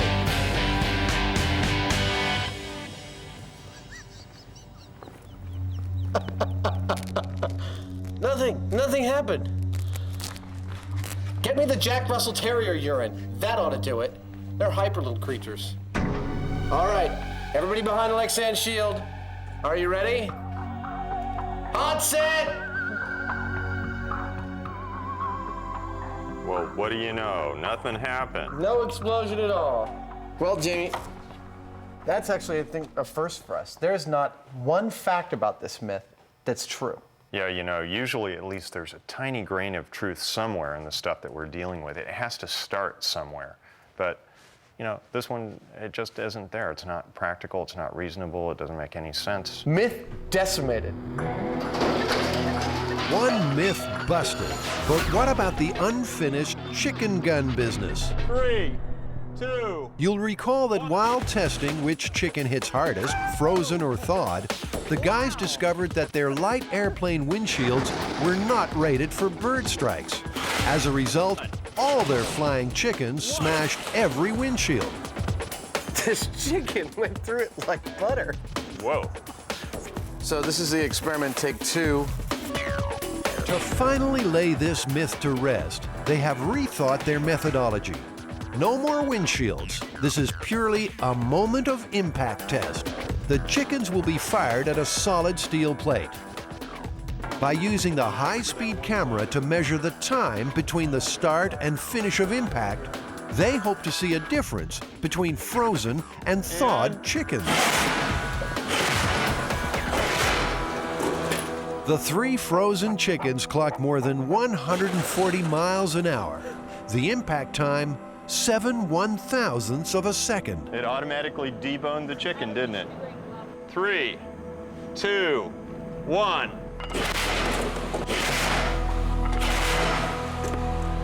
Impact times for the 3 thawed chickens showed a perfect match with the frozen poultry, 7 1/1000ths of a second.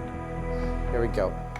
1 point of impact, 2, 3, 4, 5, 6, 7. And then now it's starting to move back again. It's given all of its impact in that amount of time. The results from the high-speed camera seem to be fairly convincing. You know that adage that it's not the falling that kills you, it's the stopping? The stopping is where the force gets imparted. So both the frozen and the thawed chicken have the same mass. They have effectively the same speed. So the only difference between the two is going to be how much time they take to impart their energy to the plate. And on the high-speed camera, we showed that each of them exerted all their energy in 7 milliseconds. Almost exactly. Basically, there was no difference. So does that mean the myth is busted? At these speeds, frozen or thawed chicken, myth busted, no difference at all.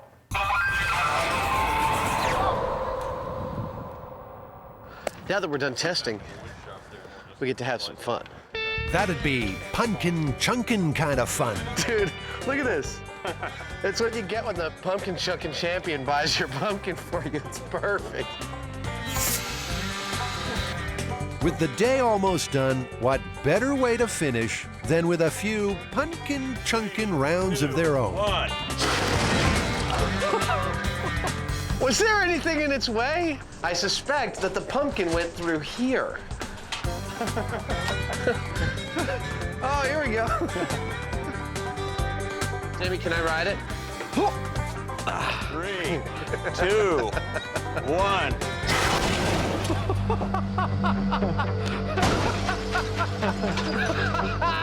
Woo! That was so cool. You feel a little tingle between your legs when that sucker went out? I do. It's gonna be hard to top that.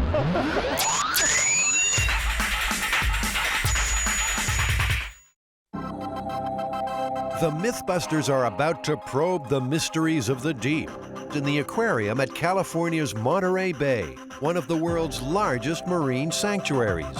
This odd story is one of the more enduring legends, with its origins way back in medieval times. No, really, honey, those are octopus hickeys.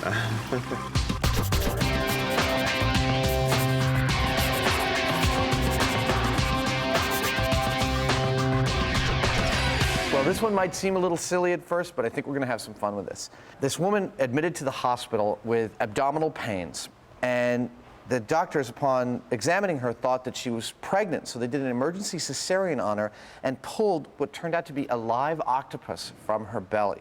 This is the myth. It seems that perhaps 6 months before, she was diving and ingested an octopus egg while diving, and it had grown to full size in her stomach. I think partially this story is playing upon young girls' fears of pregnancy and their mothers' fears that the young girls could become pregnant.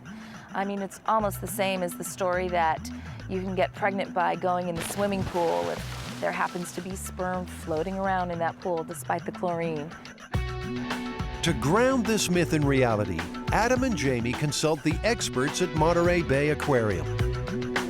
We have shrimp and squid. That's exactly what I had for dinner last night. Sauteed in a little butter. Yeah, exactly. Feeding the giant Pacific octopus is Julia Mariottini's job. But today, it seems Adam is on the menu. You taste different. Oh, wow. Oh, you must taste really good.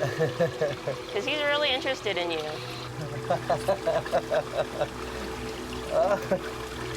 Oh, that is so cool. Yeah, he's very excited.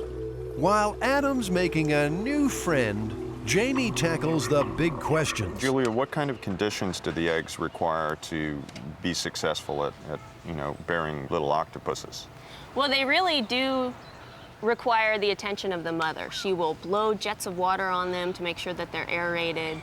She'll clean them. They also require the correct temperature, the correct salinity, and if all goes well, then they'll hatch out. For giant octopus, it's about 6 months later.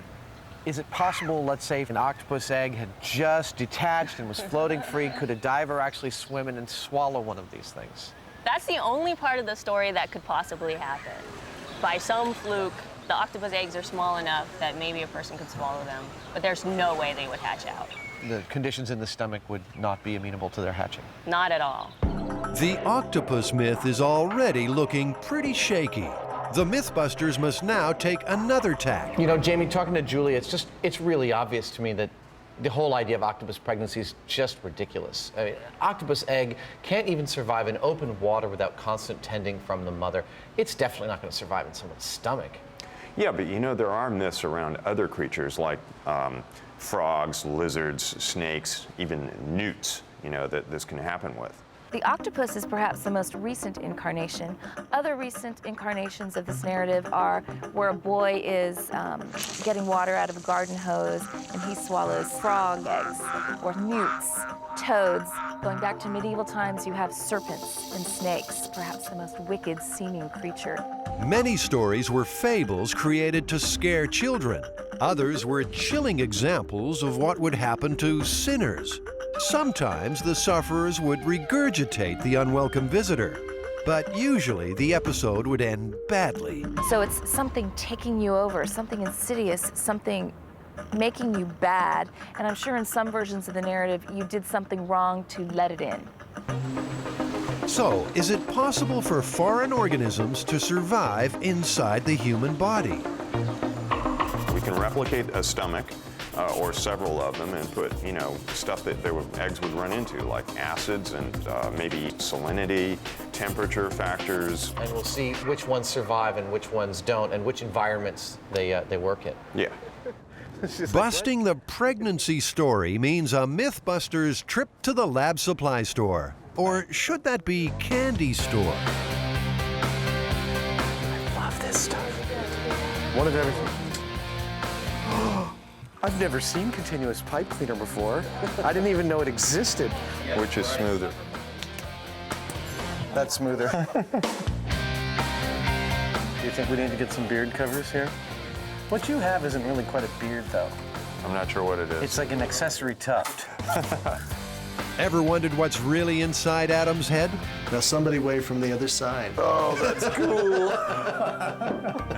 When do you ever get a chance? Oh, I'm a little embarrassed. That was kind of a personal experience. Thanks, guys. Thank you, guys. Well, Adam, do we have everything we need here for this experiment? I think we do. We've got the acid, we've got the salt, we've got the voltage meter for testing salinity, thermometer, and perhaps most importantly, in fact, without this we couldn't do the experiment, we have our test subjects here, our frog eggs. With the octopus angle ruled out, they have opted for frogs' eggs and tadpoles, small and common enough in nature to be swallowed, and they don't need constant parental care. Yeah, those puppies came all the way from Florida. They have a lot of frog farms down there, I understand. 3 flasks represent different conditions in the stomach. One for body temperature, water heated to 98.6. One of salt water, the same salinity as the human body. A third with a pH of 2 contains acid, imitating human stomach juices. A 4th flask is the control sample. All right, so we got some tadpoles and some eggs in there. Let's say we do 2 of each. Okay, you got the little squirt bulb? I do. Here we go. The control sample of eggs and tadpoles will swim in a flask of aerated water, the ideal environment for tadpole survival. You ready for the acidity? Okay. Okay, which one is that? Acid, this one here. Hydrochloric acid actually secretes in the stomach, and it's powerful stuff. Extremely corrosive. A single drop can eat through wood.